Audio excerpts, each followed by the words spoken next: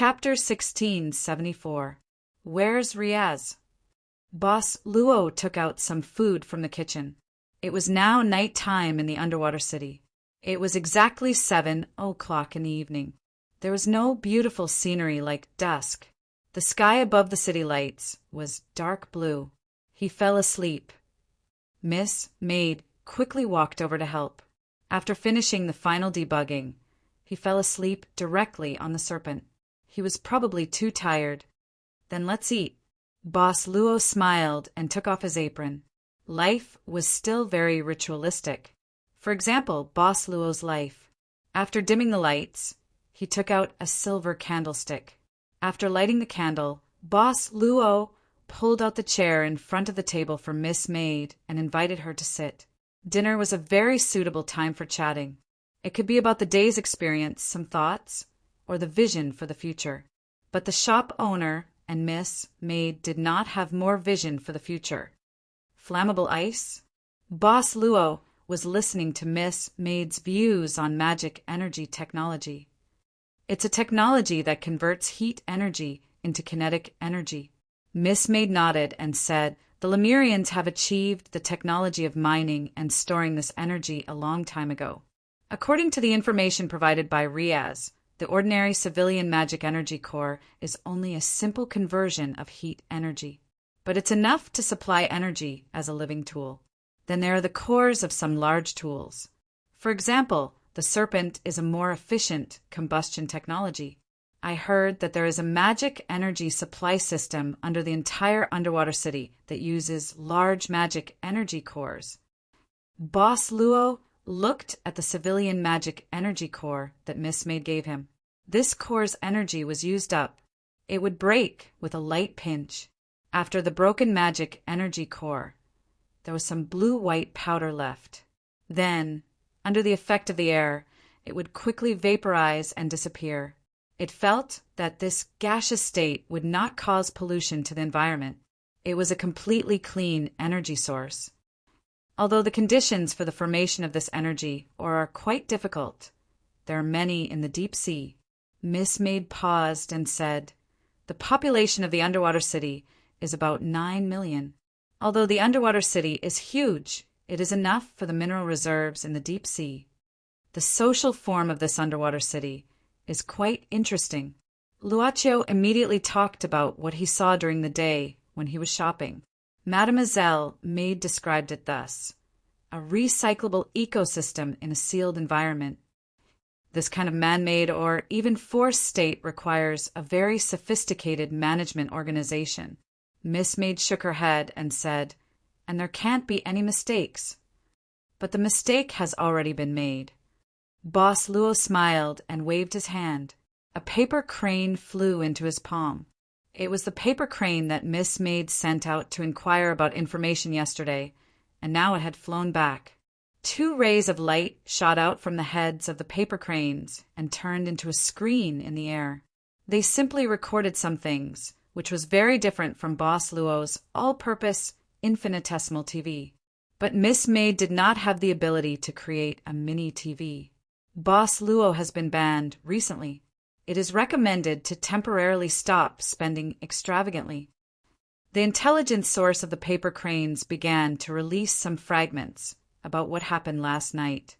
If Riaz was here, he would definitely exclaim, because the fragments projected by the paper cranes were what he encountered in the happy territory last night. It seems that human desires are bred under the constraints of rules and laws. Miss Maid only took a few glances and already had an evaluation. The suppression of human nature will eventually lead to a rebound. It's not a rebound. Boss Luo shook his head and said, I have read some of the history of the underwater city. I think the former Lemurians should have already tasted the bitter fruit brought by this suppression of human nature. It's better to let it out than to block it. The current underwater city will slightly give the residents some channels to vent. After venting, people can quickly return to their normal state. The underwater city is different from the human countries on the land, but this behavior is advocated by the underwater city kingdom government. Boss Luo said and called a new paper crane. This paper crane was a record of the flying serpent competition in the underwater city. It was hard to imagine that such a bloody competition event would appear in a place like the underwater city that always revealed rules and self-discipline and advocated friendship, kindness, and courtesy. The chaotic competition was stuffed on the stage, blood and limbs were wasted, but the audience was so enthusiastic. What's this? Miss Maid's eyes were fixed on the bloody competition venue, on a round ball about 3 meters in diameter. Boss Luo said, "I don't know yet, but it seems that this ball will appear in every competition. Maybe we will know tomorrow. Then, I'll have to make some preparations too." Miss Maid smiled slightly. "Although I don't want to help Riaz win the championship, after all, it is the first flying serpent that I personally built. If I see other flying serpents running in front of it, I will feel very uncomfortable." It was probably her perfectionism at work, because this was not a business. Perhaps for Miss Maid it was just a game, just like the chess game she played with the boss in the afternoon. Somewhere in the imperial palace of the underwater city. This place was like a command room. Dozens of men and women wearing helmets and special uniforms were sitting on their own seats. Their hands were inserted into a basketball-sized ball. At this moment, a girl in a silver robe was sitting on the seat of honor. "Haven't you found him yet?" Girl Lyoga asked indifferently. "Yes, Master Lyoga." A man in the seat directly below took off his helmet, looking up and saying helplessly, "We searched all the records of the commercial street in the East 13 district today, but we didn't find the person mentioned by His Majesty. Maybe His Majesty remembered wrongly?" The girl didn't speak. She just threw out a cup.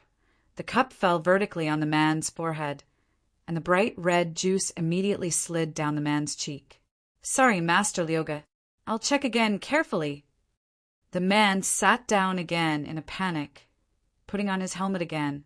At this moment, a woman in a row on the other side suddenly looked up and said quickly, "Master Lyoga, I found something here. Surveillance target number 3 is currently out of the safe zone." As she spoke, the woman turned her helmet, and the eye patch immediately shot a huge projection at the black wall in front. These monkeys on the ground are really restless. Girl Lyoga smiled faintly and then waved her hand. "Keep watching. As long as it's not too out of line, just pretend that you didn't find anything."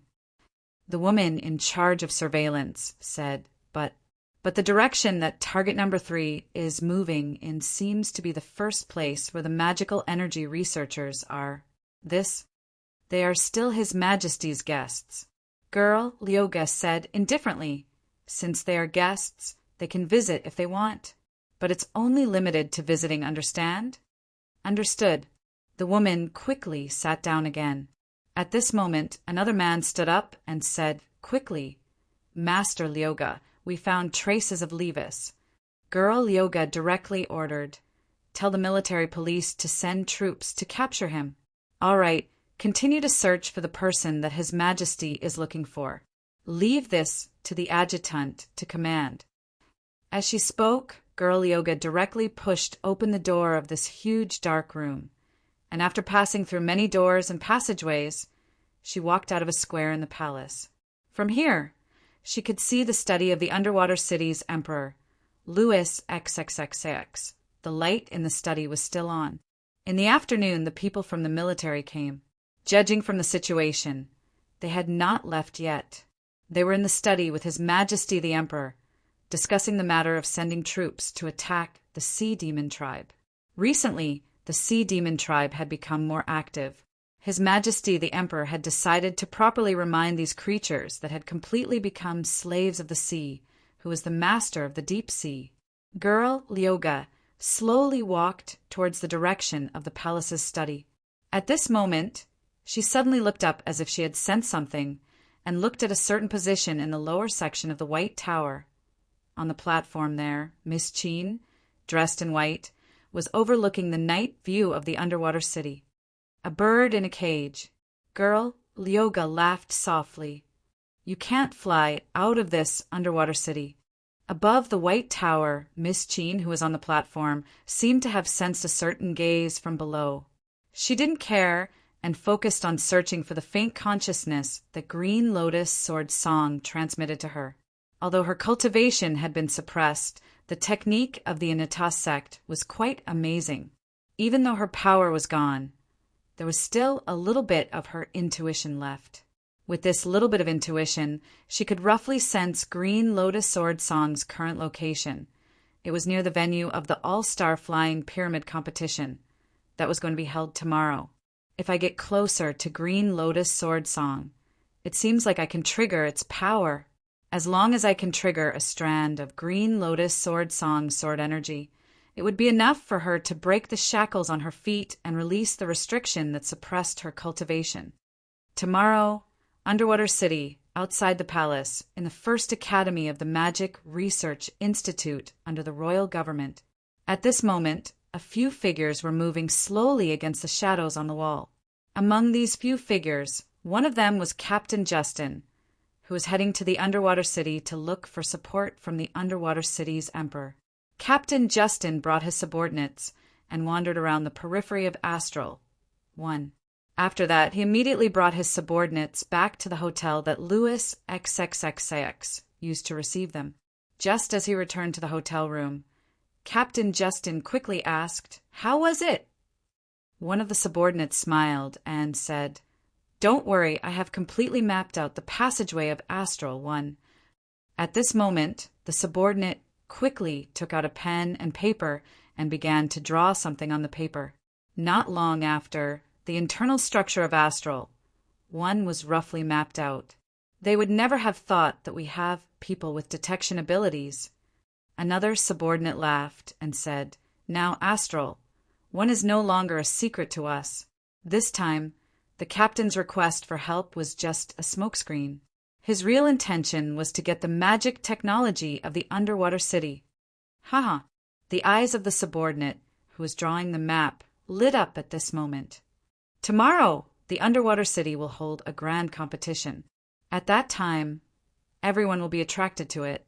It will be a good opportunity for us to make our move. After we snatch the technology and equipment of Astral 1, we will immediately set sail on the Sapphire. As long as we return to the sea, these soldiers of the Underwater City will not be a problem. That's right.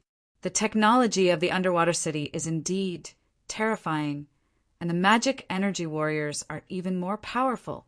But who would have thought that these people of the Underwater City have a fatal weakness?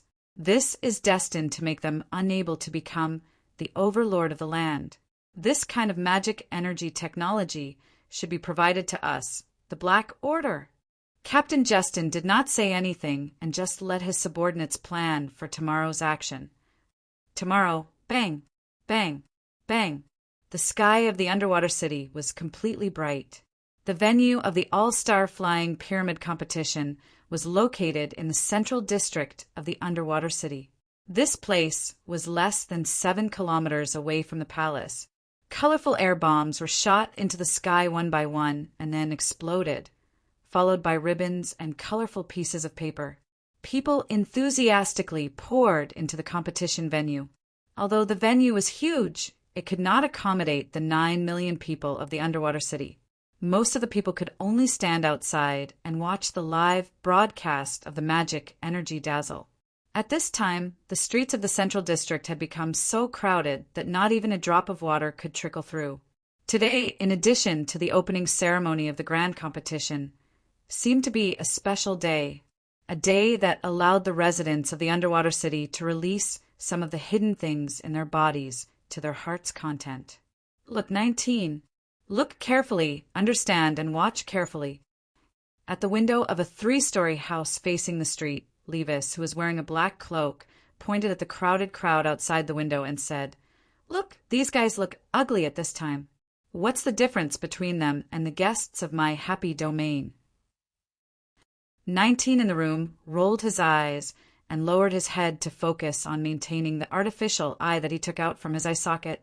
At this time, the door of the room suddenly opened, and a man and a woman wearing a black cloak walked in. After the man took off his hat, he said directly, "Levis, I heard that you were in trouble last night. Levis immediately complained. I was chased by the people of the 3rd Department of the Military Police for a whole night. Do you know that my skin has become much worse? Longang? The man named Longang just pretended that he did not hear it and looked directly at 19. 19 just said casually, "It doesn't affect." Longang nodded. "That's good. After we rescue them, we will immediately evacuate and then go to the fallen trench. All right, let's go and prepare." As he said that, Longang looked at his companion who had come with him. "Kaya, don't worry. We will definitely help you rescue your husband." The woman did not say anything and only nodded. Then the woman named Kai suddenly looked at Levis and said softly, "I owe you a favor, Levis." "This is a huge favor." Levis smiled casually. "My business is completely ruined." "I owe you a life." "That's more like it." Levis smiled and then waved his hand to open the window. "I actually quite like this grand party." 19. It's time to make a big scene. Riaz felt that the beginning of the day was very smooth. He woke up early and had a vigorous breakfast. Then he did not run into any traffic on the way and directly arrived outside the competition venue to undergo the final inspection before entering the venue. There was still a lot of time. Riaz, is this the flying serpent that you're participating in today's competition? It doesn't look like much. One look and you can tell that it's a cheap item, the kind that can't go far. At this moment, a young man who was about the same age as Riaz was slowly walking over. Behind this young man, a group of supporters were pushing a huge flying serpent. Before the start of the competition, the contestants were used to covering their flying serpent with a white cloth to prevent others from seeing some of the data of the flying serpent. However, this young man was different. Not only was his flying serpent huge, it was even ferocious like a giant beast, and it was completely golden in color. Everyone looked at him. "Who is this?" Miss Maid asked calmly. Riaz smiled bitterly. "He's called Cor Dorkin. He's my classmate. His family is in the business of recharging magic energy cores, so his contribution points, he has quite a lot. He's not like this normally, but I don't know what he did today. He suddenly became so high profile." Miss Maid laughed. Hashtag PS1. Don't complain about Cor Dorkin's name. A certain book friend who doesn't want to reveal his name strongly requested it, you know. Equals PS2. Caught a bad cold for a few days. I'll be back tomorrow. That's all. Chapter 16, 75. Compared to the flying serpent of an average player, the difference between the flying serpent of a rich player and the flying serpent was indeed like the difference between a lion and a rabbit. The armor that was armed to the teeth, especially the front part of the armor that was like a gigantic beast, was already very difficult to describe its offensive capabilities. The flying tumbler competition did not forbid attacking each other. The violence in the competition was where the passion of the audience came from. But Riaz had some confidence in the flying tumbler that he assembled with his big sister yesterday. When he was testing it yesterday afternoon, he was very clear about the new flying tumbler, S-Data. Even though he was shocked by the flying tumbler that he had bought yesterday, he was not afraid. "Riaz, you exposed your flying tumbler too quickly." Riaz did not care about Riaz's provocative behavior. "What's wrong with you today? You're not usually so flamboyant." This Riaz student not only competed with a shiny flying tumbler, even his clothes were dressed up. From head to toe, he exuded a rich aura. Even his shoes were inlaid with a lot of gems. Even his eyes seemed to reveal the luster of gems. No, Riaz, this is the original me. You don't understand the difference between us at all. How can my golden beast be compared to a piece of trash like you that was made with cheap stuff?" Riaz cracked open his teeth. Under the light, even his teeth shone with a shiny luster. "Give up this competition. Riaz, come and help me. I have already left you the position of the best support. As long as you nod, no matter what parts or materials you want, I can satisfy you. Your dream is to become an excellent flying tumbler maintenance and modification engineer, right?" No, Riaz shook his head. I will get what I want through my own efforts. You rejected me again. Riaz coldly snorted, then directly poked Riaz's forehead and said coldly, Wait, during the competition, I will directly crush your flying tumbler. I will let you know what the power of wealth is. As long as you come to my side, you will be able to display all your talents. Then, let's decide the winner on the field. Riaz clenched his fist lightly, his face full of fighting spirit. Cao Duo Jin snorted coldly, waved his hand, and ordered his people to push his huge flying golden giant beast away. The crowd gradually dispersed. Riaz returned to Boss Luo, and Miss Maids sighed apologetically. About that, spending money means no harm. He's not like that usually. Are you two very good friends? Boss Luo asked with a smile. Riaz said, subconsciously, we grew up together. We've known each other since we were kids. We've always been classmates. Recently, I've been on leave and haven't been back to school. In the beginning, he spent a lot of money hoping that I could join his team. Boss Luo said, I think this guy's team is quite strong. If you join his team, you might be able to get a better ranking. Don't you want to earn more contribution points? Riaz shook his head and said, It's different. If I don't participate as a player, I can't get special contribution points. I want my father and mother to meet, so I can only use special contribution points. It's hard to exchange between normal contribution points and special contribution points. And what? Riaz whispered. And I don't want spending money to give me his main competitor identity. His dream is to become a professional flying serpent player. He'll help you? Riaz nodded. He's not like that usually. Boss Luo said non-committally, Today's underwater city might not be like usual. Riaz looked at Boss Luo in confusion. Not like usual. Then what is it like? Riaz subconsciously looked around. Indeed, it was not like usual. Today was really a lively day. It's our turn, Miss Maid suddenly said. Riaz, do your best. Okay. Riaz nodded subconsciously, but he didn't know why he suddenly felt a chill down his spine.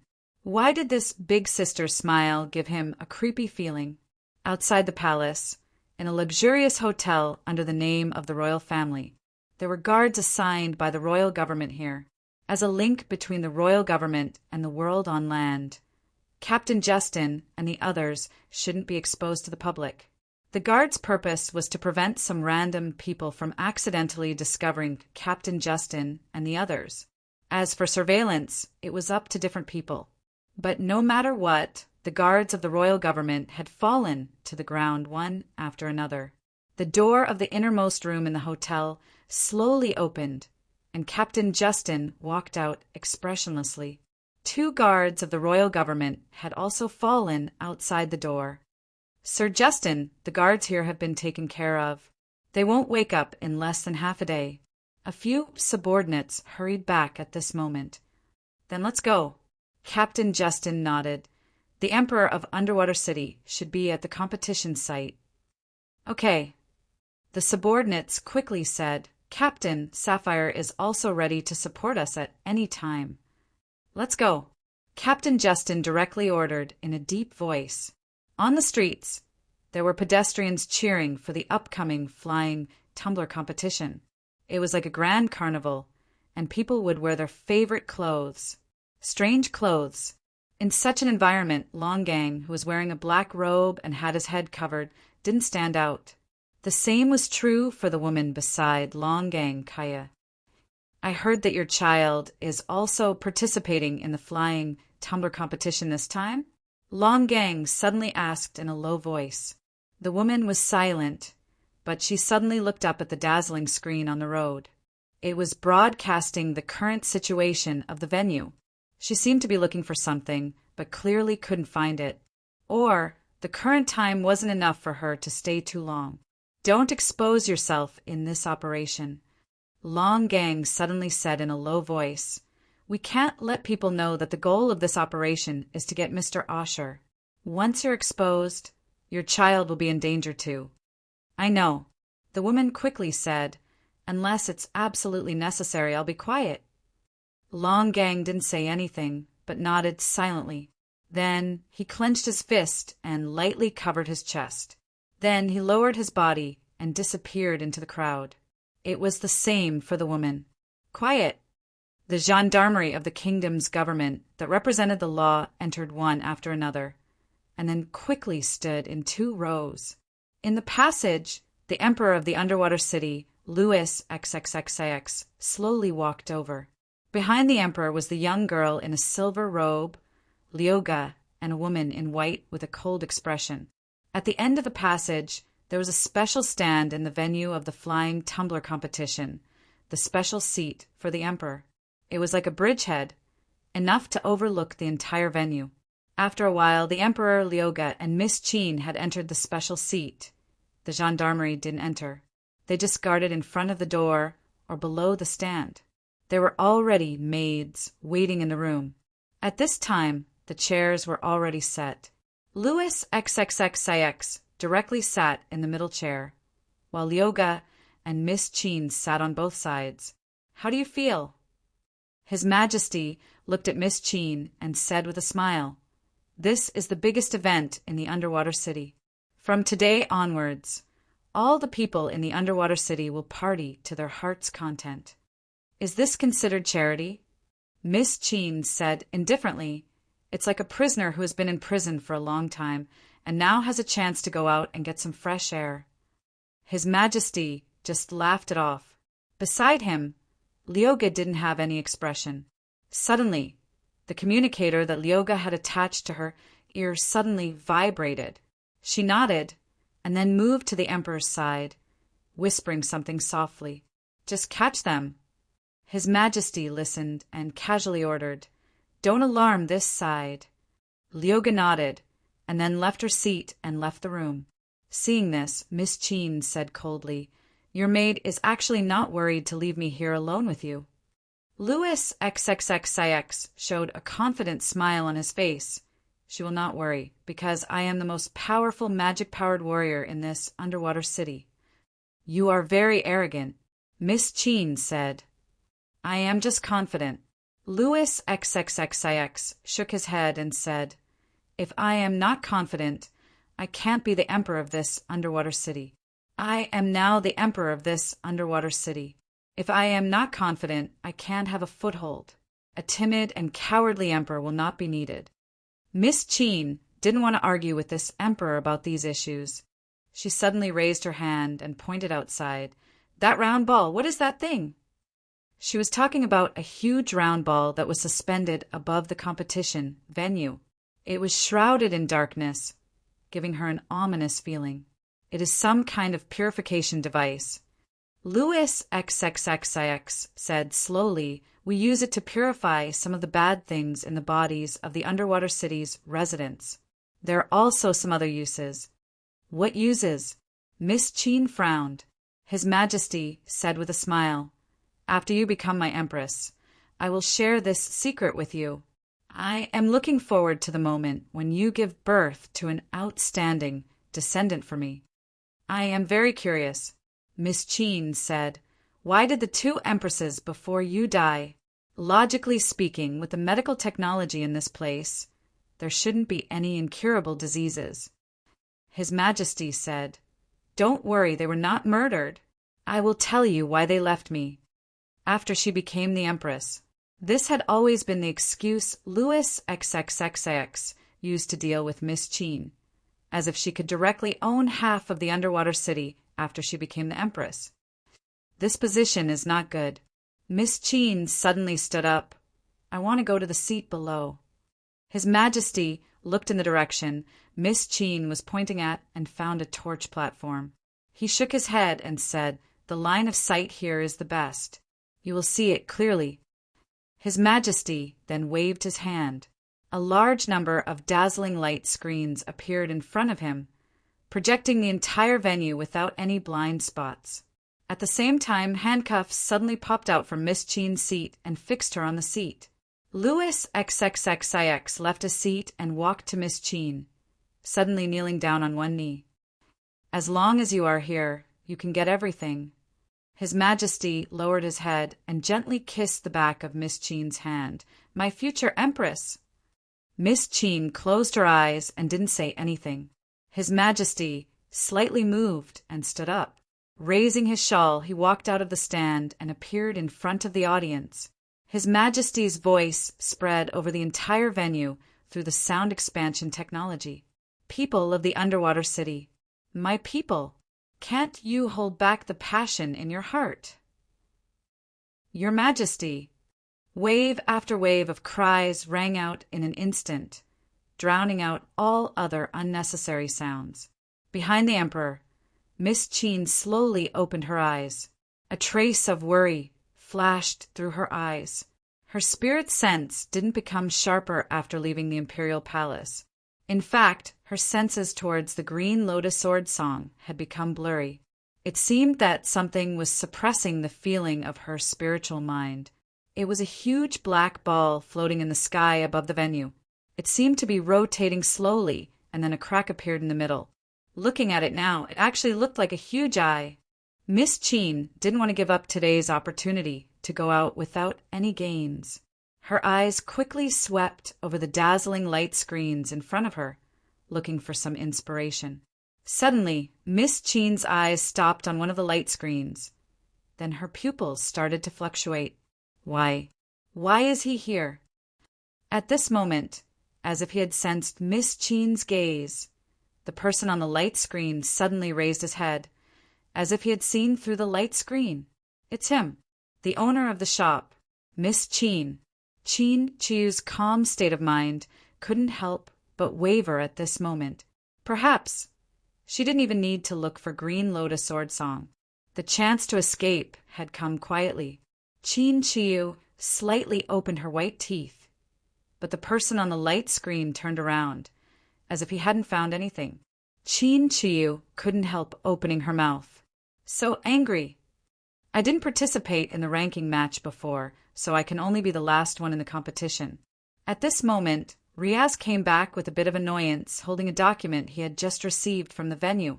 His expression didn't look optimistic. But Boss Luo and Miss Servant Girl didn't seem to care too much. Instead, they were discussing something. Suddenly, I have a feeling that the world is very small. Boss Luo said, This Miss Chen doesn't seem to be in a good situation. Miss Servant Girl said indifferently, This is really an interesting encounter. A female cultivator from the land of Kelowna was trapped in the underwater city and was chosen as a concubine by the Emperor of the underwater city. The plot suddenly started in Unrequited Love Valley. Chapter 1676. In the Emperor's special seat. Chen Chiu had concentrated all her energy, but she didn't get any response for a long time.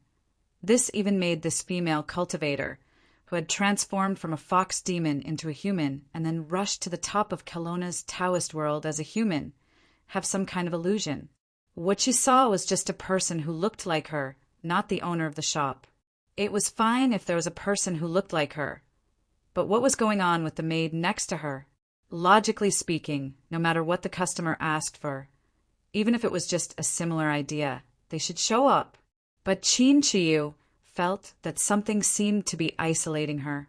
It wasn't the mysterious round ball above the venue, but the other party unilaterally closed some kind of contact channel. What's going on? Is it judging that my current situation is not enough to carry out the transaction? Chen Chiu couldn't help but fall into contemplation. She didn't know anything, and this was the first time she contacted a customer of the shop. She even made some miraculous transactions. For example, she got rid of her fox demon body and became a human. A real human, not the kind that cultivated into a human form. My current request is obviously to get away, but according to the current situation, the chance for me to get away is infinitely close to zero. This made Chen Chiu have to re-examine the current situation. Chen Chiu couldn't help but blame the shop owner for ignoring her. In the other party's perception, she was now in a situation where she basically couldn't get away without the intervention of external forces. Chen Chiu, who had a transaction record, had some understanding of the shop's means of fulfilling wishes. As long as she was willing to spend time and effort to accomplish it and could accomplish it, the shop usually wouldn't charge a high price. Only those wishes that were beyond her ability would be charged a high price. The idea in her mind gradually became clear, but she had never thought of one thing. The shop owner might have the ability to actively close the transaction trigger mechanism. Louis. Right at this moment, amidst the complicated fog, Qin Chiu suddenly looked at the emperor of the undersea city as if she had the good fortune to do so. You rarely take the initiative to call my name. The emperor now looked at this powerful woman of the human clan who was fished out from the deep sea with surprise. This woman was indeed powerful. Even though she was seriously injured when she was brought back, her vitality magnetic field was so strong that even the undersea city emperor could not help but be shocked. This woman represented a different evolutionary direction for the human race. At the same time, the emperor of the underwater city was indeed obsessed with her appearance, especially her cold temperament. I will fall in love with someone. Qin Chiu looked at the emperor expressionlessly. When Louis XXXIX heard this, he could not help but frown. I will dedicate my heart to the person who wins the championship in this competition. Qin Chiu slowly said, I will fall in love with the champion this time, but at the same time I will become your queen. Only my body will belong to you. You are provoking me. Louis XXXIX shook his head. He had no intention of getting angry. You know, I have plenty of ways to make your plan fail, but you are very confident. Qin Chiu chuckled. This undersea city is yours. Everything here is yours. They are like dolls in your hands. Everything is going according to your will. But unfortunately, I have never been a member of the undersea city. You cannot conquer my heart. I have been free since the beginning. What are you trying to say? The emperor said indifferently. Qin Chiu said with a smile, Go to this arena. I have said that I will dedicate my heart to the champion of this competition, and it can be you. I have already been the champion. I don't need to participate in this competition to prove myself. Louis XXXIX shook his head. You are afraid, Louis. Qin Chiu said softly, even if you have been the champion, even if you are the emperor of the undersea city, you will still be afraid that you will fail in this competition, afraid that there will be someone who can defeat you in this competition. You are afraid that, as the emperor, you will no longer be invincible. The emperor smiled, saying playfully, My future queen, why do I have to go to this competition?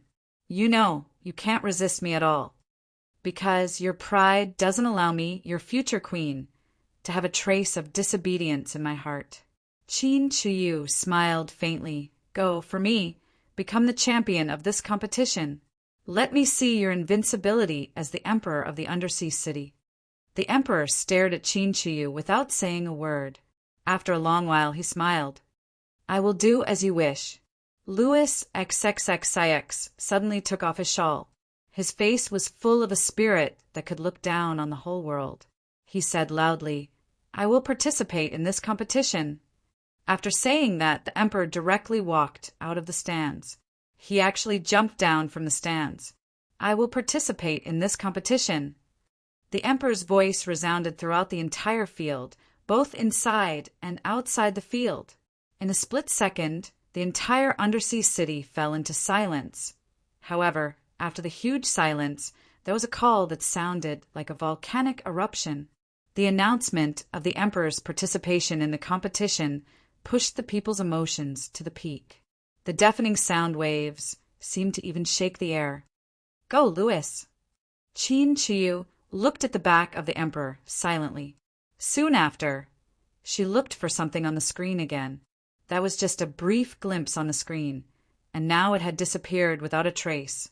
Qin Chiu couldn't help lowering her head and muttering to herself, I hope you're here to help someone win. She wasn't sure, but it allowed her to take a gamble. Anyway, her current situation couldn't be worse. What's going on? Why did the emperor suddenly participate in the competition? What a capricious emperor! Outside the competition venue, in the carriage of a special vehicle used for interviews, the staff in charge of the live broadcast of the TV station had already fallen down. Instead, there were two men who had quietly intruded, Levis and 19. At this time, Levis was looking at the screen. Almost all the cameras were focused on the figure of the emperor. He clicked his tongue in wonder. Although that's true, this emperor is really, no matter how many times I see him, I'm still in the mood to worship him. 19. Look, his muscles, his lines, his face. TSK, TSK. I'm just concerned if the emperor's sudden participation will affect our plan. Levis shook his head, or rather, it's more beneficial for us? Think about it. Louis XXXIX suddenly participates in the competition.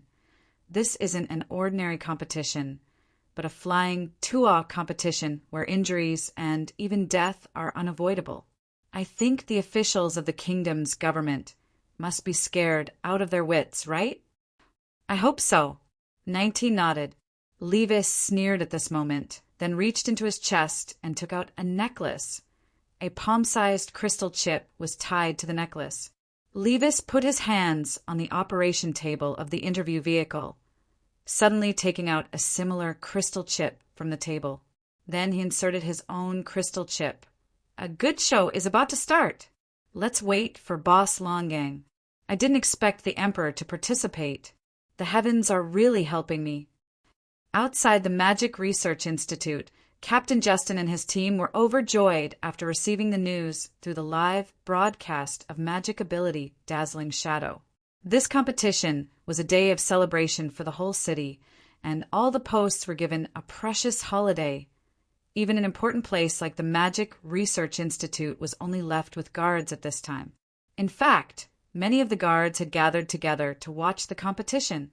Thus, with the help of a subordinate with perceptive abilities, Captain Justin and his team did not even spend too much energy to successfully invade a secret research lab in Astral 1.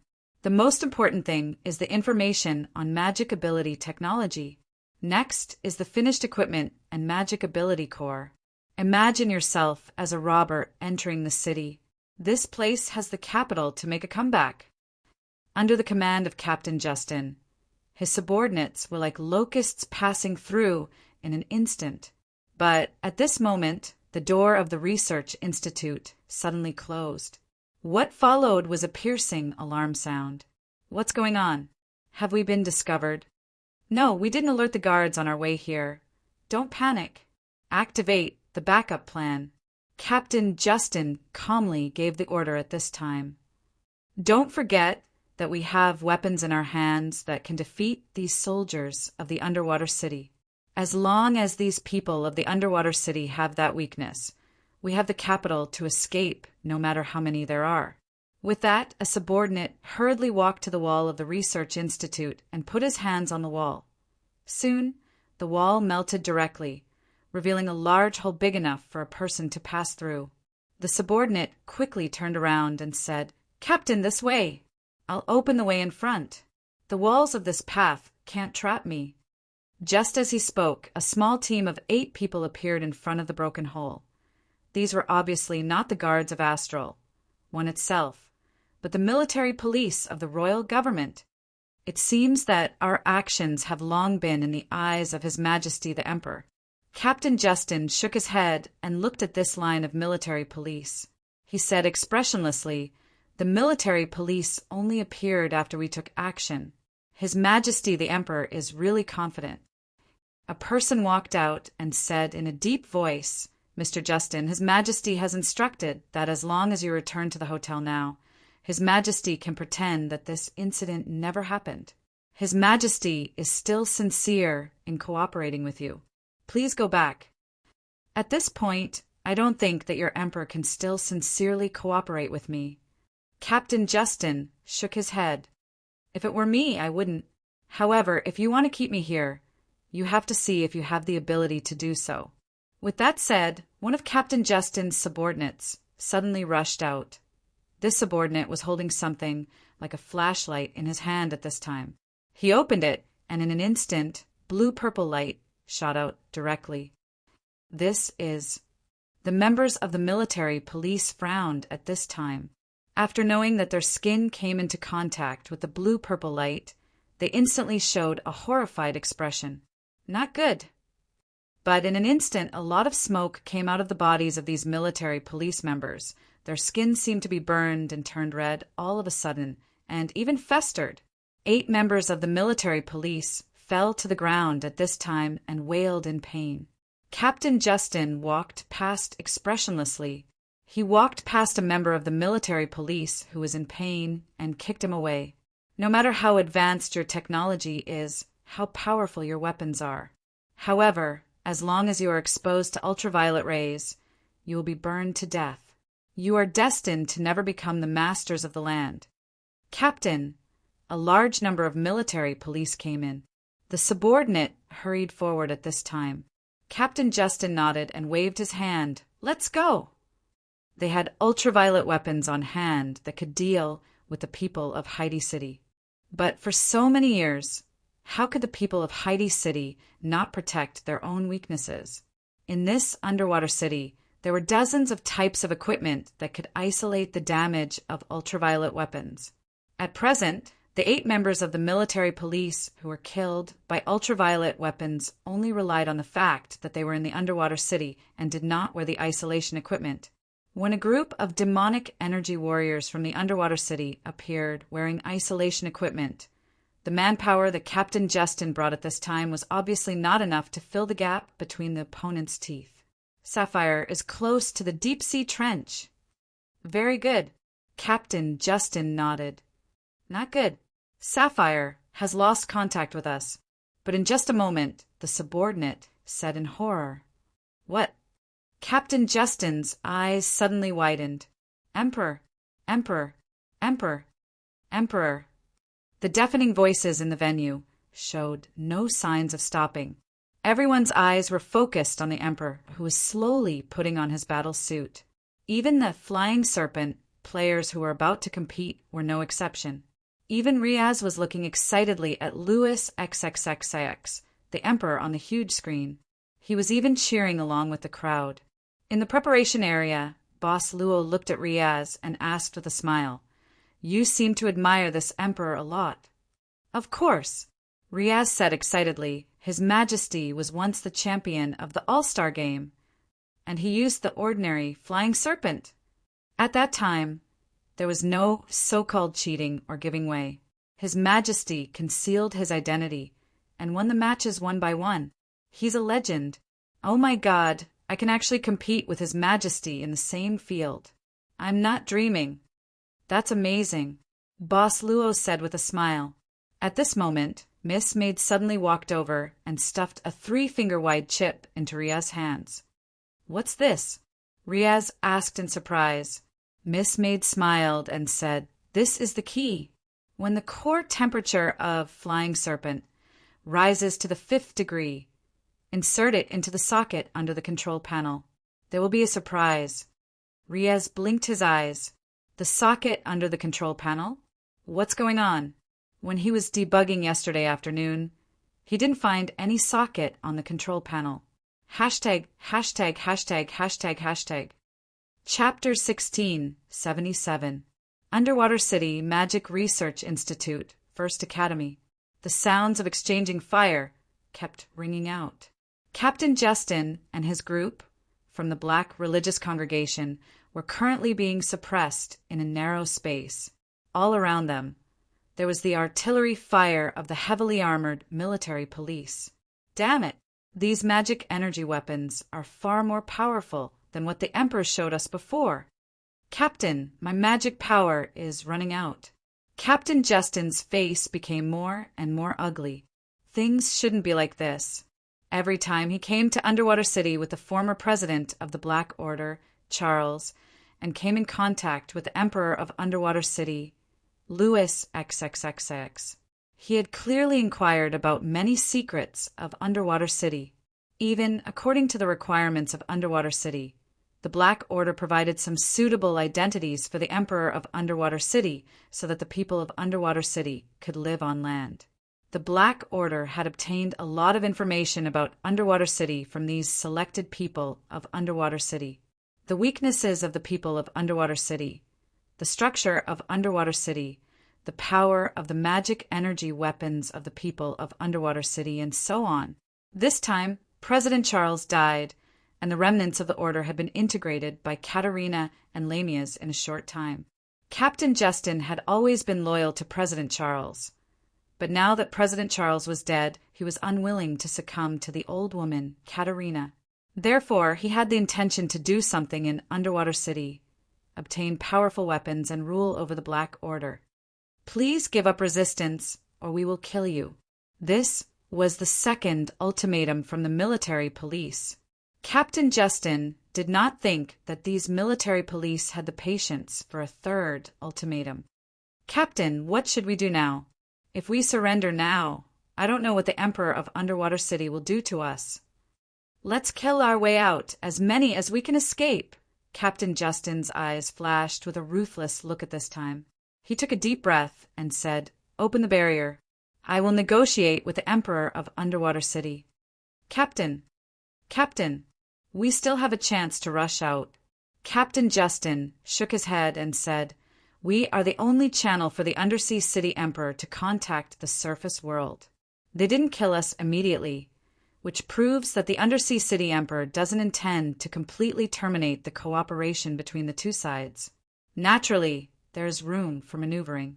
At most, it's just some more unequal agreements. It's better than dying here." Well, all right then. His subordinates were already moved, and the protective barrier slowly opened at this time. Captain Justin walked out expressionlessly, but just as the captain was about to walk out of the barrier, he stopped. He turned around and tossed an object into the air. The subordinates were shocked at first, then showed fear, and then glared at Captain Justin. Before they could say anything, they were completely swallowed up. The thing that was thrown out was like a monster, instantly swallowing their bodies. Then it turned into a huge sarcoma and began to squirm. Captain Justin looked at this scene expressionlessly. When the military police outside rushed in, Captain Justin's body suddenly melted. His body turned into a pool of silver liquid and then adhered to the wall. In just a moment, he had completely merged with the wall and was indistinguishable. At this time, the military police outside had already rushed in, and they saw the huge sarcoma instantly waving its tentacles to attack. The military police guards directly attacked in surprise. The powerful magic energy weapons and light cannons instantly fired. Finally, the huge sarcoma directly exploded, and flesh and blood instantly stained the surroundings.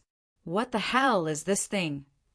Looking at the messy scene in front of him, the captain of the military police could not help but fall into contemplation.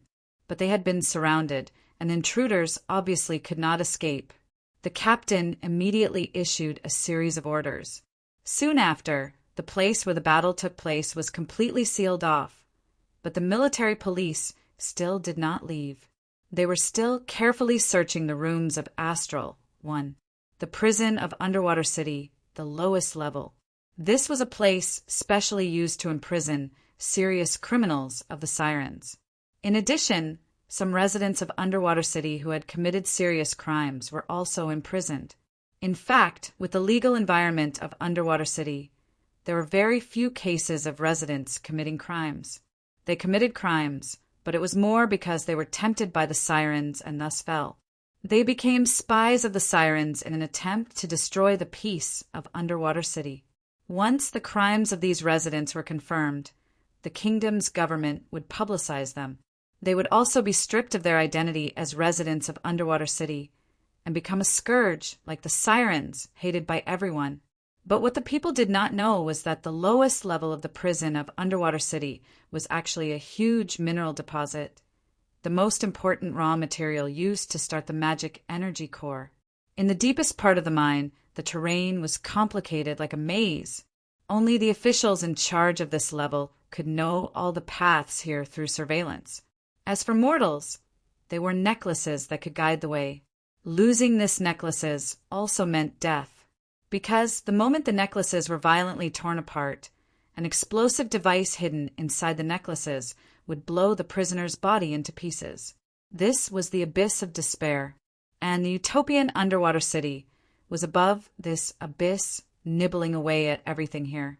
In the mine tunnel, a dozen sirens covered in scars were transporting a batch of minerals that had just been mined, but excessive hunger still pushed this group of sirens to their limits.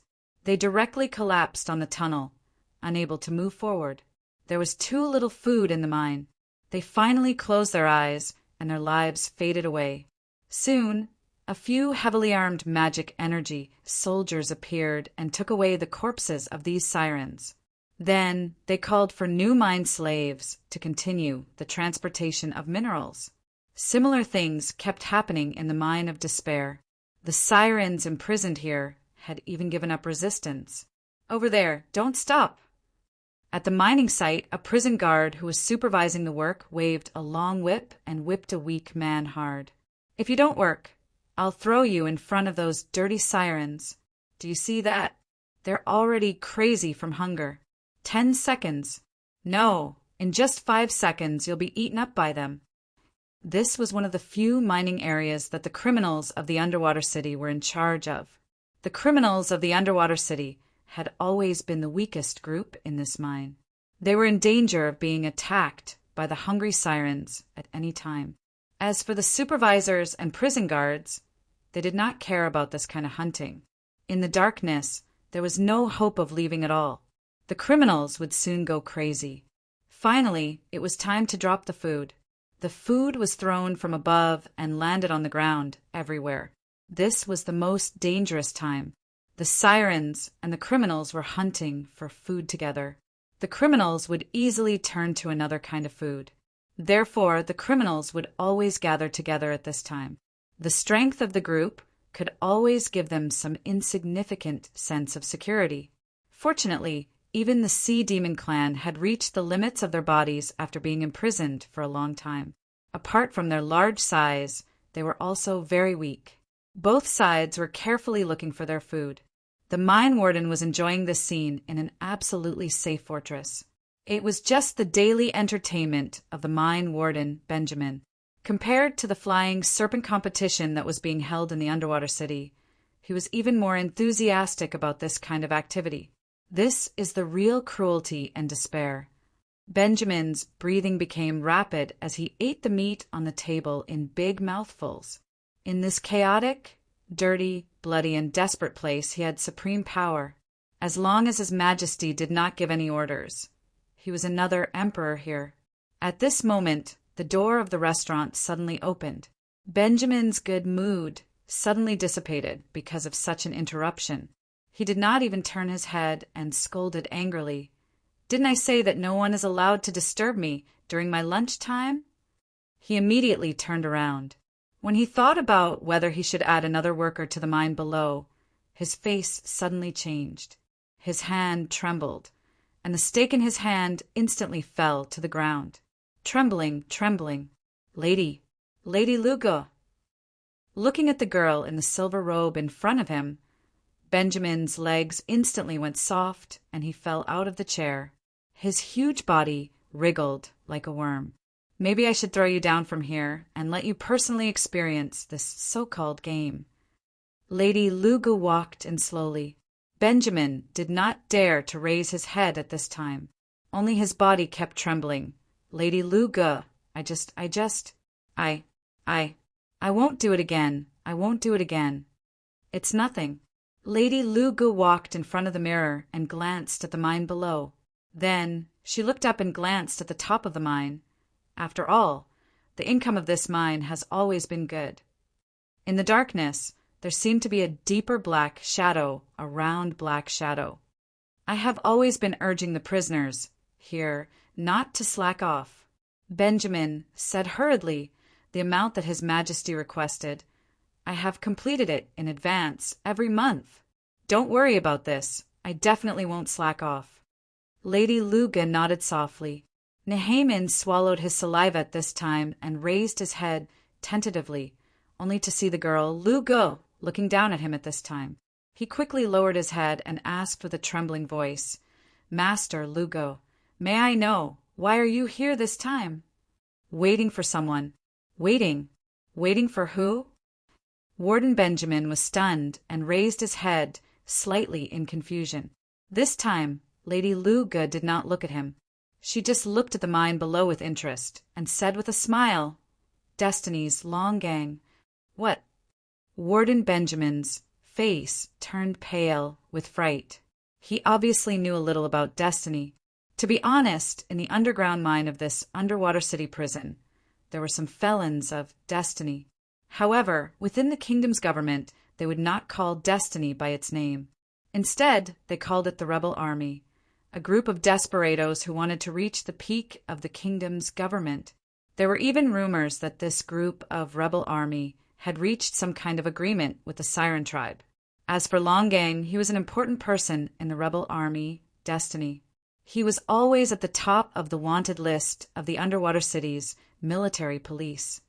Could it be that he wants to save the felons here? Warden Benjamin immediately guessed. Who knows? The young girl, Lu Ge, smiled casually. She suddenly waved at this Warden Benjamin, indicating for him to come to her side. Warden Benjamin did not dare to make any mistakes. He quickly got up and came to the girl's side in fear and trepidation. "Lady Lu Ge, what can I do for you? This little one will definitely do it for you.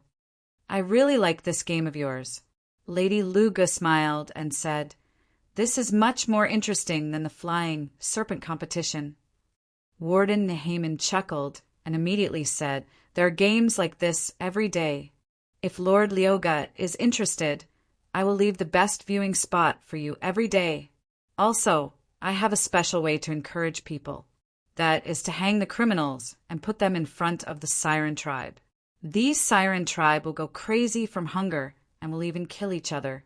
"That sounds interesting." The girl seemed to be deep in thought. Warden Benjamin's small eyes turned, and he immediately said, "Since Lady Lu Ge likes it, this little one will immediately arrange for people to prepare this show. It will be ready soon. No need to trouble yourself." The girl shook her head. "You can leave now." "Okay, I will send people." "What?" While he was shocked, the girl's hand suddenly pressed on Warden Benjamin's body. He did not have time to react before a huge force sent his body flying. No. His bloated body smashed through the transparent curtain wall and fell into the mine. "From now on, you will be the new warden here." The girl looked at the warden, who was peeking his head in and looking at this scene in horror. Riaz's body was a bit stiff. His hands and even his neck were a bit stiff. He could not even hold the controls of flying serpent firmly. His mind was blank. He was already on the stage of the flying serpent competition and was preparing for the finish line. He knew that in this kind of competition he would definitely be nervous. How could he not be nervous? After all, this was the all-star competition. But Riaz, who was already mentally prepared, did not think that he would be so nervous that it was like he was drained of energy. It was because it was impossible not to be nervous. Riaz was wailing in his heart. "Young man, you are very brave. You dare to walk on this stage at this age. I'm very happy to be able to meet you in this competition. This will be a wonderful competition." You are flattering me, Your Majesty." Perhaps it was because of confidence or because of his own strength. The Emperor of Underwater City was right next to Riaz at the end of the competition. Riaz subconsciously looked at the support area assigned to him by the competition venue, but he saw Boss Luo and Miss Maid looking at him, holding cheerleading props in their hands that he didn't know where they got them. "Come on, Riaz." Riaz showed an ugly smile, then took a deep breath and looked forward. However, not far ahead, Krakow Duogene, who was sitting on the gold giant beast, turned his head and glared at Riaz behind him. He gritted his teeth in anger. Even if it was the Emperor of Underwater City, but this was the stage of the flying serpent competition. There were some things that even the Emperor could not give up. Krakow Duogene took a deep breath and looked determined. The The moment the gunshot sounded, Krakow Dokin pressed the gold giant beast S acceleration button. Go, gold giant beast. Chapter 1678. It's Master Benjamin. Quick, go save him. They were not in the sturdy fortress, so they did not know what had happened in the fortress. They only knew one thing. Their superior, Warden Benjamin, had fallen into the mine. This was a big shot who could control the life and death of everyone in the underground mine of the underwater city. Warden Benjamin's fall had caused the supervisors and wardens in the mine to panic. But the place where Warden Benjamin fell was the place where most of the siren prisoners gathered to hunt. In a moment of desperation, the wardens who were scattered all around immediately picked up their weapons and rushed over. The fall of the warden had caused a large number of siren tribes to fight over him, but it gave the prisoners who were trapped in a corner a chance to catch their breath. A hunchbacked man with stubble on his face quickly picked up the food on the ground and hugged it in his arms. Then he desperately rolled towards a stone ditch at the side. He did not even care how dirty the food was as he wolfed it down. Professor Joachim. At this moment, a steady voice rang in the man's ears. This made the man instantly stop eating. His body instinctively stood up and said hoarsely, Who is it? Professor Joachim, I am Longang. This time I am here to save you. The voice became faster. Now don't ask anything and don't speak. If you trust me, do as I say. You only have 5 seconds to think about it. What should I do? The man almost instantly responded to the voice. Follow my instructions. Now, you need to leave the stone ditch first. Then approach the fort's location. Remember, try not to attract attention. Now that the mine is a little chaotic, it is a good opportunity for you. The man, Professor Joachim, heard this and nodded. In an instant, he stuffed the remaining food scraps into his mouth and struggled to climb out of the stone ditch. Now, because of the chaos in the mine, the supervisors and wardens did not care about a prisoner with a weak body like him. Following the voice's instructions, Professor Joachim quickly found his way to the terrifying fortress. The process was very smooth.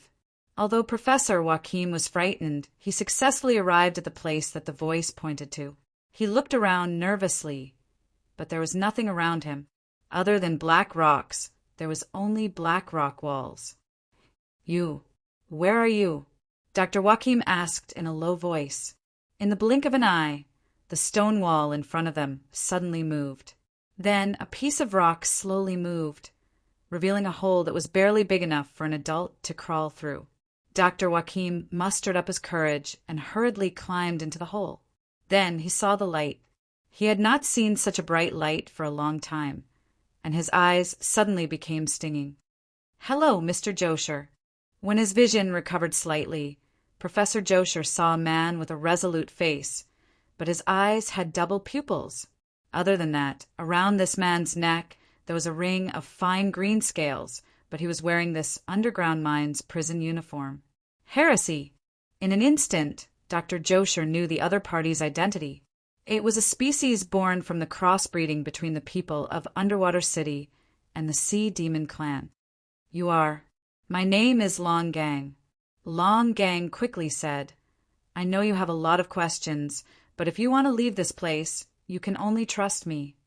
Otherwise, you can only stay in this dark place forever. Death might be your best choice. Professor Joachim frowned. You know Kaya? My wife. Once we leave here, I'll answer your questions, Longang said quickly. Kaya is a member of our organization. As expected. Professor Joachim's eyes narrowed. What do I have to do now? Put on these clothes. Longang quickly took out a set of prison guard's clothes and handed it to Dr. Joachim. Please put on. For these 2 sets of clothes and this rescue opportunity, we have already lost 3 of our partners lurking in the prison of the underwater city. Professor Joachim could sense the heaviness in Longang's voice. He silently took the clothes and put them on. According to Longang, this secret passage was secretly built by his organization over a long period of time. This was probably to save the accomplices of the organization who had been infiltrated into the mine. This might be your only chance to save your comrades, but you're giving it to me. Professor Joachim laughed bitterly. What do you want from me? Astral 6. Longang lowered his voice.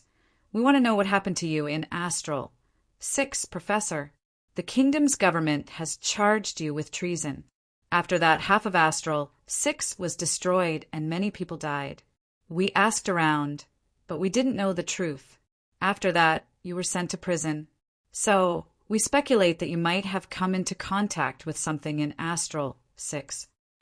Professor Joachim looked at the passage in front of him and frowned. Astral 6 is just an ordinary medical research institute. Every year, all the newborns are sent to Astral 6 for vaccination, Longang said in a low voice. A place like this isn't ordinary at all. If I can leave safely, I'll tell you what happened in Astral 6 that day, Professor Joachim said in a low voice. But the prerequisite is that I have to see Kaya. You'll see her soon enough. Longang smiled confidently and pushed open a metal door that was less than a meter wide. This is the passage to the underwater city. It's our escape route. Perhaps it really was possible. Joy flashed in Professor Joachim's eyes. So you're saying that Nehaman's fall was also your doing? To attract the overseers and wardens? No. Longang shook his head. That wasn't my original plan. In fact, I didn't even have time to carry out my original plan. However, it's obvious that the warden's fall was more effective than the chaos I planned to create. Don't you find it strange? Professor Joachim frowned. Longang said, It's very strange. But I can't think of any conspiracy that would cause the warden of the underwater city to die tragically at the hands of the sirens. Perhaps something really did happen in the fortress. Professor Joachim did not speak. The conveyor belt that was transporting the minerals slowly rose. He raised his head and looked at the top. Every second felt extremely long and frightening. We're here. Finally, the conveyor belt gradually slowed down. It had reached the top. Longang pushed open the lid above his head and took the lead to climb out. After a while, Longang extended his hand and pulled Professor Joachim out. We're really out. Professor Joachim looked around in disbelief. There was a huge magical machine here, completing the sorting of the minerals that were sent up from the underground. Of course, there would be someone watching over such a workshop, but at this time there was no one in sight. Today is the opening ceremony of the Serpent Tournament and the first round of the auditions. Even the Emperor will be attending. Longang smiled. The overseers here are all slacking off. You should know that during the tournament, the people in the underwater city are so indulgent. How do we leave this place next? Professor Joachim asked nervously. Follow me. Longang gave a reassuring smile. Everything is ready. Later, we will give the Emperor of the underwater city a great surprise. With that said, Longang pulled Professor Joachim's arm and walked towards the entrance of the workshop. At the same time, Longang took out a box from his body, a tool for long-distance communication. Longang quickly said to the box, It's me. The target has been successfully rescued. Levis, you can start now. Please reply if you receive it. Levis, please reply if you receive it. Longang's hand was pressing on the lock plate in front of the gate, but at this time there was no response from the communicator for a long time. Longang could not help but subconsciously stop his hand. What happened? Professor Joachim stepped forward and asked nervously. I don't know. Longang frowned. The gate in front of him was slowly opening as he activated it, but at this time a circle of scales on Longang's neck suddenly stood up. His polychoria instantly expanded. Longang reached out and grabbed Professor Joachim's shoulder and retreated quickly. But at this moment, a black whip, like a poisonous snake, shot out from the crack of the gate. The speed was so fast that it directly caught up with the retreating Longang and directly wrapped around his neck. It tightened. Longang was pulled to the ground, together with Professor Joachim. The gate finally opened. A girl in a silver robe pointed at the black whip at this time and smiled. "Good afternoon, Professor Joachim, and Mr. Longgang from the Destiny Organization." "You are." Longgang's face changed slightly at this time. "The silver moon which under the Emperor. Liuga." The girl just smiled instead of responding. Then she raised her hand and the black whip rolled toward Mr. Longgang. After a wave, Mr. Longgang's body was subjected to a terrifying electric shock. He screamed miserably. The electric shock was still going on. Professor Joachim on the side was frightened and did not have the courage to resist at all, until Mr. Longgang finally lost consciousness and fell to the ground, motionless. At this time, the girl slowly withdrew the long whip and said with a chuckle, "Well, the next good show is about to start. Professor Joachim, do you want to watch together?" Underwater City, Flying Serpent Competition Arena. When the paintballs used for cheering stopped, the entire arena shook slightly. At the same time, the platform began to leave, and then a spiraling track began to slowly rise. Like a giant snake, one round after another, the spiraling track had quickly risen to the height of the highest position in the arena, but it was still rising. It was not until this huge spiral track finally rose to the same height as the White Tower of the underwater city that it completely stopped. There were no obstacles, just a spiraling track, but it once again ignited the enthusiasm of the residents in Underwater City. The rules of the competition were very simple. The first 30 contestants to reach the top would enter the next round of the finals. During the competition, there were no rules. Haha, it's really this World Snake track. My flying serpent, specialized in accelerating corners. It seems that it can be put to good use. Along with the gunshots that signaled the start of the competition, those flying serpent specialized in curves and climbing ability instantly rushed out, using their fastest speed to open up the distance between them and the rest of the contestants. When the contestants at the front had climbed to the third curve, Riaz, who was at the last position, was allowed to activate his flying serpent. He didn't aim to be the champion of this competition, but at least he needed to get through the qualifiers and enter the finals. Even if he was the last to reach the top, it was fine. "Azra, fight side by side with me." Riaz stroked the flying serpent named Azra under him, took a deep breath, and instantly activated it. A stream of air shot out in an instant, lifting Azra up. Riaz stabilized his body, and there wasn't any sway during the whole process. What a solid foundation! At this moment, His Majesty the Emperor, who was at the last starting point with Riaz, suddenly exclaimed in admiration. This made Riaz almost lose the balance he was maintaining, thinking that the Emperor was right beside him, and he was also the champion of this competition. Riaz couldn't help but feel a little scared. "Don't be nervous, young man." His Majesty showed a smile at this time. "I will walk with you and enjoy the scenery of the first half of the race." That being said, the Emperor's flying serpent still hadn't been activated. Riaz had done a lot of research on flying serpent, and he could tell at a glance that the Emperor's flying serpent was just an ordinary model on the market. Although there was no problem with its performance, it was really, "Young man, haven't you started yet?" The Emperor suddenly smiled. Riaz quickly looked at the flying serpents in the lead and saw that they had climbed to the 5th lap. He was shocked and quickly rushed to the 1st lap. What a young and inexperienced child. Louis XXXIX smiled, and then his flying serpent slowly moved. He would be the last to set off, and then he would reach the top as the champion. At the same time, a pillar suddenly rose rapidly from the center of the spiraling racetrack. It instantly rose to the finish line of the racetrack. The dazzling light screens in the surroundings were fixed at the top of this huge pillar. There was a cross-shaped execution platform erected here. It seemed that someone was hanging on this cross-shaped execution platform. It was a man with his head lowered, and above this man's head, there was even a huge guillotine hanging. This sudden situation made both the inside and outside of the race instantly quiet down. But at this time the host's voice sounded.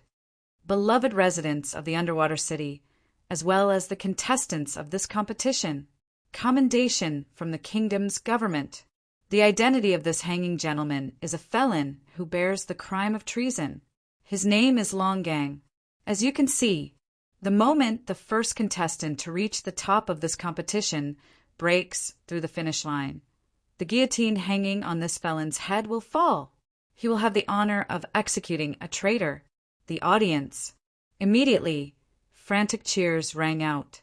Hashtag, hashtag, hashtag, hashtag, hashtag PS, 3080 seconds. Chapter 16, 79. The huge screen even allowed the people in the undersea city to see the appearance of the man who was hung on the pillar carefully. But strangely, there was almost no discussion about this person's origin. They were only keen on waiting for the last moment, who would break through the finish line and become the one who would be executed. Not only the audience inside and outside the stadium were fanatical, but the contestants who were running on the track were even crazier. In the special spectator stand for the emperor, Qin Shiyu, who was confined to the chair, frowned and watched all this in silence. At this moment, the door opened, and a girl in a silver robe walked in slowly. This girl had left for some time, so Qin Shiyu had a feeling that this execution program was arranged by this girl on purpose. The time is just right. Girl Lyoga directly sat on the original chair, with the emperor's chair between her and Qin Shiyu. The two didn't make eye contact. "Who's that?" Qin Shiyu looked at her and asked casually. The girl said indifferently, a hybrid between the people of the undersea city and the sea demon tribe. He was treated as a slave of the sea demon tribe since childhood and lived under the rule of the sea demon tribe. Later, the undersea city sent troops to liberate a batch of sea demon tribe slaves and settled them down. But I didn't expect that Longgang's real identity was a spy of the sea demon tribe. He and some guys who were dissatisfied with the royal government established an organization called Destiny, trying to destroy the royal government's management of the undersea city. "Just management," Qin Shiyu said with a faint smile. Girl Yoga turned her head and also smiled. "You can think of it as management. It doesn't matter. Anyway, this undersea city is just Lewis's game box." Qin Shiyu suddenly said, "I think maybe you're more suitable to be his queen than me. But your identity is just his slave, which is really a waste of your talent." Girl Lyoga played with her fingernails, saying, "If you say so, then so be it. Let's just watch the show. Such a good show is rarely seen in normal times." Qin Shiyu said indifferently, "It seems that there's going to be a bloody storm. The companions of the so-called rebel army organization probably won't watch their companions being executed like this." "Who knows?" Girl Lyoga smiled slightly. She flicked her fingertips, making a slight sound under the collision of her fingernails. She suddenly said, "Why do you want His Majesty to participate in the competition?" "I just want to see how this man looks when he's being toyed with," Qin Shiyu said with a faint smile. "Now it seems that he is no different from ordinary men." The young girl, Crystal Song, laughed. "No matter what you're planning, you won't succeed. In Underwater City, Lewis is the god here. Perhaps you think that the magical civilization is everything here? You may not know anything about true power, the real power." Qin Shiyu opened her mouth slightly, but her eyes fell on the arena faintly. Perhaps he really knows nothing about it. The young girl, Crystal Song, subconsciously frowned. She keenly sensed that this Miss Qin seemed to be hinting at something else. However, she soon shook her head lightly and said indifferently, "Soon you'll see Lewis's ruling power over Underwater City." But Qin Shiyu closed her eyes and didn't say anything. The young girl, Lu Go, snorted softly. She took out a plate-like board and tapped it with her finger. Gradually, she revealed a smile. This is in the crowd Kaya, who was dressed in black robes and had her head covered. Watched the scene on the screen in fright. She had never felt so horrified before. She walked quickly on the street, dodging the people around her with agility. Very soon, she arrived near an interview vehicle. However, the interview vehicle had already been surrounded by the military police. Two men were currently being led out with their heads covered by black cloth. Looking at their clothes and reminders, Kaya immediately realized that they were Levis and 19. Had the operation plan been leaked? Could it be that there was a traitor in Destiny who sided with the kingdom? This was going to be a fatal crisis for Destiny. At that moment, many thoughts appeared in Kaya's head.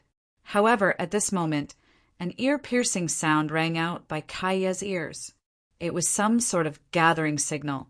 Kaya immediately understood that this was the gathering signal for the other members of Destiny who were hiding in the city to save Longang. This was a trap. They all knew that this was clearly a trap set up by the royal government. Now, whether they saved Longang or not would be an extremely heavy blow to the entire organization. However, at this moment, Kaya's other communication device suddenly rang. Looking at the other party's channel, it was actually Longang's channel. Kaya was surprised. After a moment of hesitation, she opened the communication device and said softly, "Who are you?" "It really is you. Kaya. This voice is..." Kaya was surprised at first before she ravished with joy. "Jochu! Jochu, is that you? Why do you have Longang's communication device?" "Longang saved me from the underground mine, but in the process of our escape, Longang was captured. I managed to avoid disaster. Kaya, I'm very scared right now. I don't dare leave this place. There are people out there who want to capture me. W, what should I do? Don't be scared." Kaya sucked in a deep breath and said sternly, "Send me the location. I'll come back for you, Jochu. I'll definitely come to your side. I'll wait for you. Quick." Inside the arena, the supporters that the contestants had brought with them were currently using the special channels inside the track, rapidly ascending to the various temporary platforms. The contestants would decide whether to enter these platforms to replenish or repair their serpent based on their knowledge.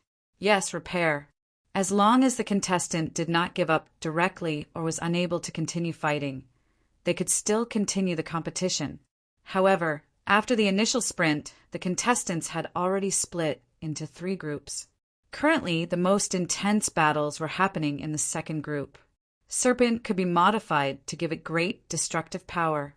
Apart from the fact that magic energy weapons were forbidden, there was basically nothing else that was forbidden. Among them, simple yet destructive weapons such as metal spikes and steel sawtooth were especially popular. However, there were already some contestants who could not reach the temporary replenishment area. When the first contestant fell from the track, his body smashed into pieces as he collided violently with the ground, and the frenzied cheers overwhelmed the crowd. However, this was only the beginning. The contestants, the remains of Serpent, and the blood quickly polluted the bottom of the track. Riaz was shocked by what was happening before him. He had even forgotten that he was actually on a track like this. How could this be? Riaz subconsciously asked himself. He already knew about this kind of serpent competition since he was a child. He watched it through various channels since he was a child, and he even watched it many times in person. However, he had never felt this way before. The brutality and blood on the track, the cheers of the people of Undersea City inside and outside the track, were all like thunderbolts exploding in his brain.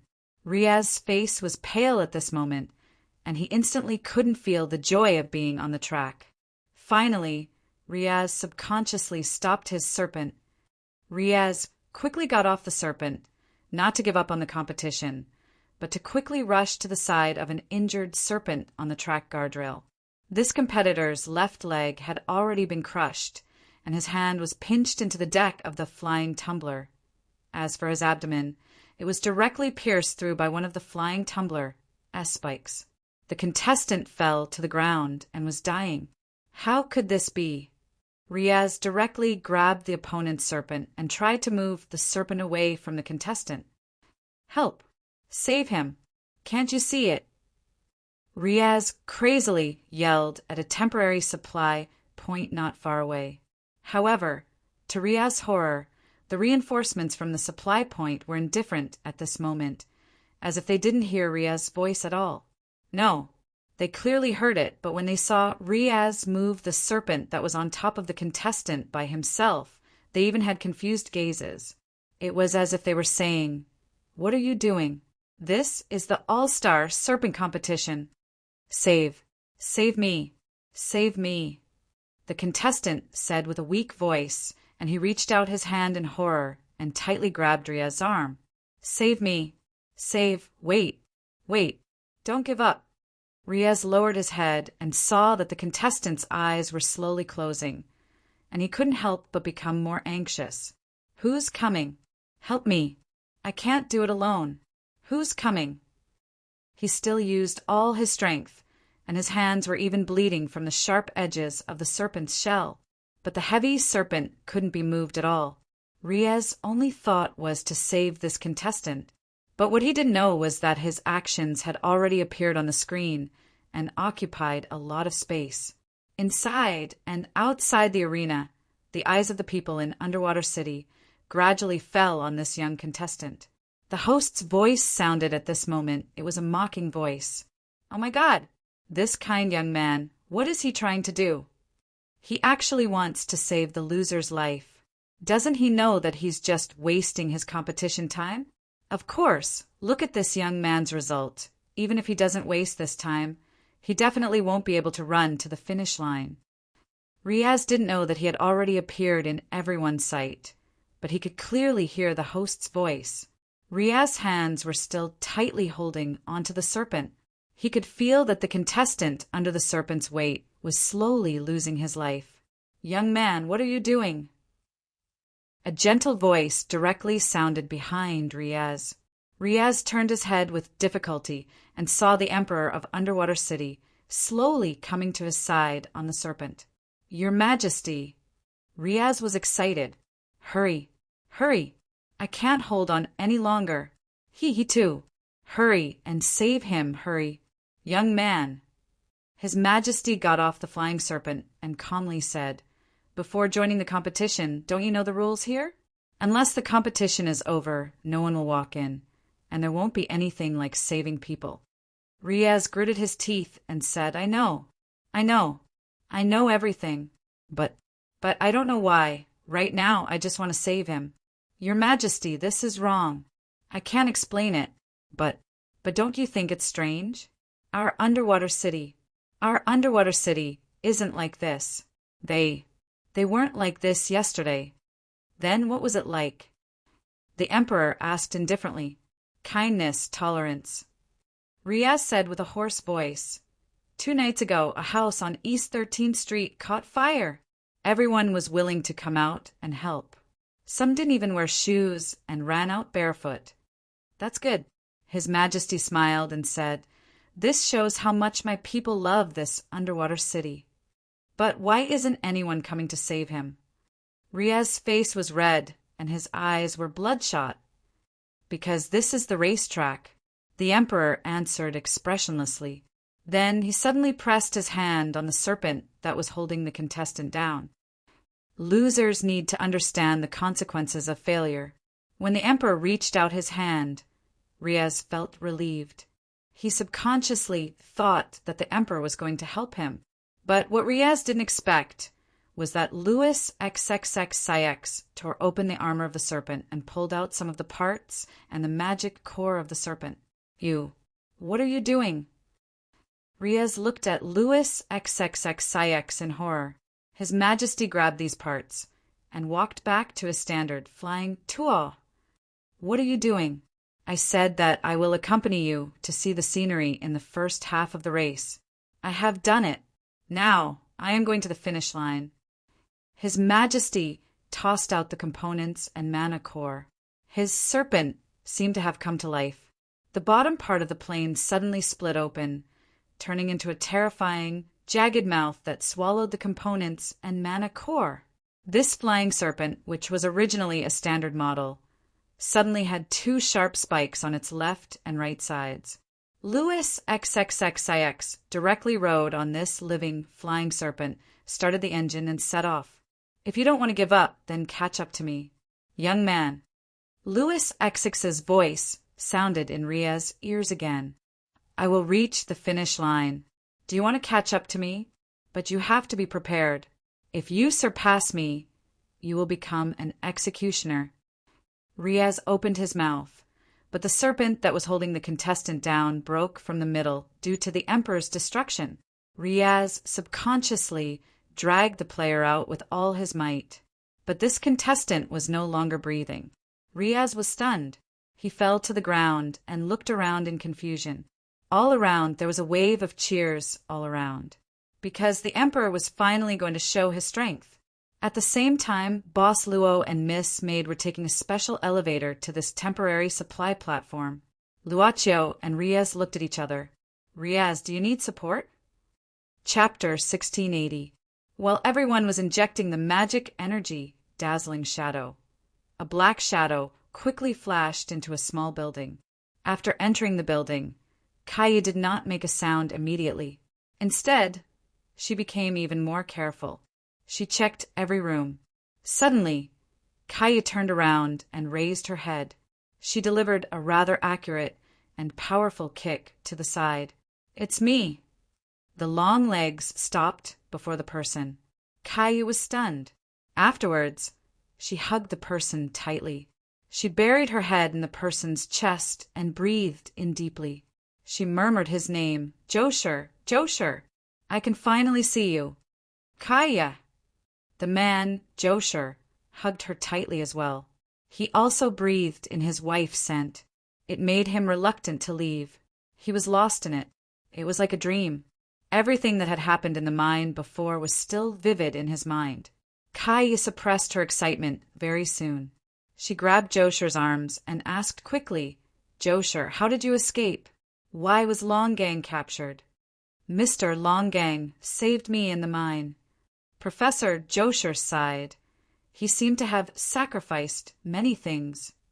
Kaya nodded and said sternly, Destiny used almost 12 years to reach the depths of the mine.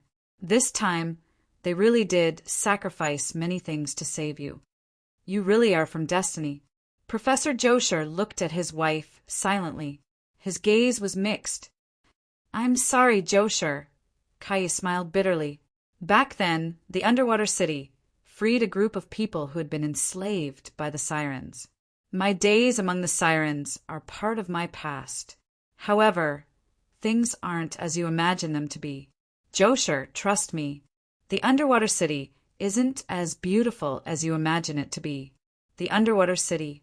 Don't say anything. Josher shook his head and stopped Kaya from continuing.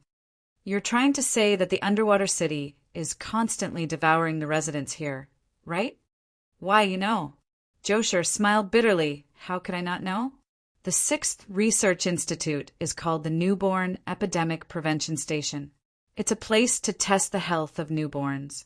However, the 6th Research Institute exists to take away certain things from newborns, as well as extract certain things. Josher, Kai suddenly called out.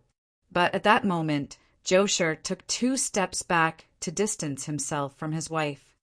I've known for a long time that you've been secretly flipping through my documents. At first, I didn't know why you did that. I even thought that you had discovered something, so you did it.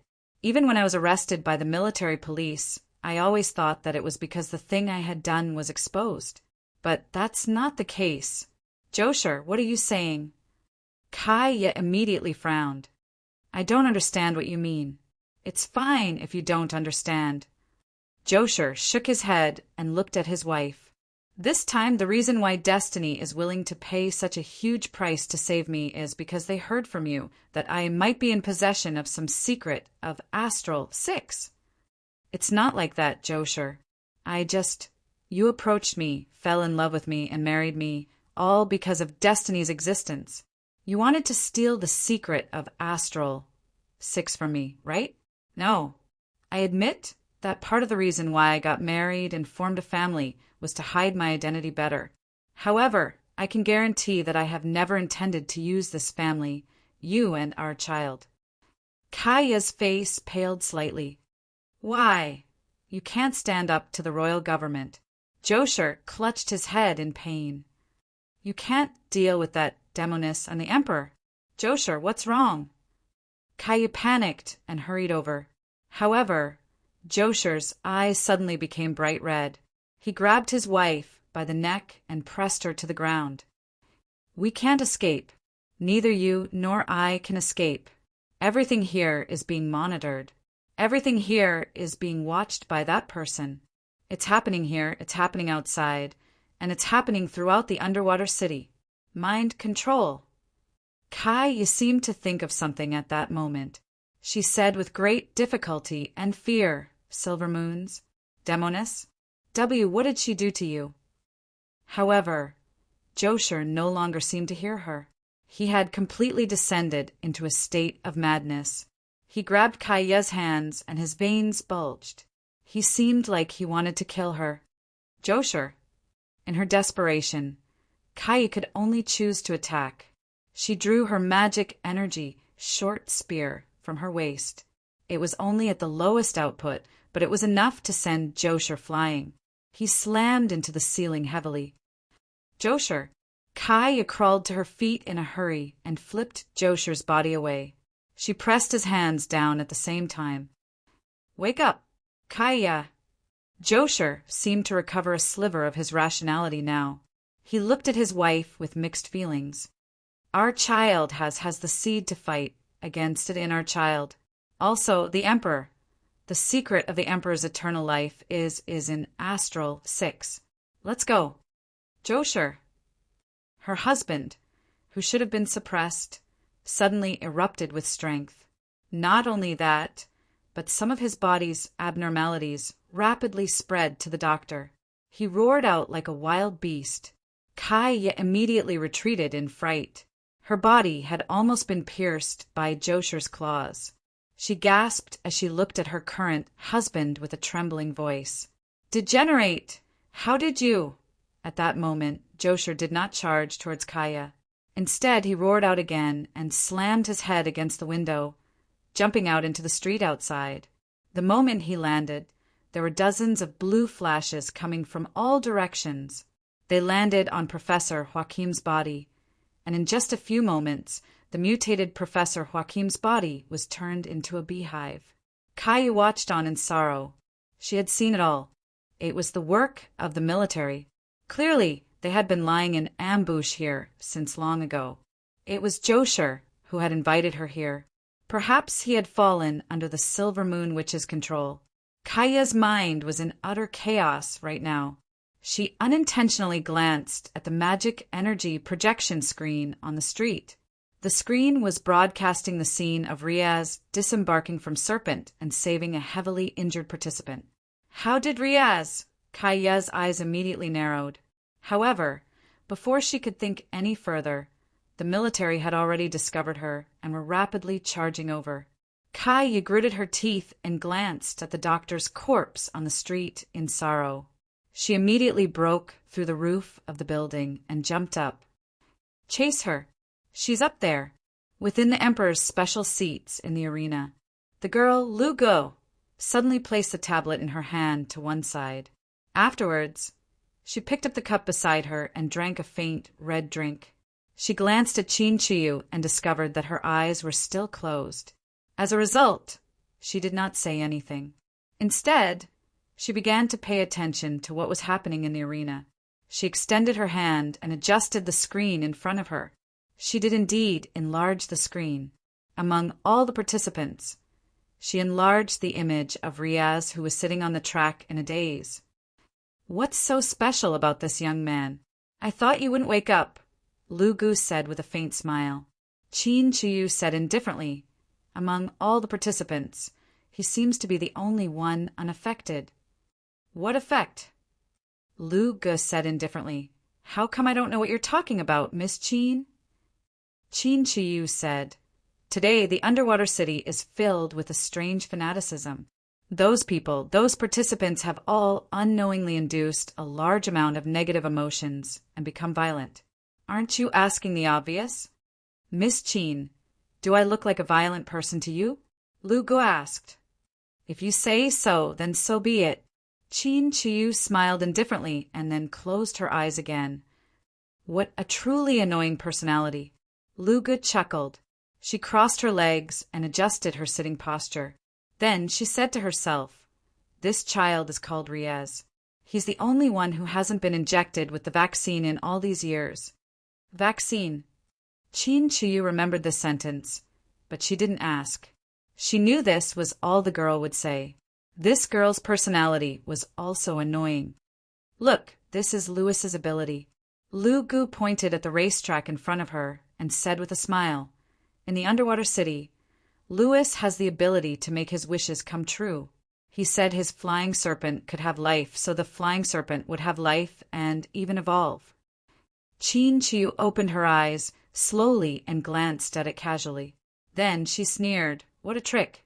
But at this moment, Chin Chiu's eyes slightly changed. She looked at the screen in front of Lu Gu, unconsciously revealing a trace of realization. "So, the person you want to help is this young man?" Lu Gu seemed to have noticed Chin Chiu's gaze. She looked at the screen again and saw Riez pushing his flying serpent into the temporary supply platform in a daze. On the platform, his supporters were waiting, a man and a woman. A young man with black hair and black pupils. Lu Ji's eyes couldn't help but condense. He seemed to have similar characteristics with the person Emperor Louis XXXX had told her about. Soon, the young girl, Lu Gu, picked up the tablet by the side again and poked at something. When Riez pushed flying serpent Asla into the temporary supply platform and finally came to the side of Boss Luo and Miss Maid, he suddenly became silent. Miss Maid didn't say anything. She directly went forward to check flying serpent, Asla, and quickly replaced some worn parts. Riez didn't look at these, he just suddenly sat aside, hugging his knees and lowering his head, remaining silent all the way. Boss Luo didn't know how to do technical work, so he fetched 2 bottles of water and came to Riez's side, sitting down. "You don't plan to continue the competition?" Should I continue the competition?" Riez looked at Luocho blankly. Luocho said, "This is your competition. This isn't the competition I want."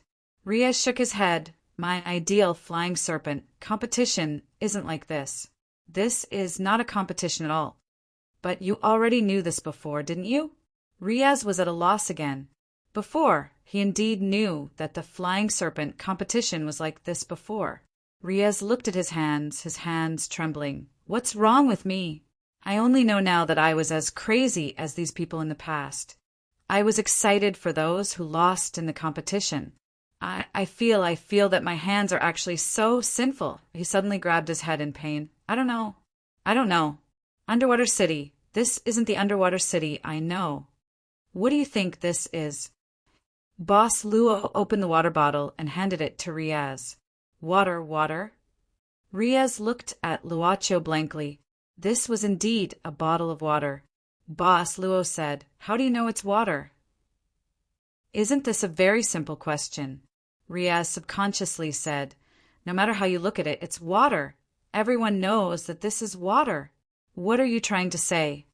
Boss Luo slowly said, "You think it's water because everyone's perception is that it's water.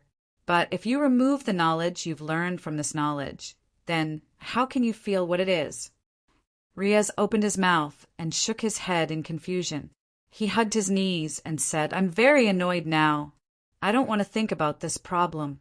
This is clearly water. What perception is there? Even if you cover my ears and don't let me touch it, I only need to smell it and I will know it's water. Your nose is indeed very flexible." Boss Luo smiled and said.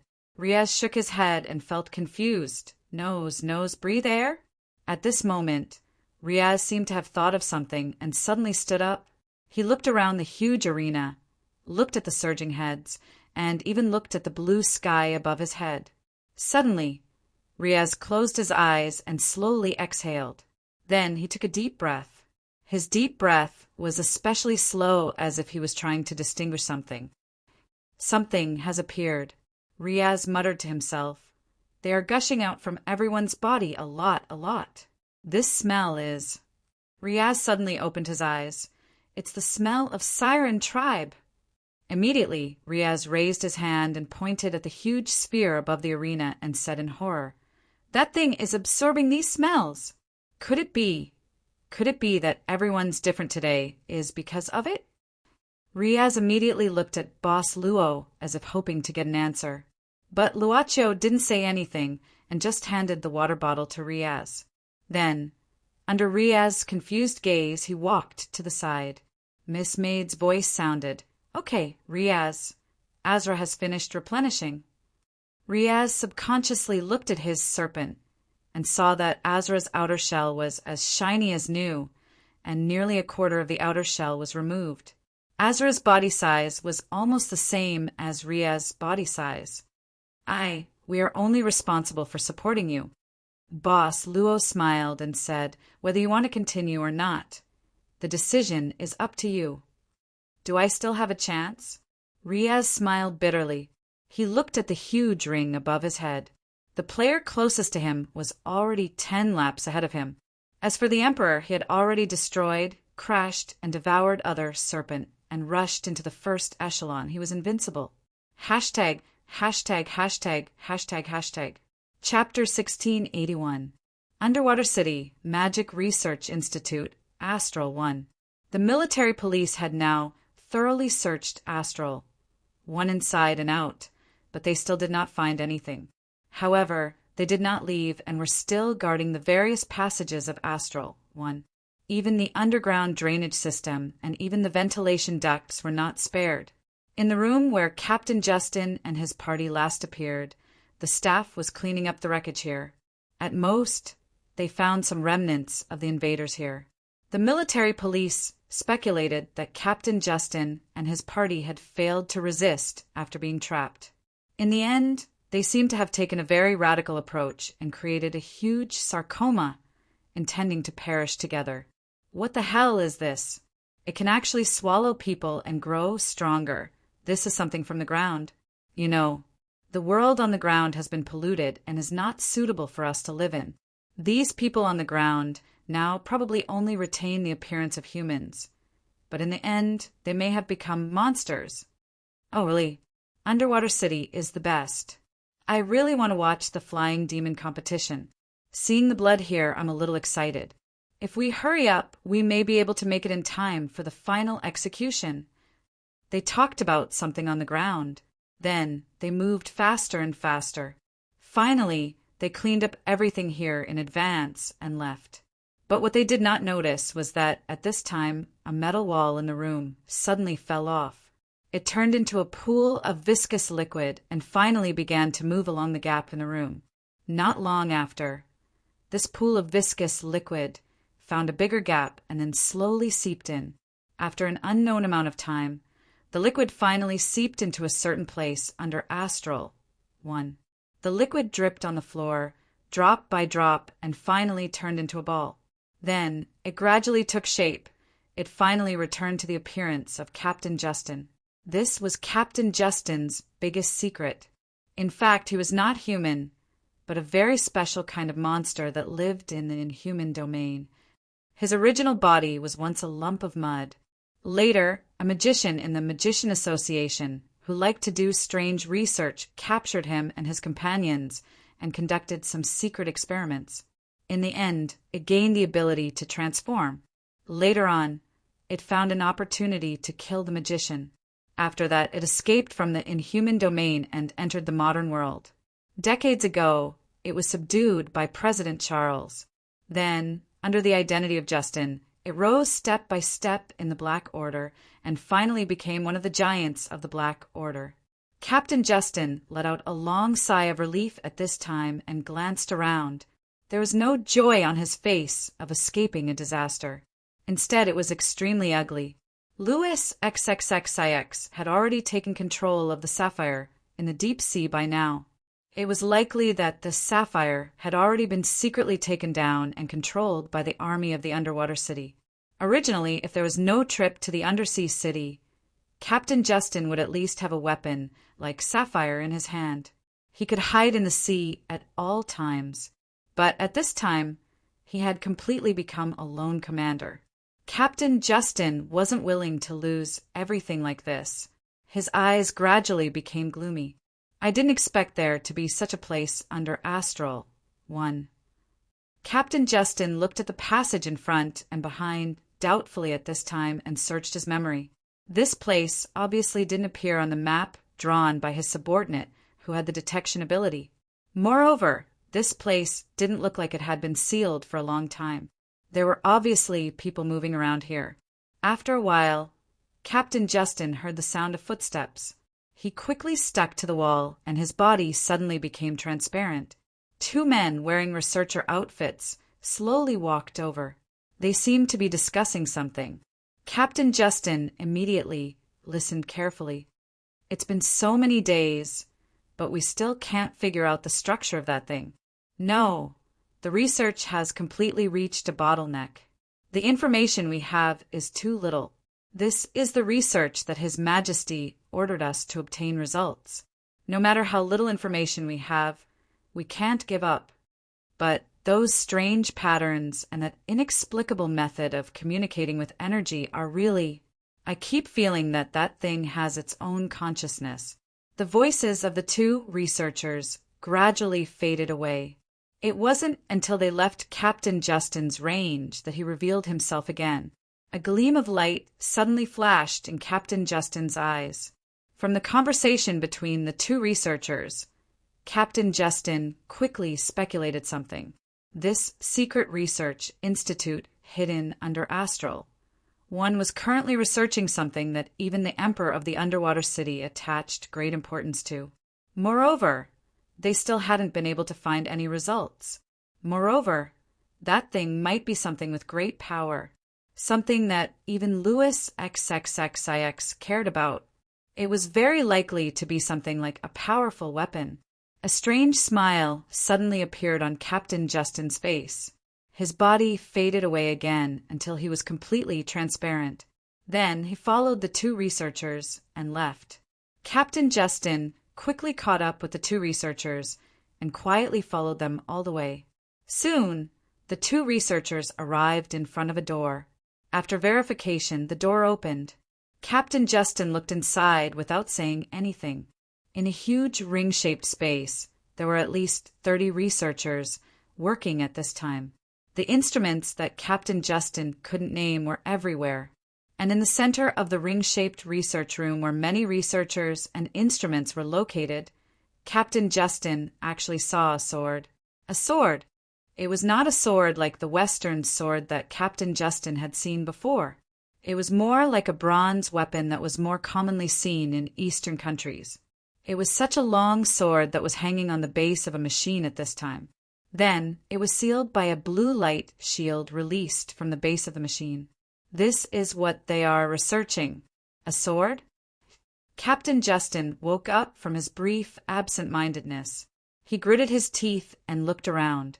He found that other than the researchers, there was not a single mystic warrior here. Captain Justin made up his mind at this time, and his gaze fell on the trapped long sword again. Perhaps this would be an opportunity for him to turn the tables against the wind. Thinking of this, Captain Justin stepped through the door without saying a word and entered the secret research room. But what he didn't expect was that the moment he stepped into the research room, the entire research room rang with a rapid alarm. Intruder!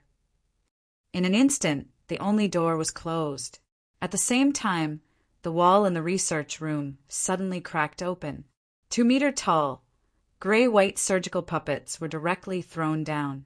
Captain Justin took a deep breath and felt as if he had been tricked by the Emperor of Undersea City again. His face was extremely ugly. Fortunately, these puppet guards didn't seem to notice his existence. Perhaps it was only detected when he passed through the door. After all, its ability was only deceptive, but it couldn't erase the fact that he existed as a creature. There's still a chance. Captain Justin quietly approached the location where the long sword was stored in the center. In the arena on the field, there was still a hubbub of voices. The host's loud voice sounded again, and the mystic shadow screen once again converged on Riez's body. He appeared. He finally walked out of the temporary supply point. This young man who wasted a lot of time on the field seemed to have determined something again. I think we should give him the warmest applause. This is a brave young man. Everyone, do you want to see his blood splattered on the track in despair, or see him reach the top? Die, die, die, die. The sound waves were so uniform. Not only in the field, but also outside the field, it seemed that the entire undersea city was making the same sound at this time. Millions of people. Undersea City had a population of 9 million people. Even the track seemed to tremble at this time because of the resonance of the sound. Riaz only felt that his whole body was filled with mud, and it became heavier and heavier. A feeling of dizziness even made him a little unable to keep his balance. It's getting stronger and stronger. He lowered his head and ignored the host's ridicule at this time. He also tried to make himself not listen to the voices of the audience and muttered to himself, It's just like falling into the sea demon tribe. Flying Serpent Asla finally slowly drove out of the temporary supply point and came to the racetrack again. A bloody road, limbs, and the remains of Flying Serpent were placed in front of Riaz just like that. Riaz gradually felt a sense of excitement. There seemed to be something in his body that urged him to resist the excitement that invaded his nerves, and it allowed him to maintain a strange calmness all the time. In an instant, his mind became very clear. He suddenly raised his head and looked at the highest point, the black ball in the sky that was even higher than the execution platform. A low voice seemed to ring in his mind. Fight against it. Destroy it. At this time, Riaz even forgot the reason why he came to this racetrack. The only thought in his mind was how to destroy the black ball. It was as if he was born with it, as if it was an instinct, an innate hostility that didn't even need any reason. Riaz took a deep breath and then suddenly raised the water bottle in his hand, letting the water fall down and wash his face. Then he directly started to increase the power of Asla. However, he didn't let it start running, but just stayed in the same place. The power was increasing crazily. The scale on the dashboard was also increasing rapidly. 1 scale, 2 scale, 3 scale. Asla still didn't move, but under the powerful power, the suspension device had accumulated a lot of energy. A white heat wave was erupting from Asla's body at this time. Suddenly, a touch of blue light quietly floated in Riaz's pupils. At this moment, his mind was highly focused, and his brain actually calculated the best route in an instant. On the race track ahead, the routes of the 3rd echelon and the 2nd echelon of Flying Serpent appeared in his sight one after another. The host's voice sounded again. He hasn't moved yet. What is he doing? Is he planning to accumulate power? Oh, this is not a smart way to do it.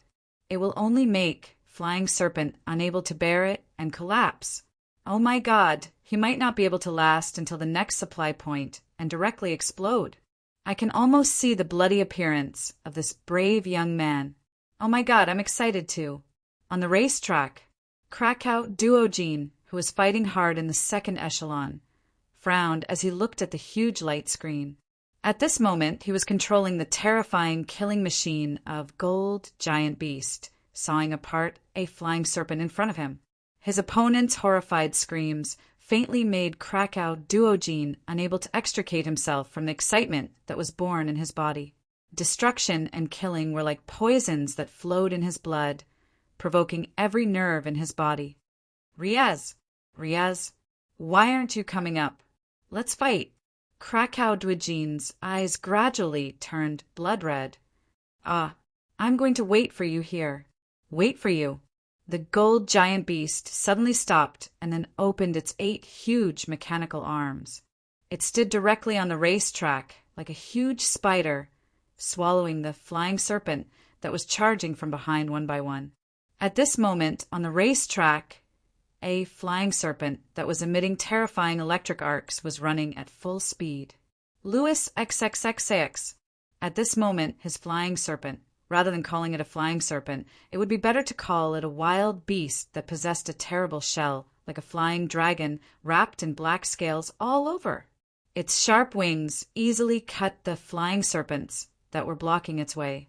Finally, the Emperor's black flying dragon arrived before the gold giant beast.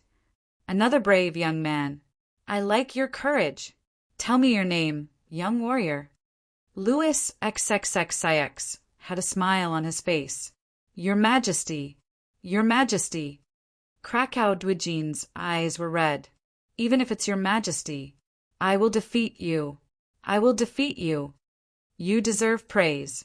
A trace of appreciation flashed in Louis XXX's eyes. Then the black flying dragon that the Emperor sat on roared and crashed into Krakow Dwidjien's gold giant beast.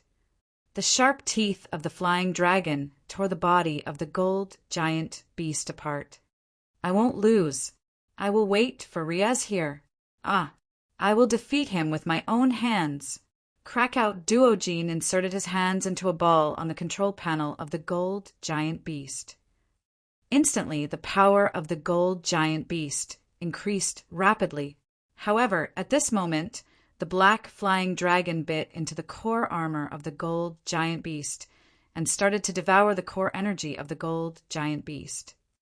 Krakow Duojin was absent-minded for a while. Or you can leave this track. I will allow you to join my guards, brave young man. The Emperor looked down at Krakow Duojin. After devouring the core of the gold giant beast, his black flying dragon changed again. It evolved. The gold giant beast had lost its power. At this moment, it knelt on the track like a pile of scrap metal. Krakow Duojin looked at the Emperor, who was flying up again in a daze, wanting to say something. At this moment, a bright light shot up into the sky and illuminated the entire track. Krakow Duojin looked at the huge light screen beside the track, subconsciously. The entire light screen was showing Riez's image. At some point, Riez's flying serpent, Asla, started to change as well. The head of the mech started to pop up and change shape. It looked like the head of a wild beast. Two blade-like wings shot out from the left and right sides of his body. The blade-like wings formed a skeleton and once again released white wings of light. The mech's four limbs appeared. Then, starting from the head, Asla was covered in a layer of pure white light. At this moment, Riez stared at his palm in a daze. He was holding a piece of crystal. It was the crystal that the big sister gave him. When Asla's power scale rose to the 5th scale, Riez inserted the crystal into it without hesitation. At this moment, seeing the miraculous change of Asla, Riez murmured in a low voice, "Asla? No, you are Asla Whitechielin now." As if in response to Riez's voice, the new form of the flying serpent instantly opened its huge light wings. Then there was a loud roar. The atmosphere shook.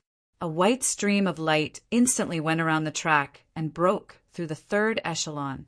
All the flying serpents in the 3rd echelon were swept off the ground and chased after the 2nd echelon. Asla Whitechielin? In the temporary supply point, Miss Maid stroked her cheeks and said, "This name is not bad. I originally wanted to be called White God." Boss Luo glanced at her and suddenly asked curiously, "You worked overtime last night." "I modified it slightly." Miss Maid looked back and smiled. "I used some technology from another world. It's a world with a giant power civilization. The compatibility between the technology and magic energy technology is surprisingly high." Then I couldn't stop. This was not just slightly right. Boss Luo shook his head. His eyes fell on the black ball in the sky as if he was thinking about something. ######PS1. Asla Whitechielin's image. Refer to Iron God Soldier SBX. PS2, as usual. Chapter 1682. White Light, who was galloping on the World Snake, rushed to the 2nd echelon at an astonishing speed. Asra Whitechielin didn't attack other opponents like the other flying serpent did. It was just fast. Faster than ever. The moment it flew away from its opponent, the terrifying wind pressure created was enough to push the flying serpent onto the guardrail. They wanted to attack this flying serpent, but they couldn't catch Azra White Chilin's movement. They didn't even see its tail flame. In just a blink of an eye, it disappeared like a ghost. On the light screen, Riaz's ranking was rising at a terrifying speed. He was originally at the lowest position and shouldn't even appear on the light screen. However, at some point, Riaz's name appeared at the very end of the light screen. Then it was out of control and it kept rising. This kind of speed of ascension was the previous emperor, Louis XXXX, who suddenly announced his participation in the competition. However, it seemed that even the emperor's speed of ascension wasn't as fast as Riaz, who was riding the Azra White Chilin. Oh my God, what did I just see? This young man. He activated a new flying serpent in the middle of the competition. Is this young man going to catch up to our emperor? I'm looking forward to it. The host's voice sounded again. The atmosphere in the venue became heated again. I'm looking forward to it. After eating the core of the gold giant beast, the King's Mount serpent had completed another evolution. He looked at the white light that was spiraling up and said with a smile, "This makes the competition a little more interesting." Then he ignored Dorkin, who was in a daze, and ordered his black dragon to spread its wings again. The black dragon transformed again, and its speed increased again. Like a black whirlwind, it dashed toward the flying serpent in the first group. After defeating the gold giant beast, the emperor directly entered the first group. In front of the emperor's seat, Louis has found an opponent. At this moment, the young lady, Lu Gu, smiled faintly. Obviously, this wasn't his original intention in the next round of the competition. However, he also received an unexpected reward. Miss Qin, does this count as a mistake? Aren't you afraid that your emperor will be defeated? Qin Chuyu said indifferently. Like I said, as long as it's an undersea city, Louis won't fail. Lyoga shook her head, stood up, and walked to the front of the stand. Originally, I wanted to add an extra show, but now it seems that there's no need for that. Qin Chuyu frowned. She felt the killing intent that was suddenly released by this girl. Killing intent was a very illusory thing, but a cultivator like her, who had a superb spiritual sense, could easily sense it. At this moment, the young girl, Lu Gu, picked up the tablet in her hand and moved her fingers gently. At this time, both inside and outside the venue, amidst the frenzy, murderous intent quietly appeared.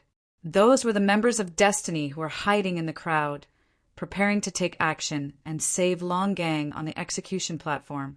What they didn't know was that from the moment they set foot in this place, their every move had already entered the line of sight of a certain young girl. Originally, they might have been able to appear in front of the public on the racetrack. Their action of saving Long Gang would have become a catalyst to make the people in Undersea City more excited. However, because of a young man's challenge to the Emperor, because such a challenge was enough to arouse all the fanaticism hidden in the bottom of the people's hearts, that girl who knew everything felt that there was no need for these extra shows anymore. Corpses fell down quietly one after another, and then were quickly dragged away.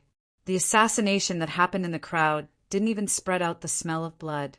Okay, the young girl, Lu Gu, walked to the front of Qin Chuyu again. Different from before, this time, Lu Gu even took the initiative to stretch out her fingers, teasing the hair in front of Qin Chuyu's eyebrows, her cheeks.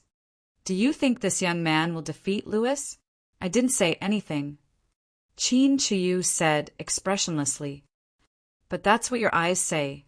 Lu Gu said with a faint smile. I have the ability to see through people's minds. Although it's hard to see through your mind, you can't hide your general thoughts. You seem to have something to rely on. Maybe it's this young man? Qin Chuyu closed her eyes again. Eyes were the windows to the soul. What a terrifying woman. Lu Gu shook her head. Then, let me see what you rely on. The girl's voice seemed to be fading away. When Qin Chuyu opened her eyes again, she found that Lu Gu had already left. Qin Chuyu casually glanced at all the dazzling screens in front of her. After a long while, She closed her eyes again. Suddenly, Qin Chiyu opened her eyes abruptly. This is Green Lotus Sword Song's aura.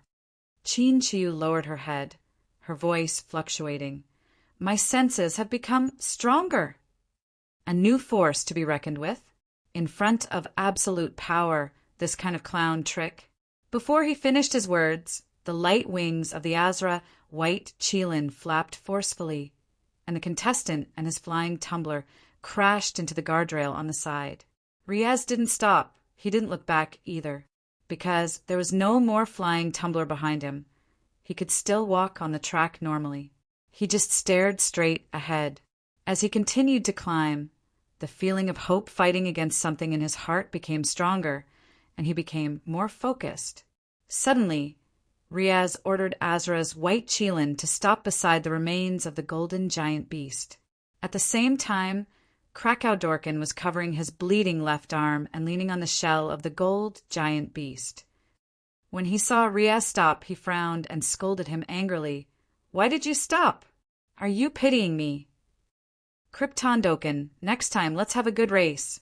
Riaz said quickly, let's use the flying tumbler in the school's flying tumbler room. You. Krypton Dokin moved his lips and then snorted. Who am I? I'm Krypton Dokin. Next time, I'll make the gold giant beast more luxurious. Who will use that kind of rubbish to race with you? CK off.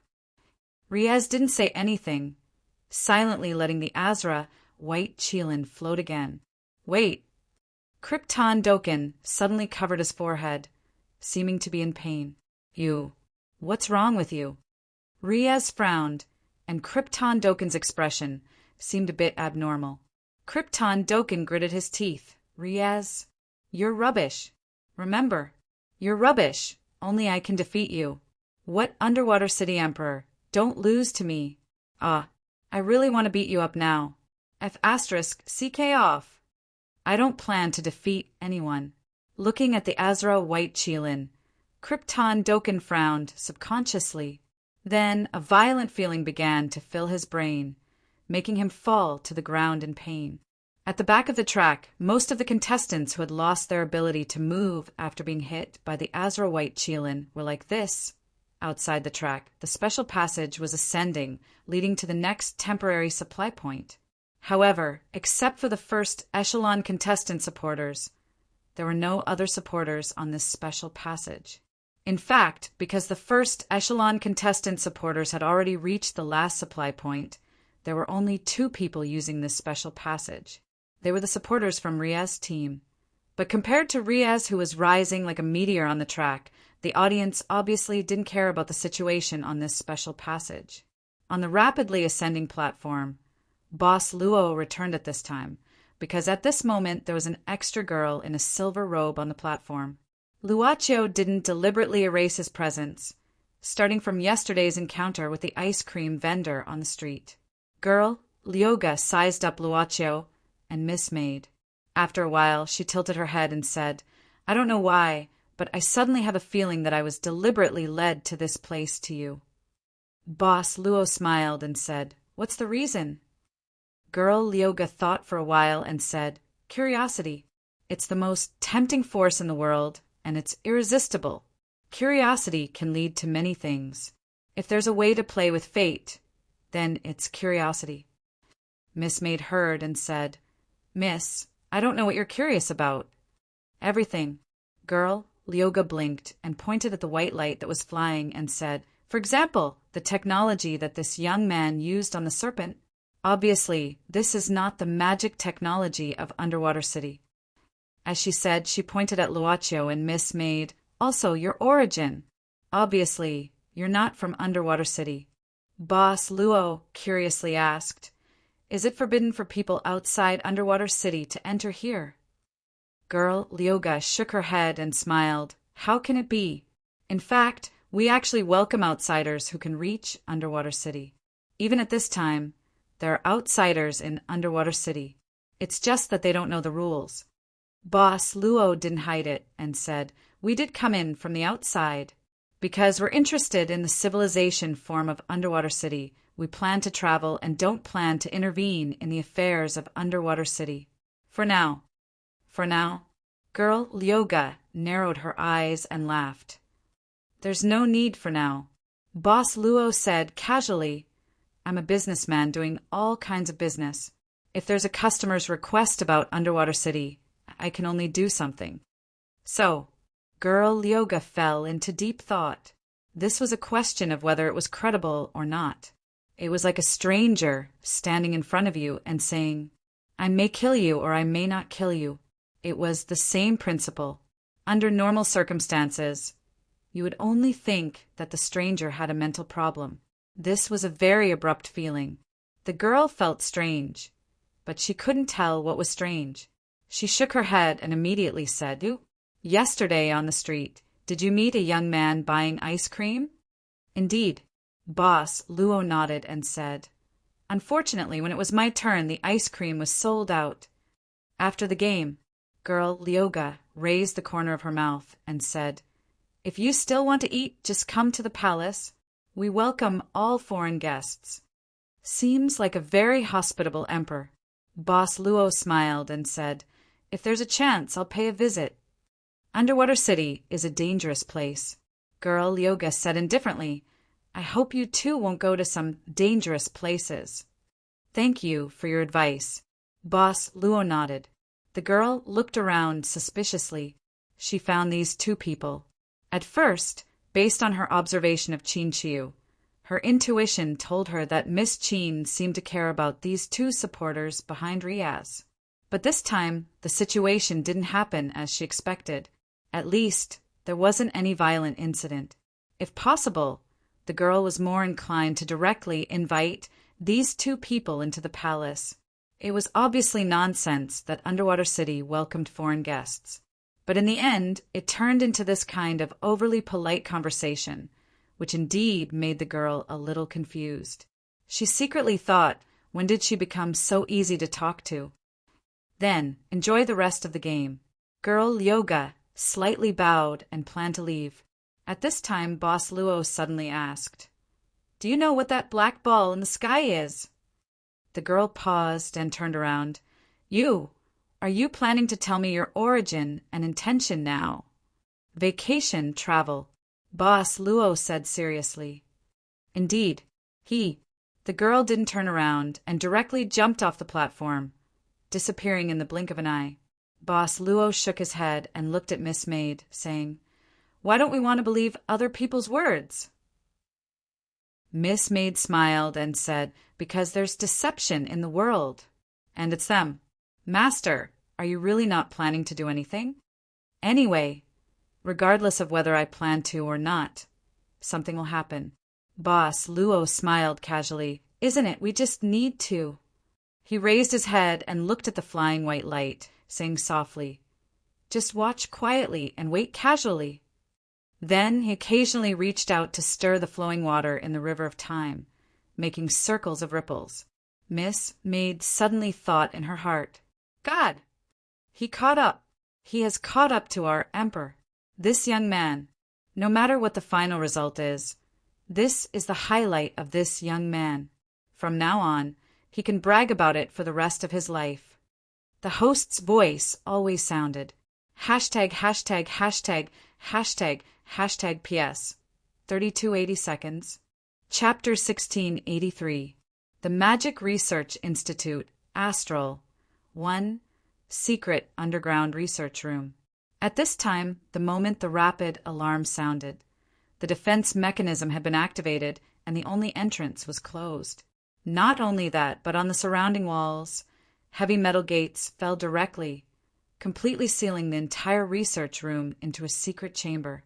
At this time, the researchers quickly gathered in one place, guarded by 4 heavy armored puppets. As for the other puppets, they scanned all parts of the research room. Captain Justin's transformation was quite deceptive. He could even directly reduce the heat of his body directly, so that he could more effectively avoid more detection methods. Step by step, he approached the center of the research room. The long sword suspended in the blue cage gave Captain Justin a strange feeling. He instinctively felt that the long sword contained a terrifying power. Captain Justin wanted to get it. This was the only thought in his mind at this time. He quietly walked past the wandering dolls, trying his best not to make a sound. Finally, Captain Justin came to the front of the blue cage. How should I open this blue cage? This should be a powerful shield made of energy. Where is the opening mechanism? Captain Justin was suddenly in a dilemma. Target found. Suddenly, Captain Justin felt a chill on his back. He saw that the armed puppets in the research room were now moving the weapons in their hands, locking on to him, who was in stealth mode. How did they lock on? Captain Justin took a deep breath and was once again terrified by the technology of the underwater city. But there was no time for him to think more. Gritting his teeth, Captain Justin made a crazy decision. His body suddenly scattered on the ground like a stream of water. Then, before the armed puppets opened fire, he directly squeezed into the crack of the pedestal used to imprison the long sword. As long as there was a crack, even a crack thinner than a hair, he could penetrate. This was the ability he obtained after being modified by the evil magician using all kinds of methods and enduring endless pain. Pervasive penetration. Bayou, bayou, bayou. The mystic gun of the armed marionette instantly shot out more than 10 blue lights. The moment Captain Justin penetrated the pedestal, he directly melted a large hole in the floor.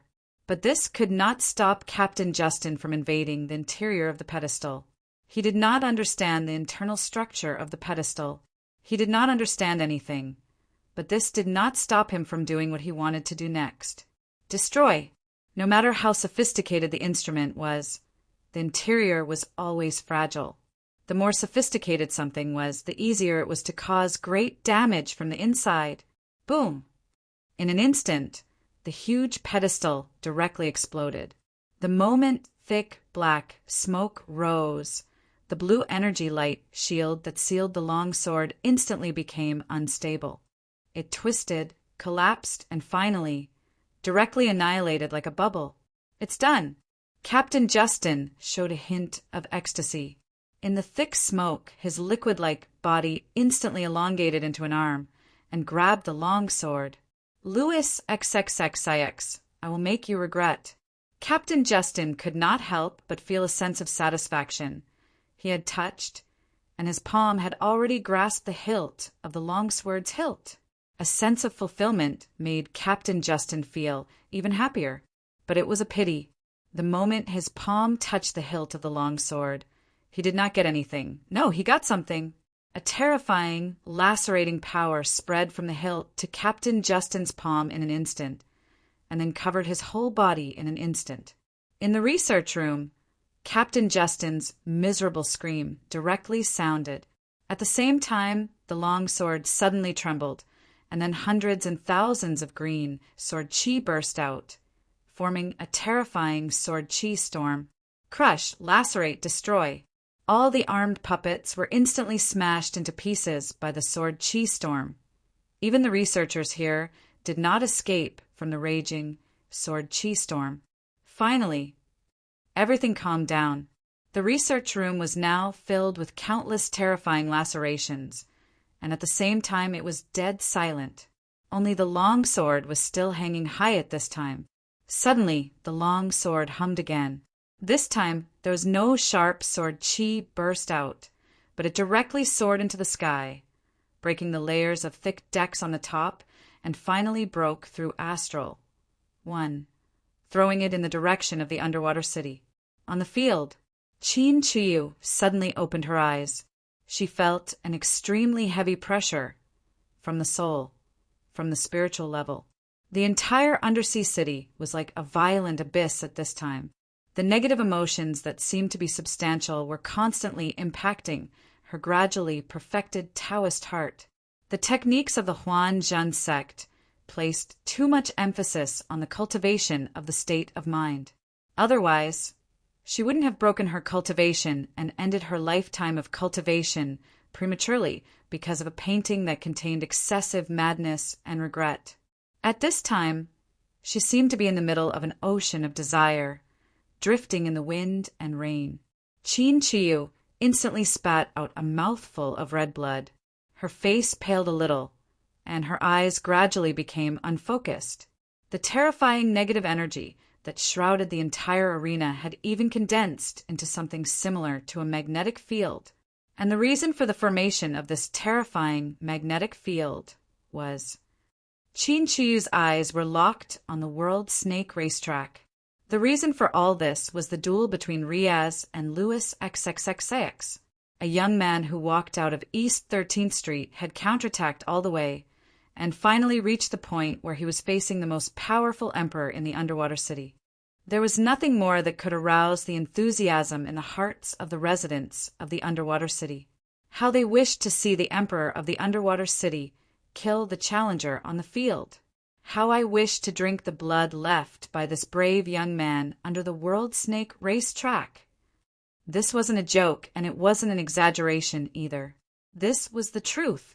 The spectators on the field flipped over the railings, ignoring all the rules, and directly rushed into the field, pouring into the center of the circular racetrack.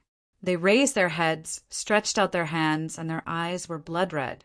They bared their teeth and roared like hungry ghosts in hell. A group of hungry ghosts living in the abyss of hell. Dozens, hundreds, thousands. Finally, thousands of spectators had gathered at the bottom of the track. Some of them were even trying to climb the pillar that was used to imprison Long Gang. On the upper level of the racetrack, Riaz glanced at the scene below and only felt his scalp tingling. Even the supporter hanging high above the stands showed a bloodthirsty expression. They were residents of the underwater city, but they gave Riaz the feeling that they were more like the Sea Demon Clan, wearing the skin of the people of the underwater city. What kind of city am I living in? Once, I also wanted to be them. Riaz suddenly realized that his memory of every flying tour race that he had participated in before was quite blurry. Suddenly, a cool feeling began to spread from his heart. Riaz quivered and woke up instantly as if cold water was poured on his face. "You're here, young man." At the same time, that high and mighty voice came from above. Riaz couldn't help but have goosebumps all over his body. He looked up and saw the emperor of the underwater city riding his black flying dragon that had evolved with horrifying methods. It was a real giant beast. On the racetrack, no other flying tuo could be seen running. The emperor had been running in front of Riaz, rushing into the second and first echelon earlier than Riaz. Then, the emperor swallowed all the contestants in front of him. Riaz looked at Louis XXXX, who had a smile on his face. This emperor was quietly sizing up Riaz as if he was appreciating a rare treasure. The last 10 laps. The emperor smiled faintly and said, "Young man, come to me. I'll be on the same starting line as you again." Riaz silently let Azra White Qilin ascend and finally come before the emperor. Azra White Qilin was confronting the black flying dragon. The black flying dragon suddenly roared, but Azra White Qilin didn't move at all. However, the white flowing light on its body seemed to become brighter. "Looks like you're ready to break through the finish line and become the first, the executioner," the emperor still said with a smile. Riaz suddenly felt a headache, and his vision was a little dizzy.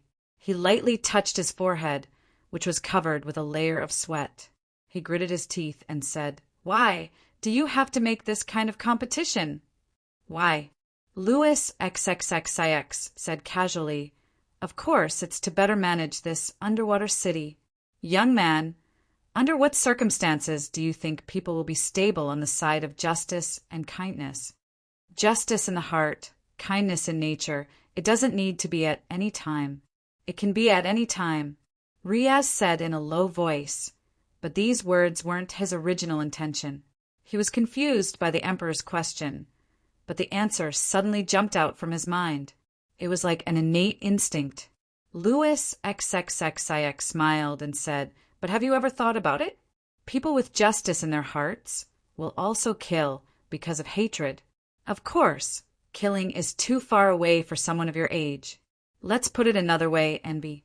Jealousy bred from envy, and then resentment because of jealousy. Even people with kindness in nature will change because of this. People of the underwater city, even if they envy others, they won't be jealous. We envy others, but we can get what we want through hard work. The emperor sneered and said, "Then take a look. Do the people of the underwater city on the ground have kindness in their hearts or malice in their hearts?" Riaz was silent. The emperor shook his head and said slowly, "People are born with two different factors, good and evil. It's impossible to take them away. They are entangled spirals, and there will always be a situation where they will transform into each other. Do you see it? This is a kind of transformation. Perhaps you will feel fear because of the madness of the people of the underwater city. But after this competition, you will find that everything will return to its original state. Tomorrow, you will still live in a friendly, kind, and beautiful underwater city. Even because of your appearance this time, the next flying serpent competition may be delayed for a long time." "Me?" Riaz opened his mouth. The emperor opened his hands and said, "Have you ever seen such fanatical people in the underwater city? Because of your challenge, because of your appearance. Young man, it was you who ignited the most violent factor in the depths of their hearts. Come, let's finish this competition together and draw a perfect end to this grand ceremony." Riaz lowered his head in silence. His brain was crazily filled with signals of resistance. It was an instinct that came from the depths of his blood. "You are still hesitating." The emperor shook his head and said, "You really disappoint me. It seems that the seed your father planted in you back then has not really grown." "Father, my father." The emperor narrowed his eyes and said, "This is a game that has started since you were born. Your father wanted to use the seed to fight against it, but all of this was in my eyes. So, I have been letting you grow up normally until today. Of course, today you surprised me a little, such as your flying serpent, but it doesn't matter, as long as this is the underwater city." Having said that, the black dragon that His Majesty the Emperor was riding on spread its wings. It no longer circled around the track. Instead, it stuck close to the execution pillar and climbed up to the finish line. "Wait, I have told you enough." The emperor didn't even turn his head. "The only thing left is the result of this competition." The black flying dragon instantly flew over the remaining 1/3 of the road. Riaz was shocked, and his brain continued to release signals of resistance. It even felt like his brain was about to explode. He laid on Azra White Cheelin with a splitting headache. At the same time, the white light flowing on Azra White Cheelin flowed into Riaz's body bit by bit. The headache was actually alleviated. "Azra," Riaz looked down at this time, and he seemed to hear another voice in his mind. The voice of the flying serpent under him, its thoughts. It seemed to be saying, "What are you afraid of? Just do it. I will give you the power to kill this emperor." It was simple and violent. "Who are you?" Riaz couldn't help but be shocked. Flying serpent suddenly fell into a short silence, and then a thought was transmitted into Riaz's mind again. "My name." Riaz was absent-minded for a while. The voice was so strong that it even covered his instinctive signal of resistance. His mind instantly went blank. At this moment, without Riaz's control, Azra White Cheelin opened its light wings again, and it opened to the extreme. Behind it, rings of light even appeared in circles. White God, the ruler of the sky. Boom! It moved. The moment Azra White Cheelin was activated, a huge amount of energy leaked out and instantly shattered the 90th lap of the track. Like a chain reaction, it started from the 90th lap of the track and spread to the entire World Snake track.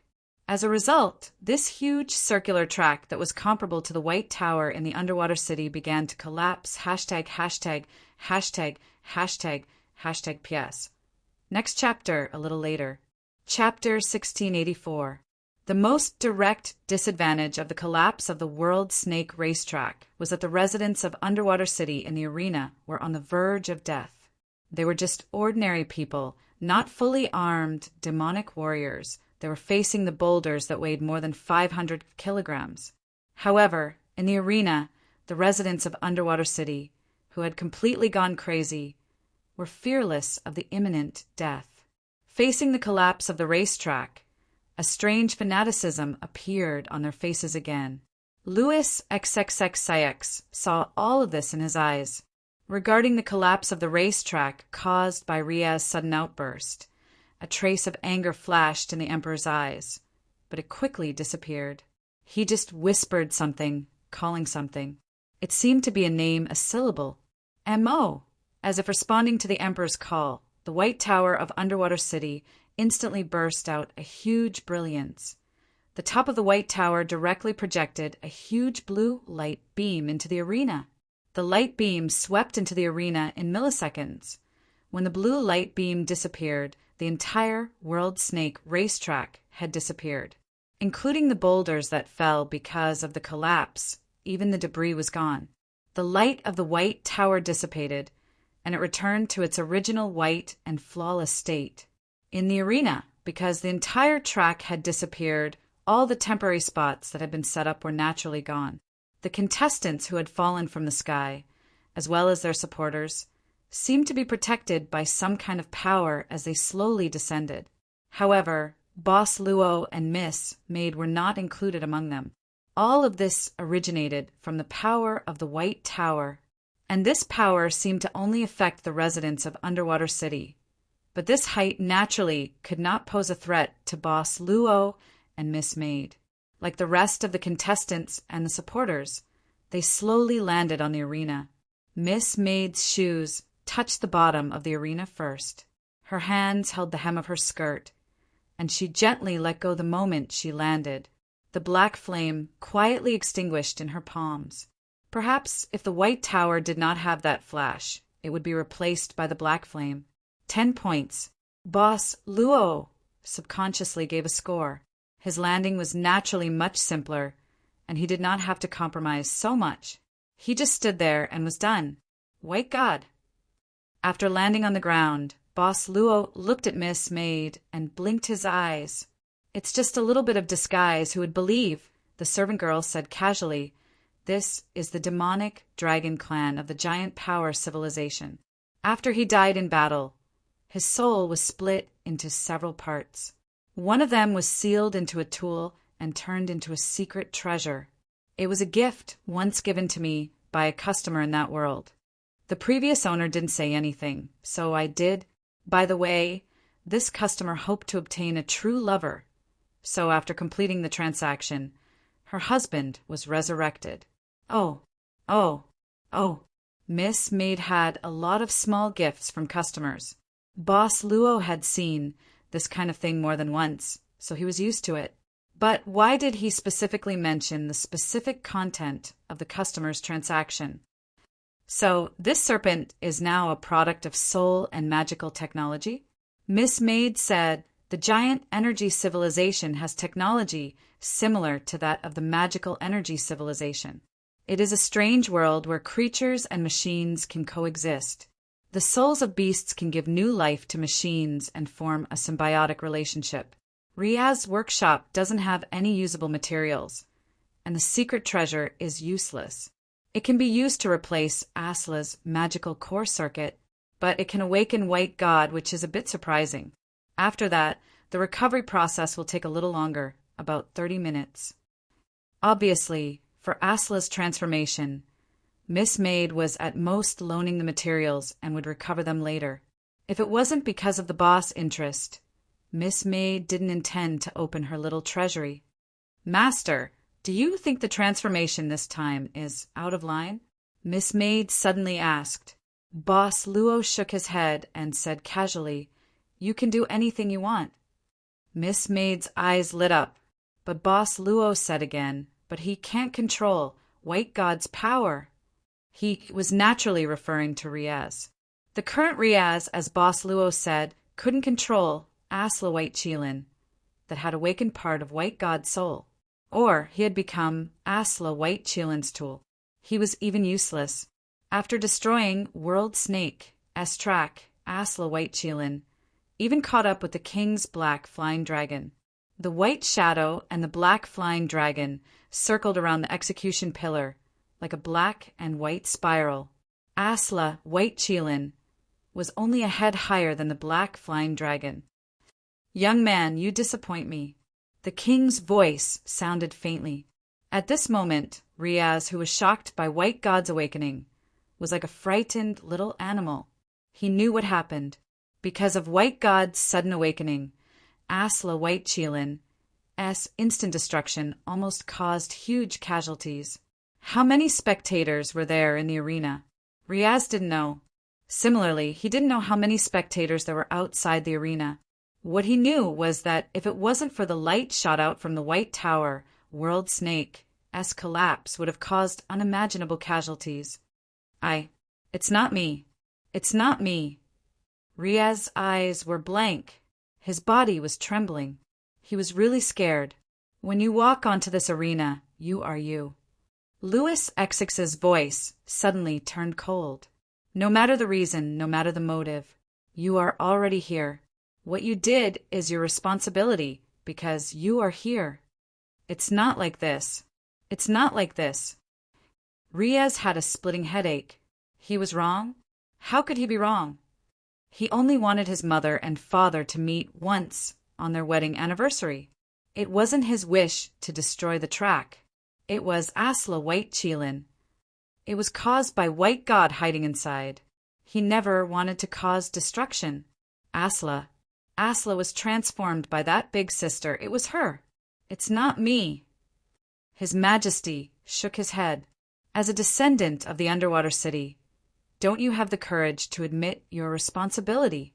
Young man, I used to be happy that you could compete with me, but now you only gave me an extremely bad experience. What about you? Riaz roared. You are the emperor. You are the supreme ruler of the underwater city. But what did you do? You made the entire underwater city behave like beasts today. Those players who died in the arena at the beginning, weren't you the one who caused it? Resist, resist, resist. Resist the supreme man who controlled everything in the underwater city. His brain, body, blood, and cells were all releasing signals of resistance. A cold light flashed in Louis X's eyes, but he said in a deep voice, "Go down. You don't have the right to confront me anymore." As His Majesty's voice fell, Riaz felt a terrifying invisible force pressing down on his body. At the same time, it also pressed down on Asla White Cheelin. This huge pressure instantly knocked down Asla White Cheelin, who was climbing up rapidly. He saw His Majesty's in different eyes. Louis XXXAX was hovering in the air, and the black dragon didn't climb up, it had stopped. Riaz fell down along with Asla White Cheelin. His Majesty shook his head and said in a low voice, "This competition has lost its original meaning. There's no need to continue. Lyoga, retrieve Longang. It's over. That's the only way." In the distance, the silver-robed girl who was standing on the high ground showed a pitiful look, and then she jumped up. She shot toward the highest point of the execution pillar. Yet, at this moment, a white radiance instantly illuminated the entire arena, and even the sky above it. Louis XXXIX lowered his head, and a trace of shock flashed in his eyes. "It's not me. It's not me." The moment the young man's crazy roar sounded, Asla White Cheelin also roared. Like the black dragon that His Majesty sat on, Asla White Cheelin showed signs of a living creature. This power. Instantly His Majesty frowned and said in a deep voice, "Go down!" The heavy pressure pressed down again. However, at this moment, Asla White Cheelin roared again. Then the halo behind it expanded again. On the throne, Riaz's eyes turned completely blue, as if they were embedded with blue gems. "It's you. You're the evil Dash." After roaring, the young man rode on the white light and shot up into the sky. He instantly broke through the heavy pressure on his body and shot up into the sky from His Majesty's eyes. Louis XXXIX looked up abruptly. At this moment, the young girl, Lyoga, was standing on the execution platform with a surprised expression on her face, but the white light rushed toward her directly. The young girl, Lyoga, reacted quickly. When the white light rushed toward her, her palms overlapped. But the white light didn't attack her, it just flashed past her eyes. Not good. His target is... The young girl, Lyoga, looked up abruptly. Riding on the white light, Riaz wanted to hit the black ball in the sky. The young girl, Lyoga, gritted her teeth. Damn it. Louis shouldn't have been soft-hearted. Seeing that Riaz was about to crash into the black ball in the sky with the white light, His Majesty inserted his hands into the black dragon's neck and issued that strange call again. Emo. He rushed up. The black dragon's speed was even faster than Riaz, and it crashed into the white light viciously. Boom! An extremely bright halo appeared in the sky and spread out. At this moment, Riaz's body was thrown out from Asla White Chilin. Half of Asla White Chilin's body was smashed into pieces. Louis XX's black dragon was smashed into pieces. His Majesty's face was terrifyingly gloomy. At this moment, there was a dark red mark floating on his forehead. Seeing Riaz falling from the sky, Asla White Chilin suddenly dived down with its broken body and held Riaz on its body. Riaz had already lost consciousness, but Asla White Chilin still looked up at Louis XXXIX.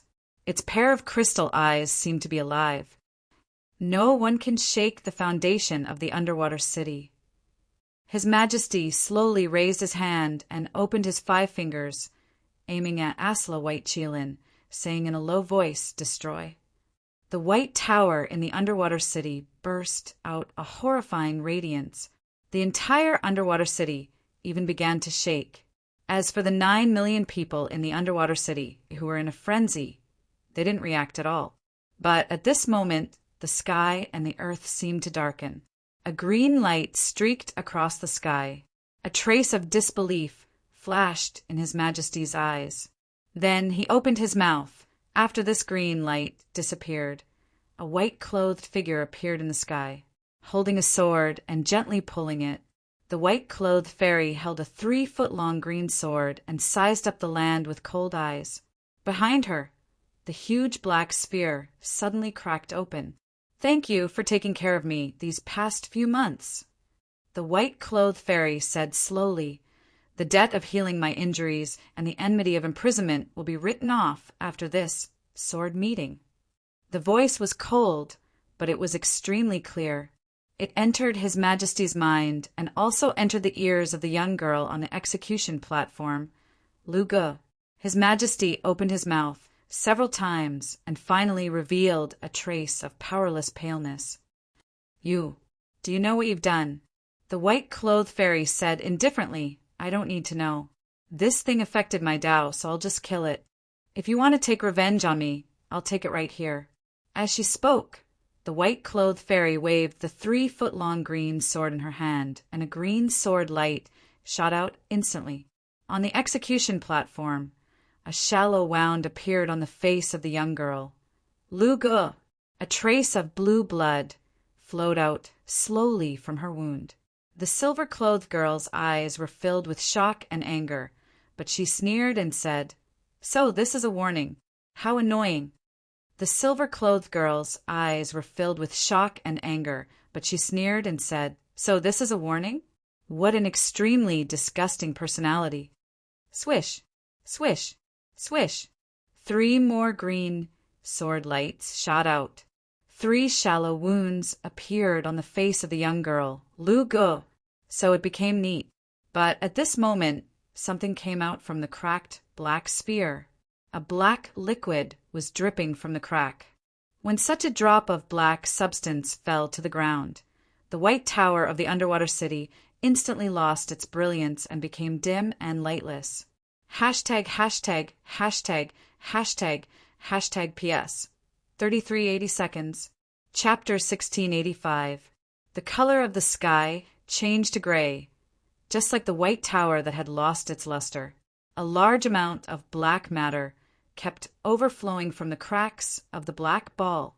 It seemed that there was a black matter inside the ball that far exceeded the volume of its exterior. At this moment, the black matter flowed into the ground, turning into a stream that appeared in the sky. The undersea city was a huge basin. There was water in the basin.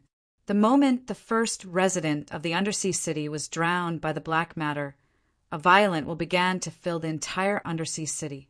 This made Qin Chiyu face the attack of negative emotions that were thousands of times more terrifying than before.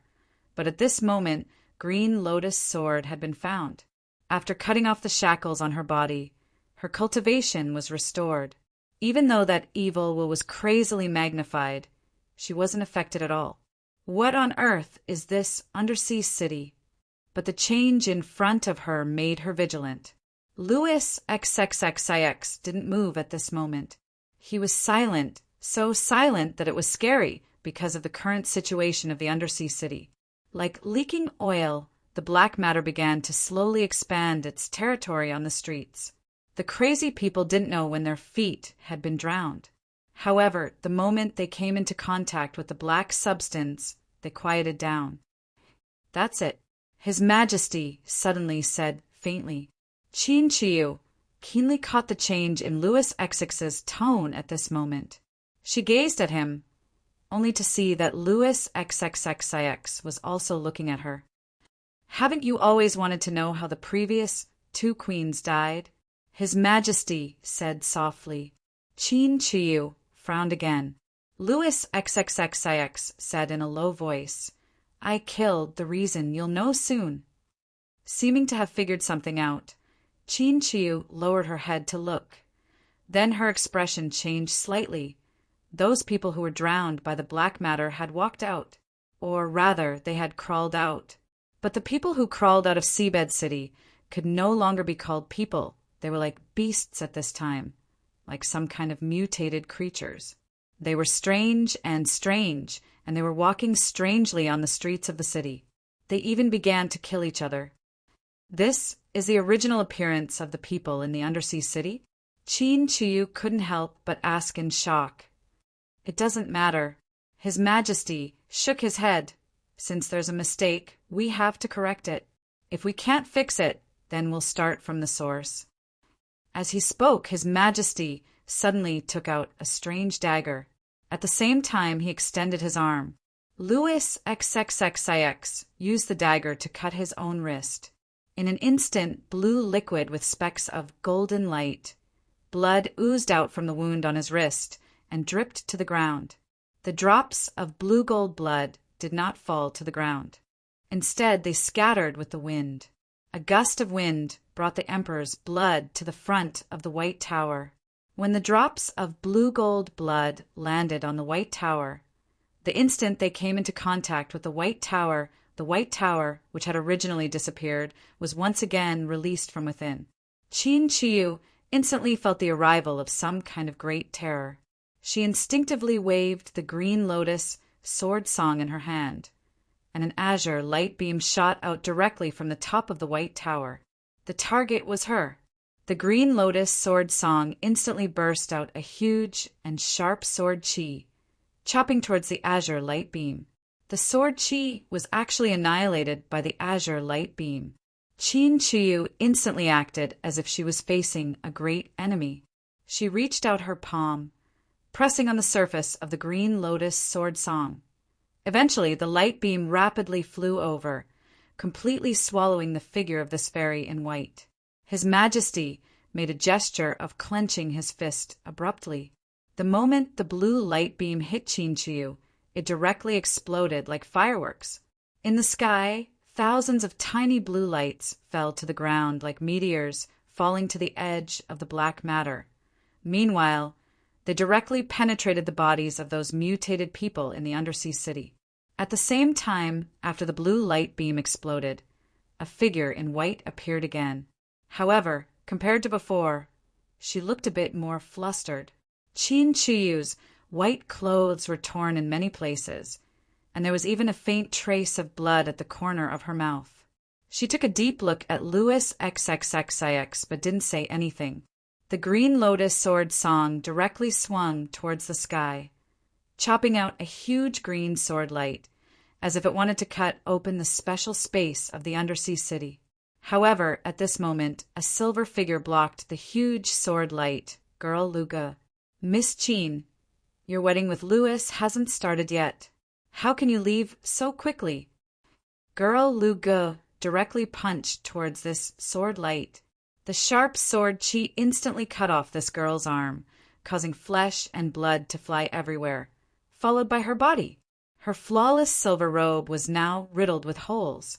There were actually countless tiny cuts on her body, making her look like a bloody person. However, she had obviously blocked this sword light. Girl Lu Ge was now covered with sword wounds, but she didn't seem to be afraid. Instead, she actually swooped down from the sky. Qin Chuyu's eyes focused, turning into a flowing light, rushing up directly. Louis, give me the holy armor. The girl screamed at this moment. His Majesty waved his hand, and the white tower of the undersea city instantly shone brightly again. Then another huge blue light beam shot towards Girl Lu Ge. At this moment, Qin Chuyu brandished her sword and chopped towards her. Bang! After a violent loud sound, the white fairy Qin Chuyu instantly retreated 100 meters away. Green Lotus sword song kept shaking, and the sword sound was sometimes clear and sometimes muddy. Above the sky, Girl Lu Ge was now surrounded by 6 white long spears. She was wearing a pure white skirt armor and a pure white thorny crown, looking solemn. Not only that, the girl's figure seemed to have grown a lot, turning from a young girl to a mature one. Qin Chuyu quickly adjusted her breathing. The blue light beam that hit her was weird. After all, she hadn't really connected with Green Lotus Sword Song, so she couldn't give full play to its power. This blue light was blocked, but it messed up her internal breathing. Now, she was just forcibly suppressing it. In the end, she had not stepped into that level yet. Back then, her teacher had single-handedly annihilated countless humanoid Gaias in the Penglai treasure vault. He had single-handedly destroyed the Penglai treasure vault. After her teacher disappeared, the Green Lotus Sword Song had hung in the Penglai treasure vault for countless years. The Penglai treasure vault could not do anything about it. This is your original appearance, right? But she looked calm. When encountering a big event, one needed to calm down and keep a straight face even if Mount Tai collapsed. Facial paralysis was more like it. Holy armor. Girl Lu Ge said indifferently. The last crystal of Lemurians. It's all because of your recklessness. Miss Qin, this is still your cage. Qin Chuyu snorted lightly. The young girl, Lu Ge, didn't say anything else. She waved her hand, and the 6 spears circling around her shot out. They combined into a peculiar formation and formed a huge octahedron, completely sealing Qin Chuyu inside. Endless corridor. Qin Chuyu tried to break this octahedron when it was condensed, but the space around her was disrupted and twisted. She seemed to be deprived of all her senses. But in an instant, everything in front of her changed drastically. She was in a strange space with endless mirrors, corridors, and stairs. She waved hundreds of sword energy toward this space, but they all went into these mirrors. Then, the sword energy came straight to her from another direction. Hundreds of sword energy didn't disperse. When Qin Chuyu dodged them, they went into the darkness of this strange space again, and then attacked from another direction. Qin Chuyu was shocked. She had to cut out hundreds of sword energy again to break the first sword energy to get out of this predicament. It was dead quiet all around. There was no sound. This wasn't some kind of illusion, but a real different space with many overlapping characteristics. Qin Chuyu frowned, but couldn't think of a way to break it. A huge octahedron was floating quietly in the sky of the underwater city, but Qin Chuyu, who was trapped in it, couldn't be seen at this moment. The young girl, Crystal Song, glanced at it expressionlessly, then flew to Louis Exix's side. She directly grabbed his wrist and said, Use my blood, you will die. The pollution isn't very serious. His Majesty shook his head. At this moment, the M mark on his forehead turned golden and was extremely bright. At the same time, the White Tower in the underwater city shone brightly again. It seemed that some kind of power was working in the underwater city. A circle of invisible ripples was released from the White Tower, hitting every place in the underwater city. Puff, puff, puff.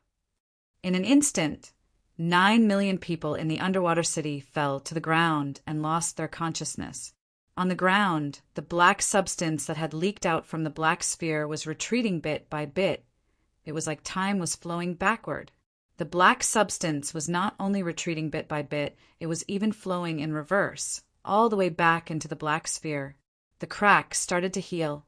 But on the ground, those residents who were killed by the blue light of the White Tower didn't recover or come back to life. Apparently, they had lost their lives and didn't recover their original appearance after death. 193,001. His Majesty suddenly said in a low voice, "What did you say?" Girl Lu Ge frowned subconsciously. The number of deaths this time. His Majesty shook his head and quickly reached out to cover the wound on his wrist. His Majesty's expression seemed to be somewhat anxious as he looked at the girl and hurriedly said, "Quick! Get rid of everything here." "I know." Girl Lu Ge nodded. "You should take a rest." His Majesty waved his hand, but his eyes fell on another place. That place was safe from the black substance because it was in the air in a safe area. Azra White Qilin. At this moment, although its body was broken, Azra White Qilin was still floating in the air stubbornly. A part of the soul in Azra White Qilin was gazing at Louis XXXIX through the crystal eyes on the flying serpent. "I feel an unyielding will," His Majesty said slowly, "but this is the underwater city. My will overrides everything. This young man doesn't deserve you for now. Go to sleep." "Damn it! Who are you? You don't deserve me." That was White God's voice. The vibration of his soul directly affected the vibration of the air, but this voice with a hint of anger suddenly disappeared. When the voice disappeared, Azra White Qilin lost all its power and fell straight to the ground. "Lu Ge," His Majesty said softly. The girl gritted her teeth and waved her hand unwillingly. A light ball shot out and covered Azra White Qilin when it fell. Then it fell and disappeared. "I'll leave the rest to you," His Majesty said softly. "The holy armor is about to be removed. Don't let them find out." Then His Majesty dragged his extremely tired body and slowly flew into the White Tower in the underwater city. Strangely, the black ball had already disappeared without anyone noticing. When the residents of Undersea City slowly woke up, they were surprised to find that they did not know why they appeared on the streets. Where was the flying serpent competition? It seemed to have ended. Oh, the preliminaries had ended. Who were the ones who made it? They couldn't remember. Ah, why am I wearing such embarrassing clothes? Me too. Huh. At this time? Oh no, I'm going to buy groceries and go home to cook. Everyone seemed to have forgotten what happened in the past. The only thing they remembered was the flying serpent competition. It was wonderful. Very wonderful. They must watch the next finals. Those mutated corpses of the people in the underwater city had been cleaned up before the people woke up. The destroyed streets weren't repaired, but there was a reasonable reason. When the color of dusk appeared in the sky, the underwater city became peaceful. It was the same as what Boss Luo felt when he was shopping yesterday. Everything was still in order, releasing the smell of order all the time. Riaz woke up in the hospital bed. His body was covered with bandages due to the many injuries on his body. The pain made Riaz grit his teeth when he moved slightly. He looked at the situation at this time. What happened in the flying serpent competition began to become clear in his mind little by little. He was shocked and remembered that he was fighting with His Majesty. So he got off the bed impatiently. However, his body was out of his control and fell under the bed. Riaz was in so much pain that he almost cried. "Ah, you're awake." At the same time, the door of the ward was pushed open. Boss Luo and Miss Maid walked in one after another. Miss Maid was holding a vase with a few small flowers in it. As for Boss Luo, he was holding a bag of apples. As everyone knew, visiting a patient would bring some apples. Chapter 1686. Miss Maid was peeling an apple. Then she cut the peeled apple into small pieces, inserted a toothpick with a small flag on it, and brought it to Boss Luo. Actually, Riaz did not get a share. On the hospital bed, Riaz, who was covered in gauze and could not move, looked at the apple on the fruit plate and gulped. He knew that his body lacked some nutrients in the apple. "So you're saying that you felt your body continuously releasing a signal of resistance. That's why you're having trouble controlling yourself in the arena, right?" Yes. Riaz did not hide his condition on the field at all.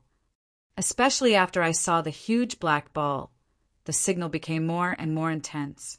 He shook his head, lowered his head, and looked at his hands with a bitter smile. "I almost caused a lot of casualties." Thinking of this, Riaz hurriedly asked, "What happened after that? Why am I in the hospital and where's my Asla? How is it now? Is the damage serious?" Asla White Chilin should have been temporarily recalled by the kingdom's government. The situation should be quite serious. Boss Luo said slowly, "As for what happened, I think there will be a more suitable person to tell you soon." "A more suitable person?" Riaz was stunned. "Coming," Boss Luo said calmly. As if to verify the authenticity of the sentence, the door of the ward opened again at this time. A young girl in a silver robe, under the protection of several members of the military police, walked in with her hands behind her back. "You are." Riaz could not help but open his mouth. The girl in the silver robe looked around the ward and said, "So you're here too? That's great. Since this guy has woken up, follow me to the palace. Louis wants to see you, especially you, young man." After that, the girl in the silver robe, Lyoga, walked out of the room, leaving only the members of the military police standing. However, their eyes said, "Please get up." What happened? Riaz looked at the big brother and big sister as if asking for help. The servant girl smiled and said, "It seems that they sent you to the hospital." Riaz was stunned. At this time, Luaccio stood up and smiled. "Then let's go. I haven't visited the imperial palace yet." A figure was currently hiding on the balcony of a shop opposite the back door of the First People's Hospital of the royal government. She was crouching and was only peeking out from the railing with a tool that could be used for long-range vision. At this moment, when she saw Riaz sitting in a wheelchair and being pushed out by a military police, the figure was obviously a little excited. However, she quickly suppressed her impulse and chose to wait and see. Later on, Riaz sat on the gigantic flying serpent that was specially used by the royal family. She only let out a sigh of relief when the gigantic flying serpent that was specially used by the royal family disappeared from the street. Riaz, she lifted a large piece of black cloth that was used to cover her body and quickly went downstairs. After a while, she rode on the flying serpent that was used to deliver goods and quietly left. The shop was closed. All the doors were closed. The shop owner and staff were tied to the shelves at this time, and their mouths were sealed as they fainted on the ground. Although there were no nobles in the undersea city, only the emperor. As an ordinary young man who lived in the undersea city for 15 years, the last time Riaz passed by the imperial palace of the undersea city was 2 years ago when the school organized a tour. Moreover, that tour only circled around the outer wall of the imperial palace. Entering the imperial palace, this kind of thing, Riaz never thought that he would enter the imperial palace in such a way today. He didn't have time to look at the scenery on the road through the window of the gigantic flying serpent because it was very fast, and the 2 military police who sat beside him had a very serious expression on their faces. But soon, Riaz became even more nervous. Without stopping, the girl in the silver robe sent him all the way to the emperor's office and personally pushed the wheelchair to the front of the emperor. Compared to the time when they met on the World Snake track, Louis XX's face now seemed to be paler and even coughed. Seeing the emperor coughing so hard, the girl Lyoga quickly walked up and took out a small bottle, but the emperor shook his head and said in a low voice, "Eating too much is not good for the body." The girl then quietly put away the bottle. Louis XXX sighed at this time, and after a while he looked at Riaz expressionlessly. Riaz was a bit flustered by the emperor's gaze, and he couldn't help but avoid the emperor's gaze, and the emperor smiled at this time. "Hello, Riaz. You know my name?" Riaz couldn't help but be surprised, and then he understood. "Yes, I participated in the competition. You can find out my name just by checking it." Unexpectedly, the emperor said at this time, "No, I know your name not only because you participated in this competition. I know your name from the moment you were born." Riaz opened his mouth. The emperor looked at Lyoga, who was standing next to him. The girl opened the drawer without saying anything and took out a palm-sized remote control and said indifferently, "Look behind you." Riaz turned the wheelchair with difficulty and saw the back of the study. The wall began to flip, and then a huge screen appeared divided into 16 images. Riaz was shocked to find that these 16 images were all his past, from when he was babbling to when he entered the kindergarten and then the elementary school. There was almost nothing left. Even the number of stupid things he had done over the years, the number of awards he had received, and even the incident of him and Mr. Wolf walking into the happy Domain clubhouse that night were all recorded on this screen. The emperor said that he knew Riaz's name from the moment he was born. This sentence was obviously not a lie. In an instant, Riaz only felt that his hands and feet were cold. There was nothing more terrifying than this. From the moment he was born until now, in these 15 years, everything was under the watch of others. Secret? No. Even if there was, it had already been recorded, and now it was once again presented in front of his eyes through the simple and crude magic energy screen. Even the palace government has no right to violate a citizen's privacy. After the huge panic, Riaz became furious. Louis XXX slowly said, "Then, Riaz, don't you want to know why we have been observing your growth?" "WH, for what?" His Majesty pointed at the screen again. Riaz subconsciously looked again and found that the image on the screen had disappeared and was replaced by another one. "This is my father." The holographic screen was currently playing something that seemed to have happened many years ago. Riaz watched it carefully. In this video, his father, Dr. Joachim, looked so young. He had only seen such a young father in the wedding photos of his father and mother. In the video, Dr. Joachim was now in a room where many babies were placed. Each baby was separated by a transparent box, and there was also an infusion tube at the back of the baby's neck. This is the 6th Magic Energy Research Institute. Of course, you can also call it the Kingdom's Medical Research Institute, His Majesty said indifferently. His Majesty said calmly, "Your father, Dr. Josher, has been a clinical trial director in this medical school since 20 years ago." "This is my father." Riaz seemed to be in disbelief, but the video in front of him forced him to face this reality. What is he doing? In the video, Dr. Joachim quietly came to the side of a sleeping baby. It could be seen that Dr. Joachim was quite nervous, and he looked outside from time to time. Suddenly, Dr. Joachim seemed to have made a decision. He took out a syringe from his overalls, and there was a light green liquid on the syringe. Dr. Joachim pierced the syringe into the infusion tube of the sleeping baby, and then slowly injected the light blue liquid into the infusion tube. The light blue liquid also entered the body of the baby in the transparent box bit by bit along with the infusion tube. "Stop!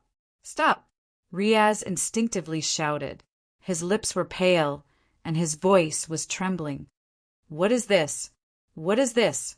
My father, what is he doing to this child?" "Don't worry. Your father doesn't intend to hurt this child." His Majesty smiled and said, "He only intends to give this child something special." What do you think the liquid in the syringe is? What is it? Riaz asked in shock. It's blood, His Majesty said slowly, and it's my blood, the blood of the royal family of Underwater City. Riaz was shocked. Louis XXXIX suddenly used a small knife to gently cut his wrist. Then, blue blood slowly flowed out from the wound on his wrist. Riaz couldn't help but widen his eyes. Intuition told him that the blue blood flowing out of His Majesty was the same thing as the liquid in his father's syringe. But why? Do you believe it now? Louis sighed. The blue blood on the wound on his wrist began to flow back bit by bit. As for the wound, it healed in an instant. Oh, right, this is the special physique of the royal family. It's called supergrowth. In fact, you also have supergrowth. It's just that the concentration of royal blood in your body isn't high, so the effect isn't as good. Me? Riaz opened his mouth. Isn't this baby you? Louis XXXIX smiled faintly and said, All right, 15 years ago, because of your father's selfishness, you were created. Now, in this undersea city, apart from me and Lyoga, you are the third person of the undersea city to possess the royal bloodline. So, from today onwards, you are the first in line to inherit the throne of Underwater City. Me. Emperor Louis XX's words to Riaz were like an unreal dream. He couldn't react, thinking that he had misheard. Perhaps. He wanted to ask something, but the doubts in his heart didn't get much of an answer from the emperor's words. Instead, the accumulated doubts multiplied several times in an instant. Wait, this is impossible. How could I? Okay, no need to say any more. His Majesty waved his hand at this moment. From today onwards, you can stay in the palace. Next, there will be a teacher to teach you how to become a qualified heir. Riaz, I'm a bit tired today. Let's end our conversation here. Lyoga will arrange a place for you to stay. No, wait, The young man swallowed his words back into his stomach. Because at this moment, the girl in the silver robe had quickly walked in front of him. Her shadow covered Riaz's face bit by bit. That pair of eyes reminded Riaz of the sirens in the textbooks. Then, Your Highness Prince Riaz, please follow me. The girl said. In the sky outside the palace, a huge, almost transparent octahedron was still hanging high. It didn't move at all and just hung there like that. Boss Luo withdrew his gaze at this moment.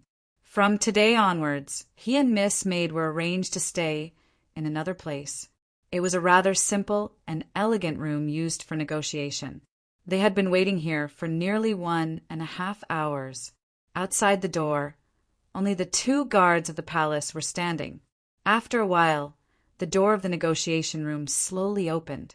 Luaccio saw the Emperor of Underwater City again, Louis XXXIX.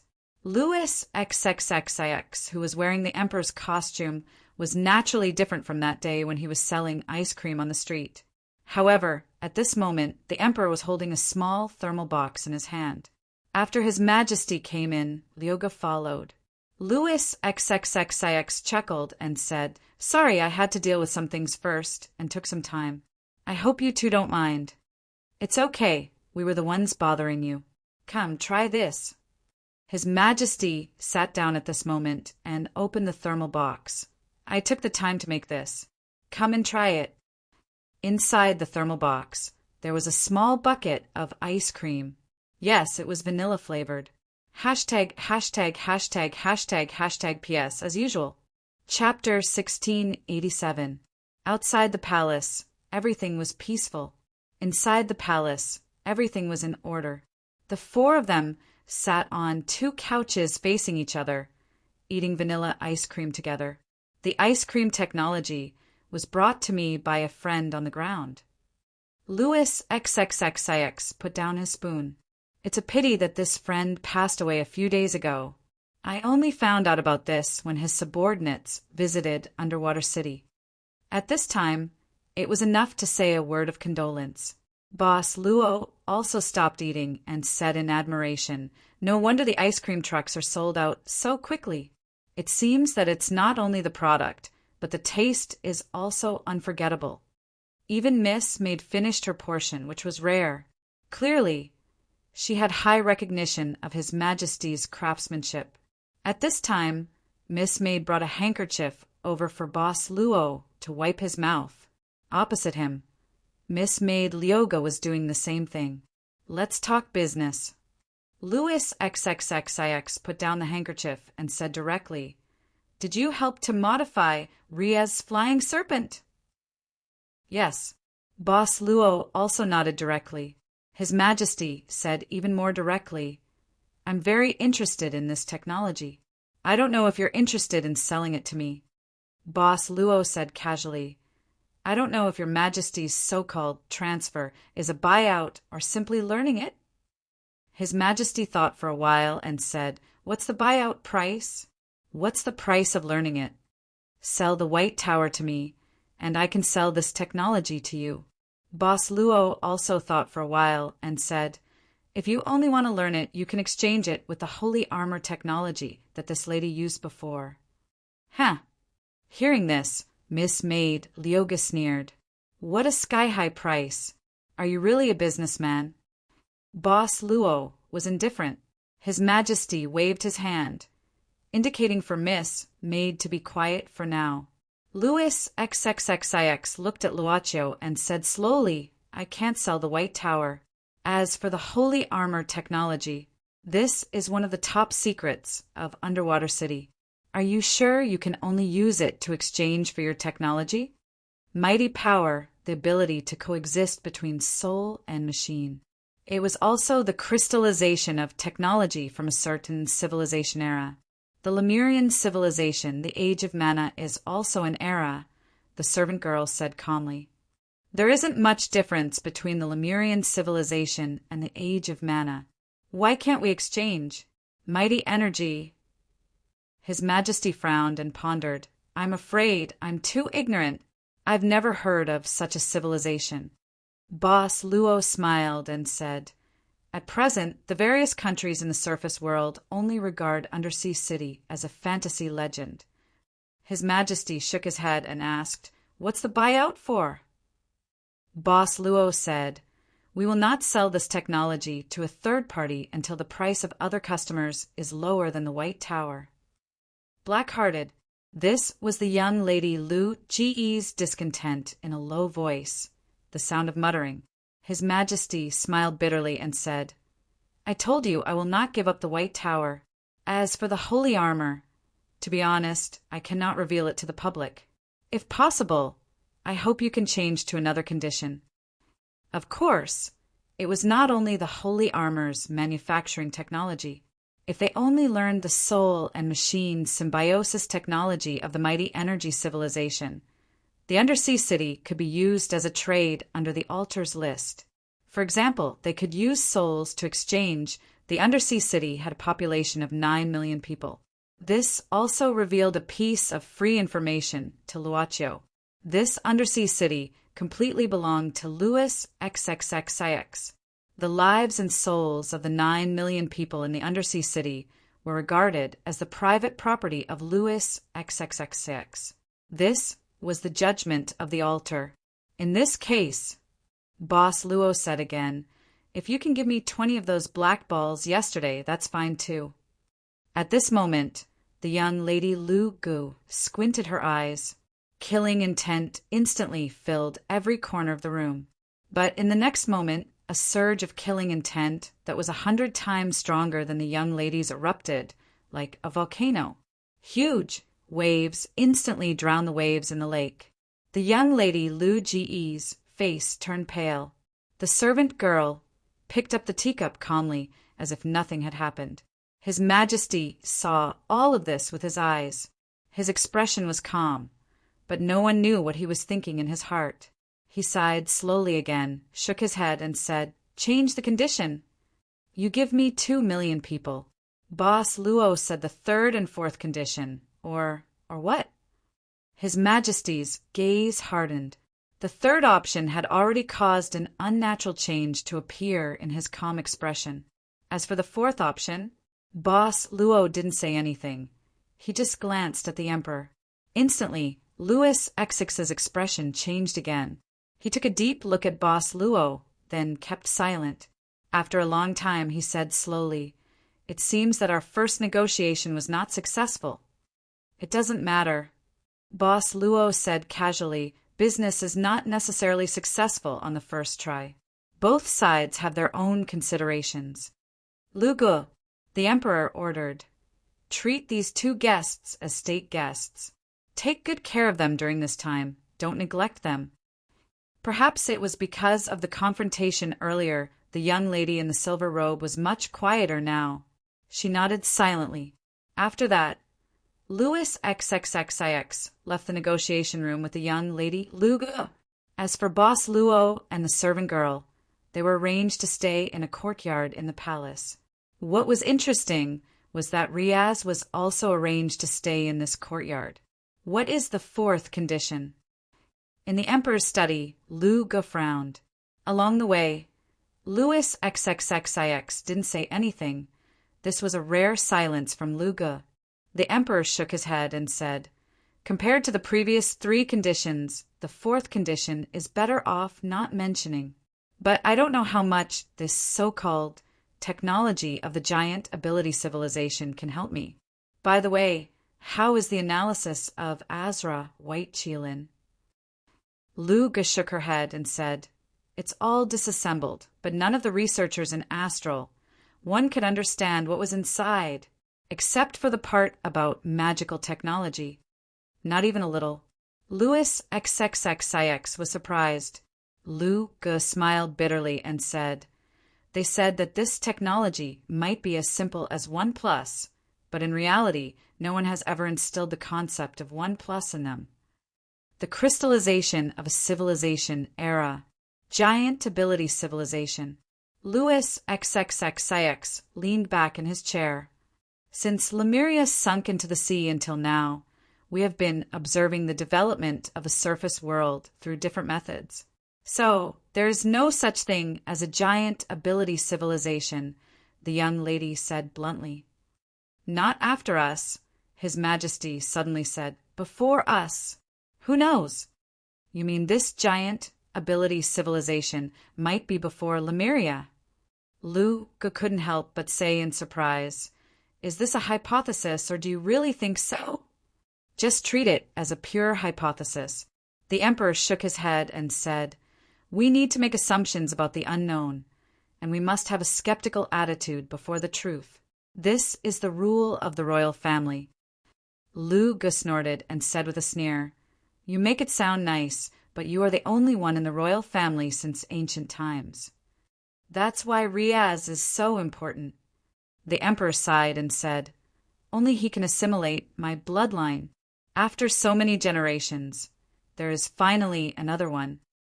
Lu Gu said faintly, "Unfortunately, it's not me. I'll leave the matter of teaching Riaz to you." The Emperor said softly, "Only you can do this. I'll leave the underwater city to you for the next few days." "Louis," the young girl Lyoga suddenly said, "you felt it too, didn't you? That power in the negotiation room? It's very strong." The Emperor nodded. "Perhaps it can compete with the current holy armor." Lu Gu said softly, "If we have two powers of the same level as the holy armor, perhaps we can— You don't know how terrifying it is." The Emperor smiled bitterly. "This isn't a matter of how many powers of the same level as the holy armor. It's a matter of the holy armor being lacking in the first place. All right, your next task is to teach Riaz well. Put everything else aside for now." "I don't know how to teach people," Lu Gu said coldly. "I only know how to kill people." "You will." Louis XXXIX stared at her. She couldn't resist the Emperor's gaze and turned her head away. She said softly, "Come back quickly, I will." Louis smiled and said, "In the underwater city, in a dark room with all kinds of pipes on the ceiling, the lamp was made from the oil of a kind of deep-sea fish. The light was yellow. In this place where the ventilation wasn't very good, the smell of the burning oil wasn't very good, but that was all. After all, if they used magical tools, they would be easily detected. A group of people gathered in this small space. They cleared out an empty space in the middle, and there were 4 corpses on the empty space. One of the corpses only had half of its body left. Silver Moon Witch. It's her. She planned this operation. If it weren't for saving Longang, we wouldn't have lost so many of our companions. 69 people. 69 people, and only 3 of them came back alive. They only brought back the corpses of 4 of their companions. You're saying that we shouldn't have saved Longang. If we could have saved him, it would have been worth it. But we didn't save him, and we sacrificed so much. It's not worth it. This time it's already like this. What about next time? Next time, if the kingdom's government publicly executes him, should we save him or not? You tell me. After a long silence, a faint voice said, "Unless we all die, even if there's only one left, we have to save him. Otherwise, destiny will lose its reason to continue existing." When the crowd heard this, they all stepped aside. At the entrance of the passageway, a one-eyed hunchbacked old man slowly walked over with the help of a young man and a woman wearing a black robe and a veiled face. Everyone in the dark basement bowed their heads and respectfully called out in unison, "Master Karen!" The one-eyed old man slowly walked over. When he passed by the place where the corpses were placed, he paused for a moment, then knelt on the ground and muttered something as if he was praying.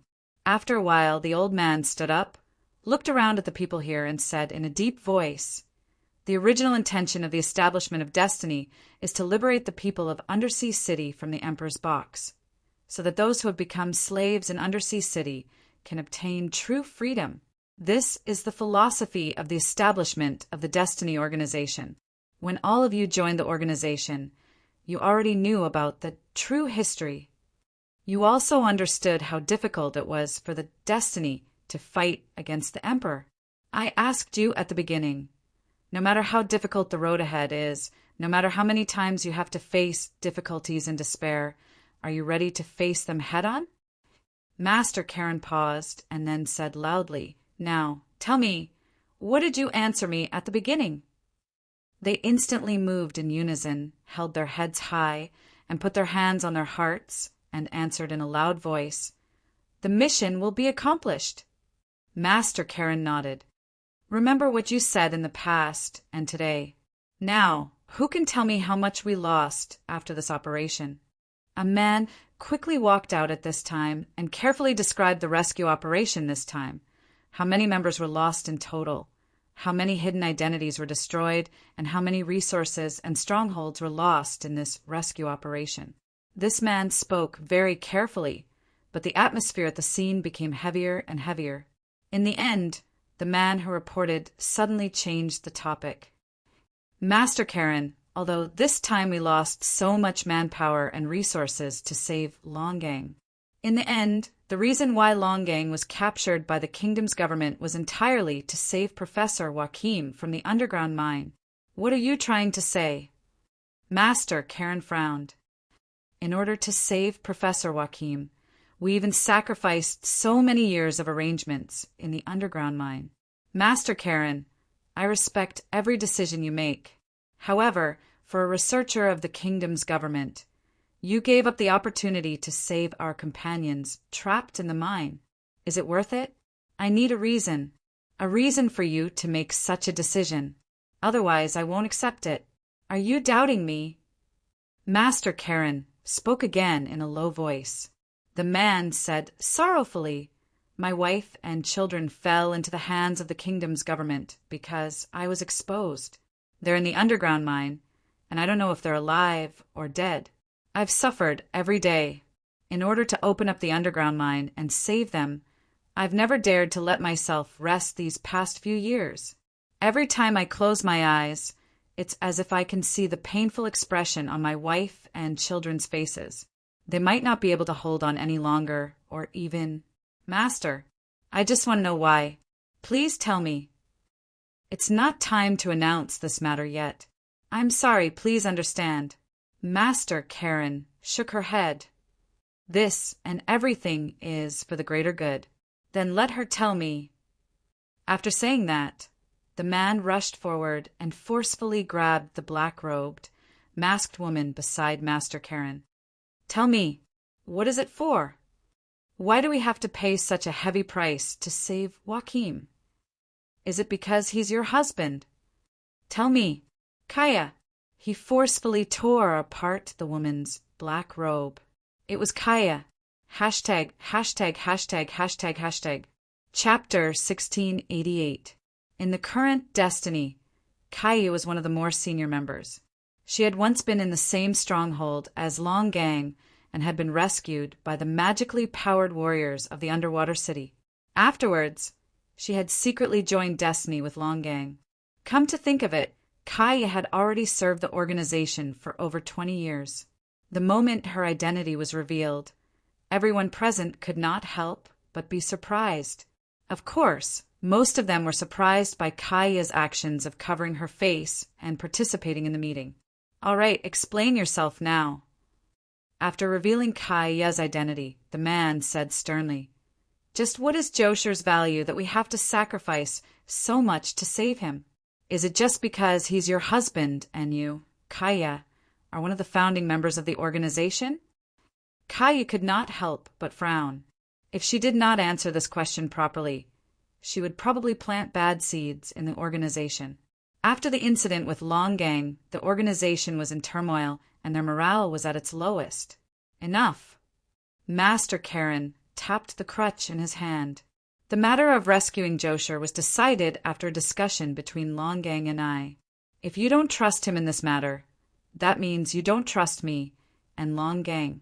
Do you think Long Gang is someone who would act on his own for personal gain? He saved you. He saved most of you here. You know better than me what Long Gang is like. Master, the man bellowed out in disbelief. All right, I'll speak. Kaya sucked in a deep breath and looked at everyone. She said sternly, I'll tell you the reason. Kaya? Master Karen frowned. Master, it's all because of the organization. He sacrificed his companion for everyone. There's nothing to hide. Kaya shook her head. I believe that many people here know that my husband, Josher, is a researcher in Astral 6.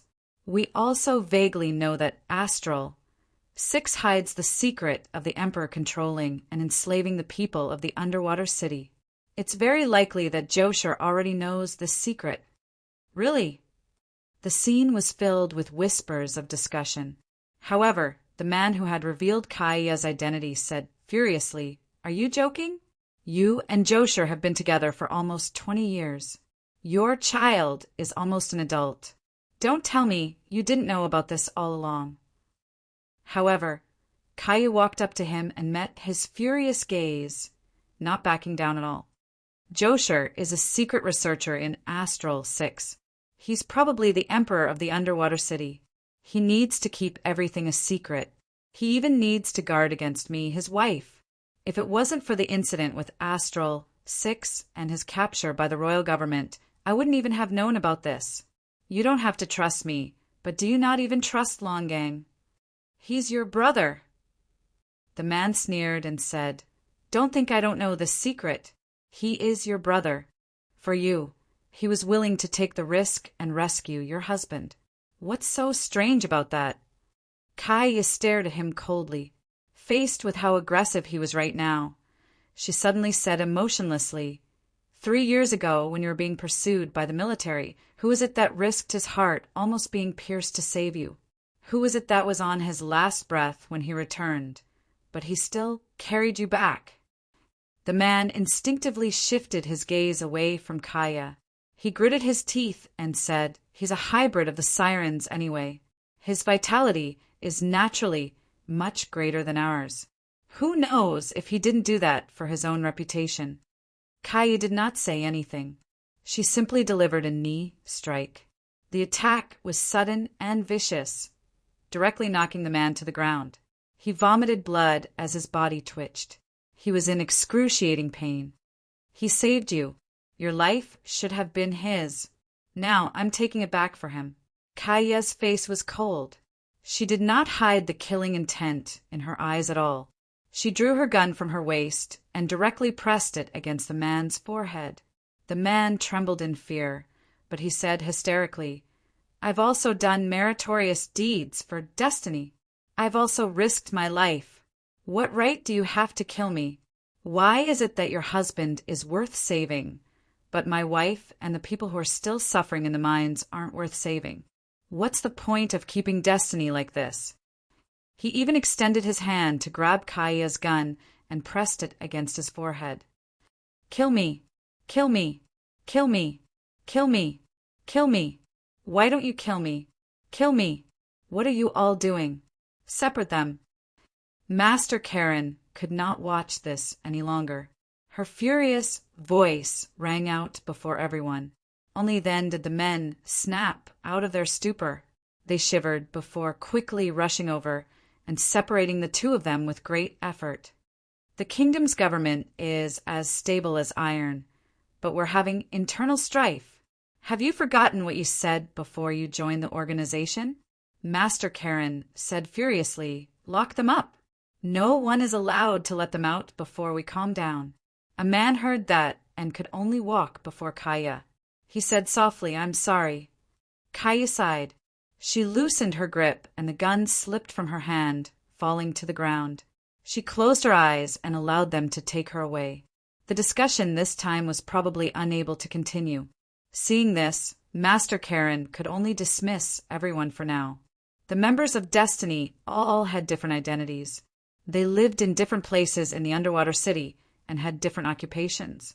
Some of them had left their posts for too long, which would easily raise suspicion. The secret room used for gathering was now empty.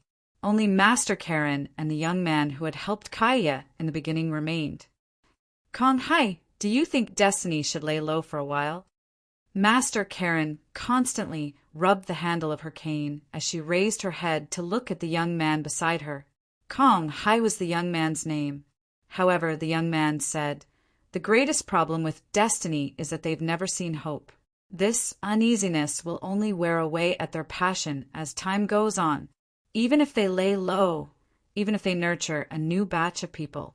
But how long do you have to wait for someone like Longang to appear?" Master Karen remained silent. The young man continued slowly. Longang's value doesn't lie in his abilities. It also lies in his relationship with the Siren race. To be honest, losing Longang is a loss that Destiny won't be able to make up for in 100 years. "You mean we still have to save him?" Master Karen could not help but frown deeply. "That's up to you," Kong Hai said indifferently. "After all, you're the leader of Destiny." Master Karen laughed bitterly. "I don't have the right. I've just been a coward. I've been hiding until now. I've only picked up this hot potato because I've waited until those who can bring me hope died." Kong Hai said emotionlessly, "The dead have no value. Only the living have value. Being able to live until now is a talent in itself." Master Karen shook his head. After a long moment of silence, he seemed to have made a decision and said in a low voice, "The palace gave me a notice before, asking me to enter the palace to teach a student. You can be my assistant and come with me to the palace." At this time, Kong Hai frowned and asked curiously, "Student? Who is it?" Master Karen shook his head. "I don't know, but this order was directly given by that witch. The military police were even dispatched, and the notice was sent directly to my house. My housekeeper must have been scared out of her wits." "When do you plan to go?" Kong Hai asked again. Master Karen thought for a while and said, "Tomorrow morning." "It's too late today." Kong Hai nodded. "Then I'll go back and prepare." "Go." Master Karen waved his hand. "I'll stay here for a while to think about something." When they saw Riaz before Boss Luo and Miss Maid could speak, this young man wrapped in gauze bowed his head apologetically. "I'm sorry. I've implicated you. I'm really sorry." "Why do you say that?" Riaz smiled bitterly. "It must be because of Asala. I know what happened to Asala during the competition. That's not the technology of our underwater city. You see, even I can see it. How can the kingdom's government's technicians not know? Boss Luo smiled. Even so, it's not your fault. Riaz opened his mouth. Boss Luo sat down. You see, after we agreed to be your support, we began to modify your serpent. In fact, before the modification, we were already prepared to be discovered and thought of some consequences. Then why did you? Boss Luo smiled. We are merchants. Merchants have to do business. This modification of Asila can be said to be an advertisement. You should understand that no matter how good the description is, it's not as intuitive as actually seeing it once. So, Riaz reacted instantly. Your technology has been noticed by His Majesty. Miss Maid continued.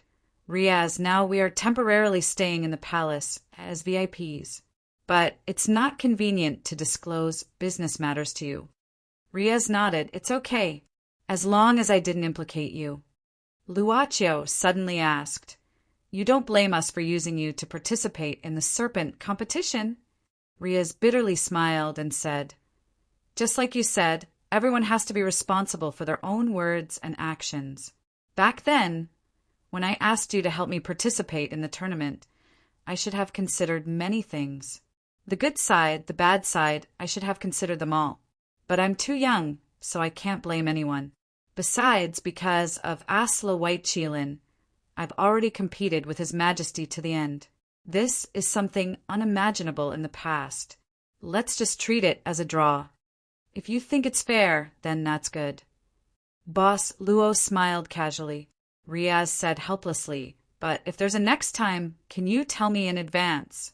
When Asila suddenly spoke to me, it really scared me.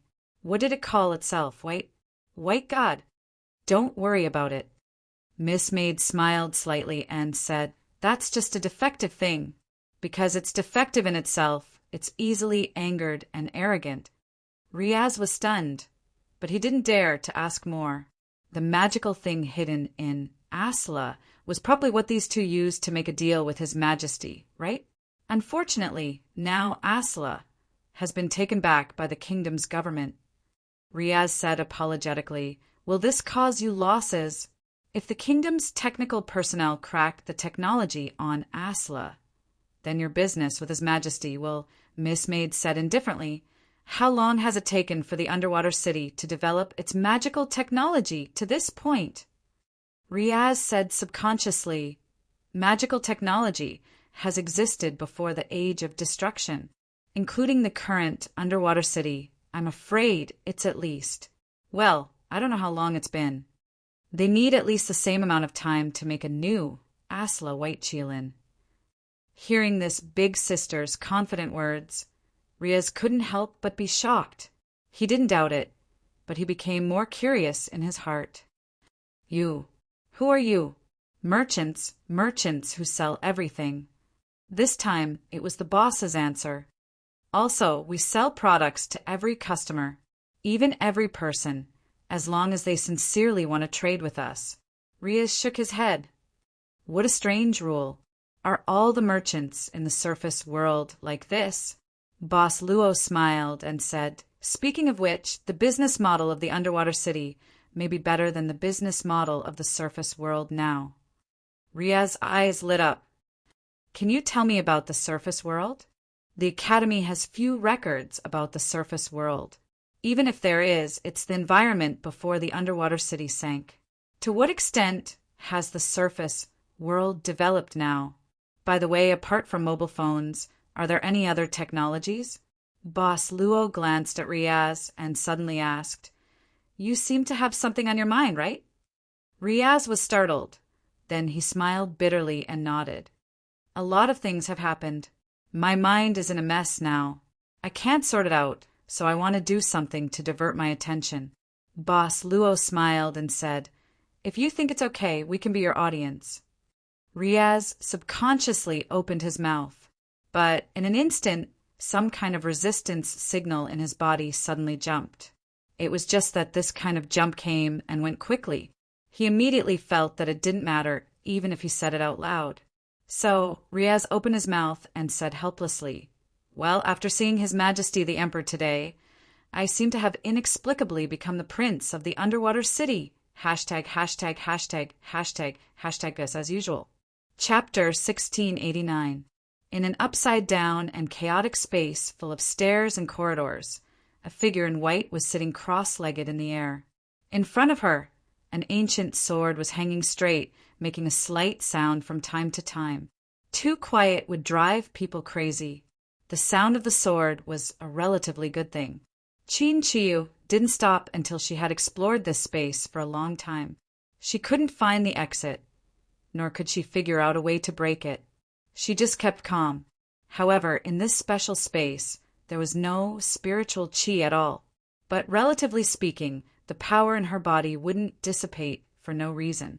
With her cultivation, it was easy for her to abstain from food. Gong Sanhua and Gong Fanqing were imprisoned in the Penglai treasure house for 500 years. They didn't eat or drink, but they were still vigorous. Chin Chiu slowly woke up from the state of meditation, but a trace of surprise flashed in her eyes. I didn't expect that this place could make my cultivation method closer to the next level. Chin Chiu couldn't help lowering her head and pondering. Only the sound of the green lotus sword accompanied her. Maybe it's because of the weird environment here, which is very suitable to be a touchstone for the cultivation method of Huanjindao. Then, she already had a plan. I'll comprehend the cultivation method of the sect and master's Green Lotus Sword Classics in this place. As the saying goes, one sword can break 10,000 strands. Since she couldn't find a way to get out of this weird space, why not wait until the 3-foot-long sword in her hand was sharp enough? She was a cultivator and also a seeker of Taoism. In fact, she could cultivate anywhere. Every day was cultivation. The mortal world was good, and so was the dangerous place. The white fairy closed her eyes again, gradually forgetting everything around her. A pair of eyes were on the ground, indifferently looking at the octahedron floating in the air. A girl in a silver robe. After a while, a voice came from behind. It was the voice of a maid in the imperial palace. Lady Liuga, Professor Jean Kailuan, is here. The maid looked at the girl in the silver robe in front of her respectfully and said, "Got it. Send him directly to Tianjin courtyard." Liuga twirled her hair and ordered indifferently, "Tell Kim Kailuan that his daily teaching time is only in the morning. Before he leaves today, have him submit a teaching assignment to me." "I understand, Lady Liuga," the maid hurriedly replied. "What's the reaction of those 2 foreign guests?" Lu Gu suddenly asked. The maid replied he didn't have any special reaction, nor did he make any special requests. He only said that he didn't need any servants. "You really didn't ask for anything?" The young girl, Lu Gu, frowned. The maid thought for a moment and said, "I did ask about some fresh ingredients. Other than that, there's nothing else." "Really?" This time the young girl, Liuga, even turned around and looked straight at the maid. The maid panicked, but she still insisted. "All right, go do what you need to do." The girl, Lu Gu, shook her head. "Remember, whatever the 2 foreign guests said and did, remember it all. Don't leave anything out. If they ask about His Majesty, just say that His Majesty is busy these few days and will summon them again when the time is right." "Understood. Go." The maid left, and Lu Gu stayed here alone. This was the royal courtyard where Chin Chiu was arranged to stay by Louis XXXX. She directly lay on the grass like this. As if she was tired, the young girl slowly fell asleep. "One day, I'll let this green spread all over the streets of Undersea City and let the fragrance of flowers fill the air. How's that?" She suddenly opened her eyes and sat up abruptly. Looking around, she lowered her head and murmured, "Louis!" The identity of the prince of Undersea City and the first successor wasn't made public. Even the servants and maids in Tianjin courtyard didn't know about it. But everything here was built according to the specifications of His Majesty's residence. The servants and maids who worked here naturally didn't dare to neglect it. Of course, The number of guards here could be said to be the second most in the imperial palace. Therefore, even when the student who needed to be taught appeared in front of him, Professor Kim Kailuan still didn't know about Riaz's identity as a prince. Then, Riaz, this is Kong Hai, my personal assistant. Professor Kim Kailuan adjusted his glasses and said slowly, "He'll finish your studies with me." Sitting in the wheelchair, Riaz nodded silently. He actually didn't want to accept such a course, but in the end he still came. This was the suggestion from that mysterious big brother. Boss Luo said that there was nothing wrong with learning more things. Maybe in the future, it could be used coincidentally at a critical moment. In fact, Riaz thought that there weren't so many coincidences in the world. But in the end, he still came, not only him, but Boss Luo and Miss Maid were also present at this moment as auditing students. Professor Kim Kailuan was a bit surprised, but didn't object. This old man had white hair, looked weak, and spoke very slowly. Riaz couldn't arouse any interest in him from the beginning. I specialize in the history of the underwater city, as well as some research on the group structure of the sirens. Professor Kim Kailuan said slowly, since this lecture was arranged by Lady Lyoga, then I'll mainly teach you these two courses. Let's start with the historical changes of the underwater city. Okay, Riaz responded weakly. Professor Kim Kailuan didn't care about Riaz's perfunctory attitude at this time. So, Riaz, how much do you know about the history of the underwater city? If possible, please briefly explain the birth of the underwater city. Riaz continued weakly. In the Lemurian era, a terrible disaster came. All the people of the Lemurian civilization suffered from a strange disease. There was a special ray in the sunlight that would cause the body cells of the Lemurians to collapse, resulting in death. In the situation of the strange disease, because the Lemurians didn't react in time, the death rate was as high as 90%. In order to effectively avoid this harmful ray in the sunlight, the Lemurians had to launch the underwater city project. It took them nearly 100 years to build the prototype of the underwater city. After that, the remaining Lemurians moved into the underwater city to preserve it. Professor Kinkelin nodded. So, do you know what caused the Lemurians to suffer such a terrible calamity? Riaz said, the textbooks didn't mention it. How would I know?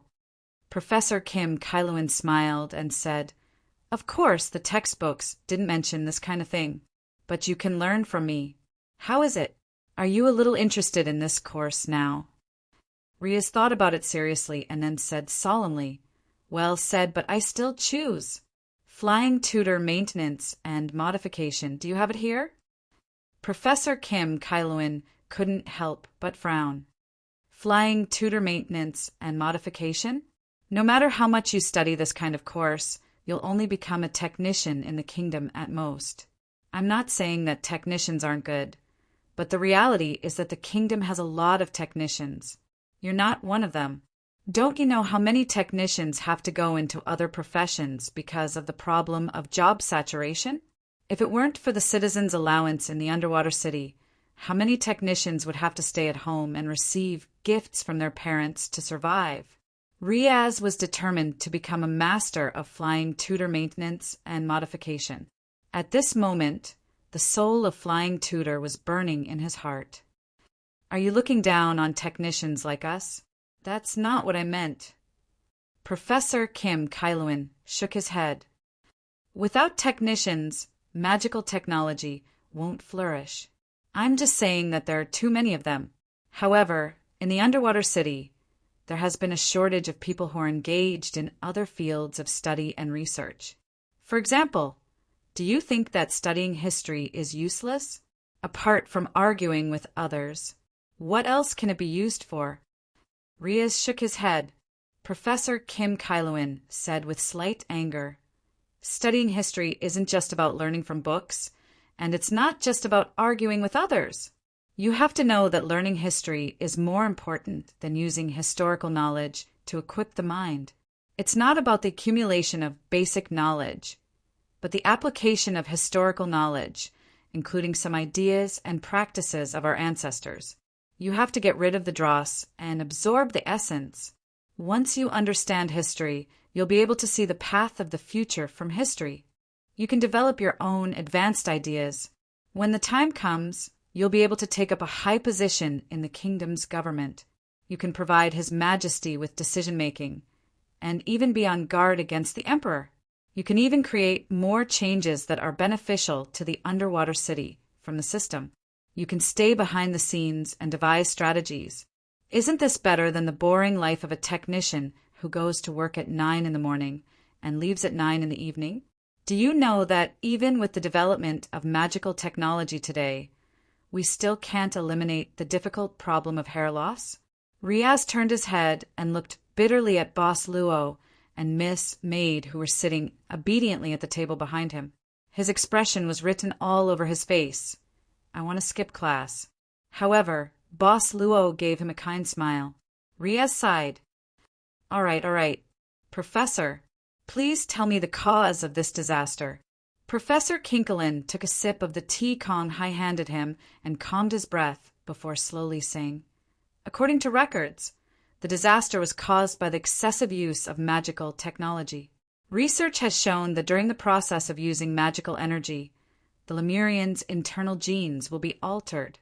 This change is due to the Lemurians gradually evolving supernatural abilities outside of technology. In the Lemurian civilization before the underwater city, the Lemurians could even produce magical energy without the use of magical cores. However, it was this change that ultimately destroyed the Lemurians' right to live on the surface. Therefore, the real cause of this disaster is the development of magical technology. Can't I wear a protective suit? Riaz asked with a frown. Professor Kinkelin shook his head. The protective suit can only protect you for a while. Can you promise that you'll wear it all the time and never take it off? Something like a large shield? Riaz thought for a moment and said, our technology should be able to do that. Look, the underwater city's army has a specialized magical shield, right? It's used to block the attacks of the sirens. After the disaster, the tectonic plates of the earth began to shift. Now, magical ores can only be mined in the deep sea. Professor Kinkelin shook his head. If we still live on the surface, once the supply of magical ores is cut off, then won't the people inside the shield be waiting for death? Riaz opened his mouth, but could not think of a rebuttal. May I ask, who would cut off the supply of magical ores? The question was raised by Boss Luo. Of course, Luochio followed the principle of asking questions in class and raised his hand. Professor Kinkelin looked at him in surprise and said calmly, the sirens. Why would the sirens do this? Boss Luo asked curiously again. The sirens should be a member of the underwater city. Logically speaking, they shouldn't have done this in the beginning. Could it be that the sirens won't die from the fatal rays in the sun? We'll talk about this when the other course starts. Professor Kinkelin waved his hand. Let's not talk about this topic today. Also, you have too many questions. As auditing students, be more self-aware. Boss Luo smiled slightly and just nodded. Professor Kinkelin directly threw a book to Riaz. This is the textbook I wrote myself. Today, I'll tell you about the life of the first emperor of the underwater city, Louis I. Listen carefully. I'll check your homework tomorrow. Riaz pursed his lips and opened the textbook. While listening to the professor's saliva flying in front of the classroom, he began to draw a stickman comic page by page in the lower right corner of the book. The morning passed quietly just like that. In the afternoon, Professor Kinkelin left the palace with his assistant Kong Hai. Then came the afternoon class. This time, Boss Luo and Miss Maid were rejected, because the person who taught Riaz in the afternoon was Miss Lyoga. What can you teach me? Royal bloodline, the use of blue blood power. Miss Lyoga directly threw a sword to Riaz. Today, I'll teach you how to kill people. Riaz suddenly widened his eyes. Somewhere in the deep sea, a submarine that was not much smaller than the original Nautilus slowly sailed into a huge trench in the deep sea.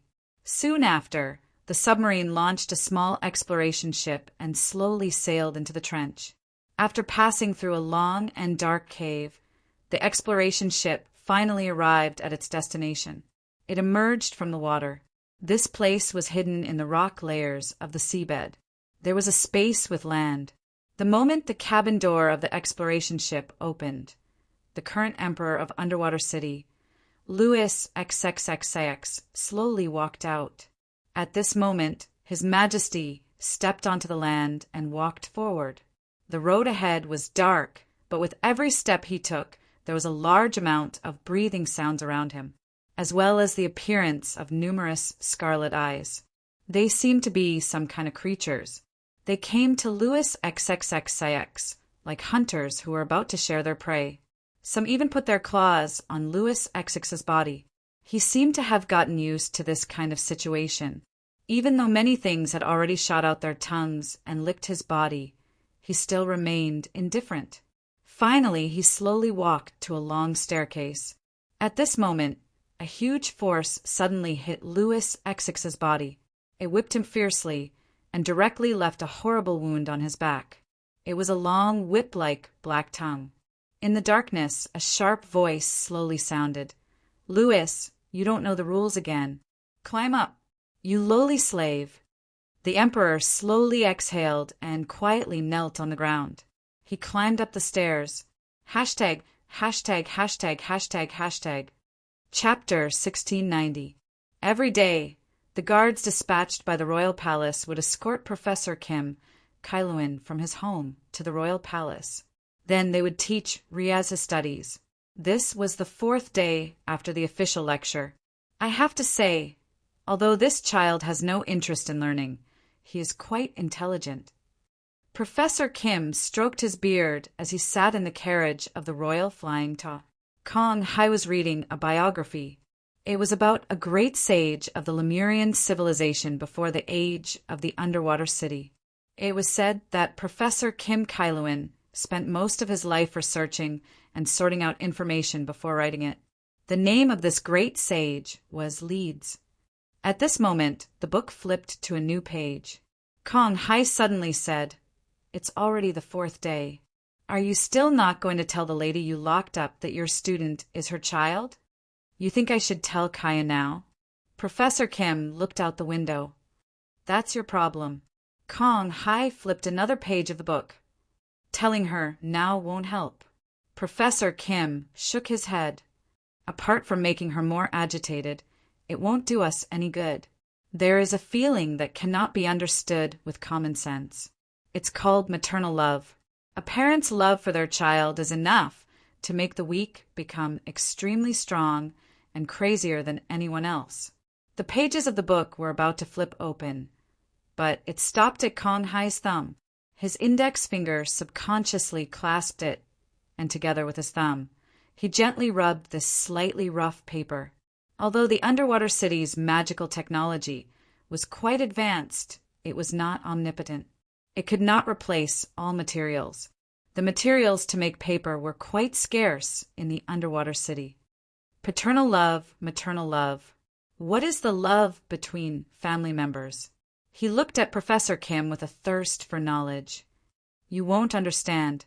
Professor Kim Kailuan smiled and said, "But those who do will naturally understand." Kong Hai was stupefied. He then raised the biography written by Professor Kim and pointed at a line of words. "There's a typo here." "Nonsense." "How could I make a typo?" "You did." "Nonsense. I don't make a typo. If there is, it must be a problem with the input method." The flying serpent slowly entered through the side door of the imperial palace and soon arrived at Tianjin Courtyard. Professor Kim Kailuan walked out of the carriage with a flushed face and an indignant look on his face. Kong Hai calmly followed Professor Kim Kailuan. They walked in the corridor. The palace guards led the way in front and watched from behind. At this time, the professor suddenly said in a low voice, "Later, I will ask to take Riaz to the royal library. Look carefully and note it down." Kong Hai shifted his gaze and then nodded imperceptibly.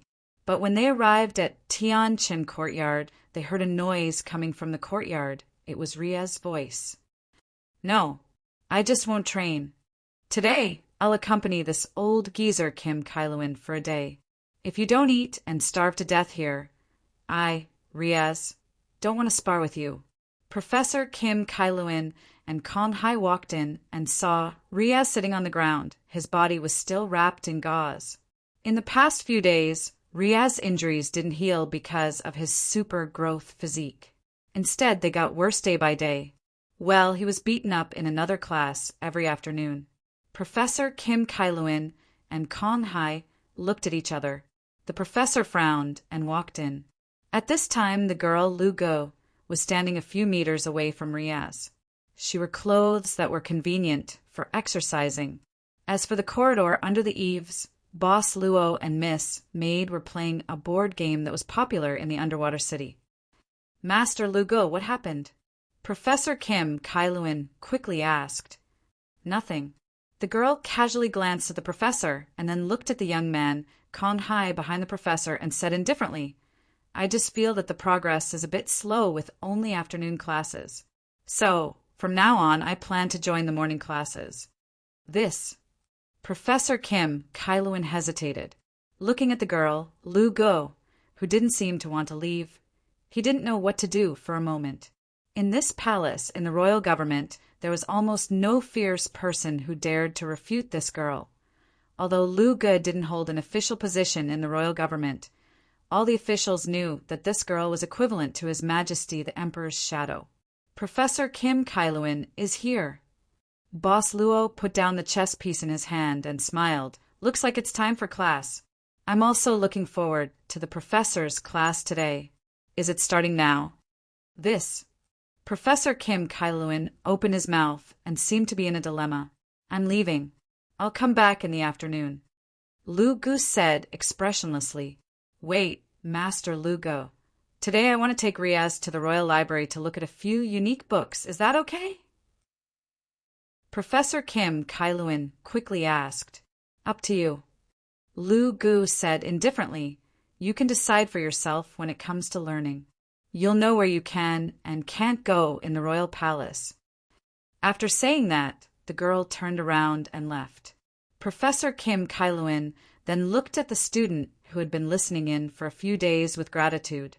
In the past few days, except for the first time when he was scolded by Kim Kailuan, this auditing student didn't ask any more questions, but he still listened carefully in every class. Maybe he's really a knowledgeable guy, so I'll treat him a little better today.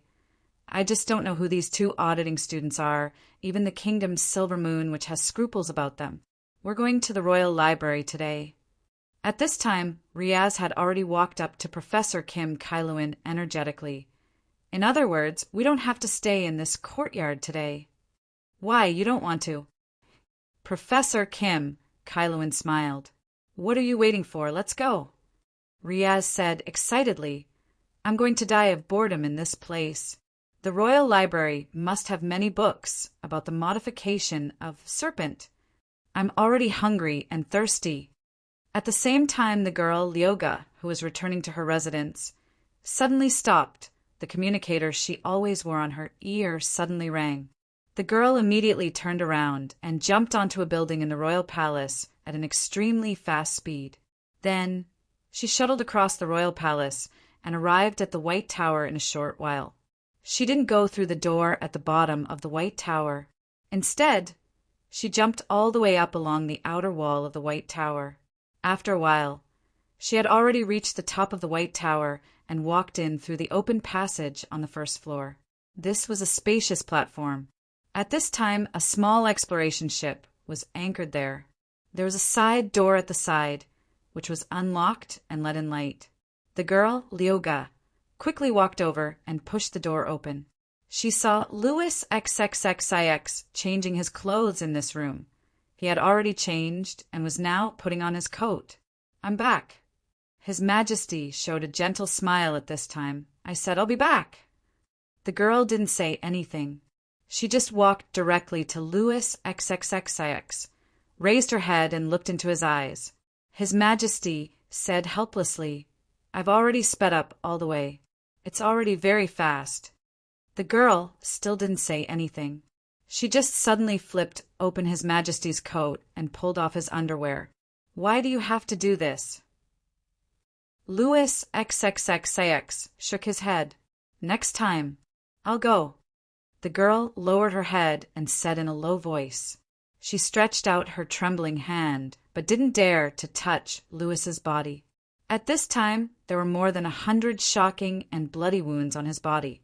There was even an even more horrifying wound on Louis's waist. It looked like he was bitten off by some kind of wild beast.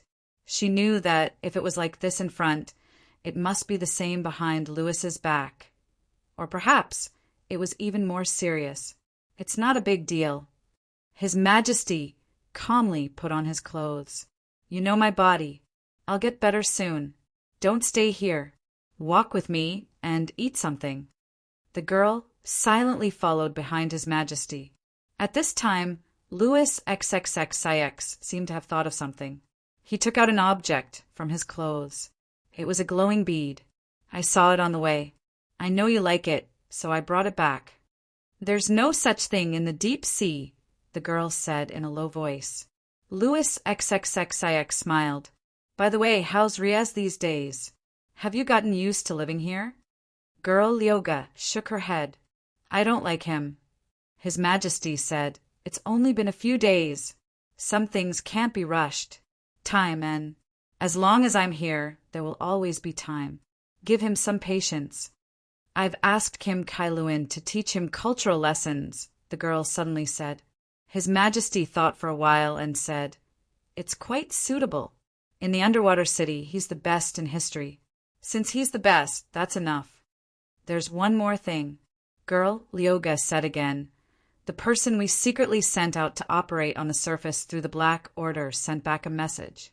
Now, the Black Order is in the hands of a woman called Lamias, and we've already contacted her."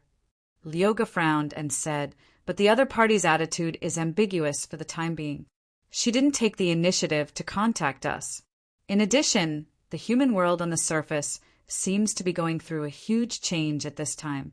Extraordinary powers have appeared one after another in every country. The rulers of the big countries among the humans seem to be holding a joint summit to discuss countermeasures to deal with the extraordinary society. If the humans on the surface have really started to enter the extraordinary society, maybe we can wait a little longer."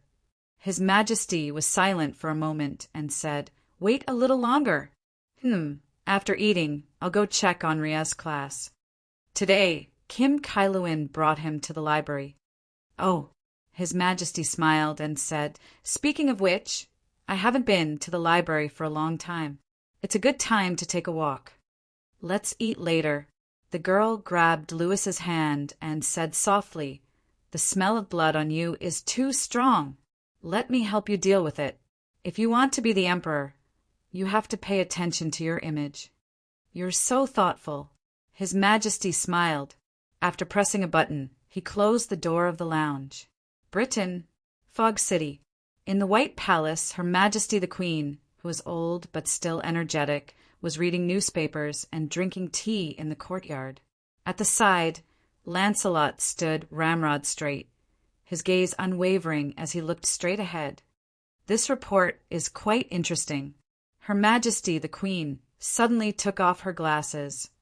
"It says that a child was born with strange magic power. As long as a man and a woman hold the child's hands at the same time, they will fall in love with each other. Guess what happened after that?" Lancelot didn't move her head and just looked over. Her Majesty the Queen pursed her lips and said with a smile, "The town where the child lives has been very popular recently. It's almost to the point where the demand can't meet the demand. Your Majesty, you should take your medicine." Lancelot said expressionlessly. Then he took out a box of pills that had been separated into different sizes. "Oh, I hate these strawberry-flavored things," Her Majesty the Queen said with a bitter face. "Won't they consider my taste and make them banana-flavored?" Lancelot just pretended not to hear the complaint. She just took out the pills meticulously and then urged the Queen, who was unwilling to take the medicine, to take the pills. At this time, a figure came over quickly. Mr. Gareth, the current head of the night organization, who wore a pair of gold-rimmed glasses but had serious eye bags, quickly walked to Her Majesty the Queen's side and handed her a document. Your Majesty the Queen, Mr. Gareth said quickly, the location of the conference has been decided. It's in Hua Nation. Oh, Her Majesty the Queen was a little curious. I remember that the entire Western non-human world seems to have a tacit rule that they don't step into this country easily. This time is different. Mr. Gareth shook his head and said, this time Hua Nation took the initiative to propose. Moreover, I have already read the information about the place where the conference will be held. If it is as Hua Nation said, then it will be a very safe place. Since it's decided, then go. Her Majesty the Queen put the document on the table without even looking at it. I'm old. I can't walk much, and my health is not good. Gareth, you go in my place. Mr. Gareth nodded silently and glanced at Her Majesty the Queen. Why are you wearing this tennis jersey today when you're old? What? Kelowna Shinryu, who was working hard on a difficult level dungeon, looked up at a man in a black suit in front of him. Say that again. The man had no choice but to brace himself and say, Master Long, a summit meeting between the big countries is going to be held here soon. The Bureau hopes that you will be able to attend when the time comes and hold the fort. What does a meeting between the major countries have to do with me? Long Shirua's mouse was moving in a Z shape at this time. And are your heads caught in the door? Why do you have to come to this broken place of all places? The man in black smiled bitterly and said, Lord Long, it's not like you don't know that magic is forbidden here. Moreover, it doesn't distinguish between friend and foe. All extraordinary powers are useless here. Tell me, in this world, other than here, is there any other place that is safer than here? I'm not going. Long Shirihua snorted coldly and moved the mouse again. Then she said loudly, Pianqian, close the door and see the guest out.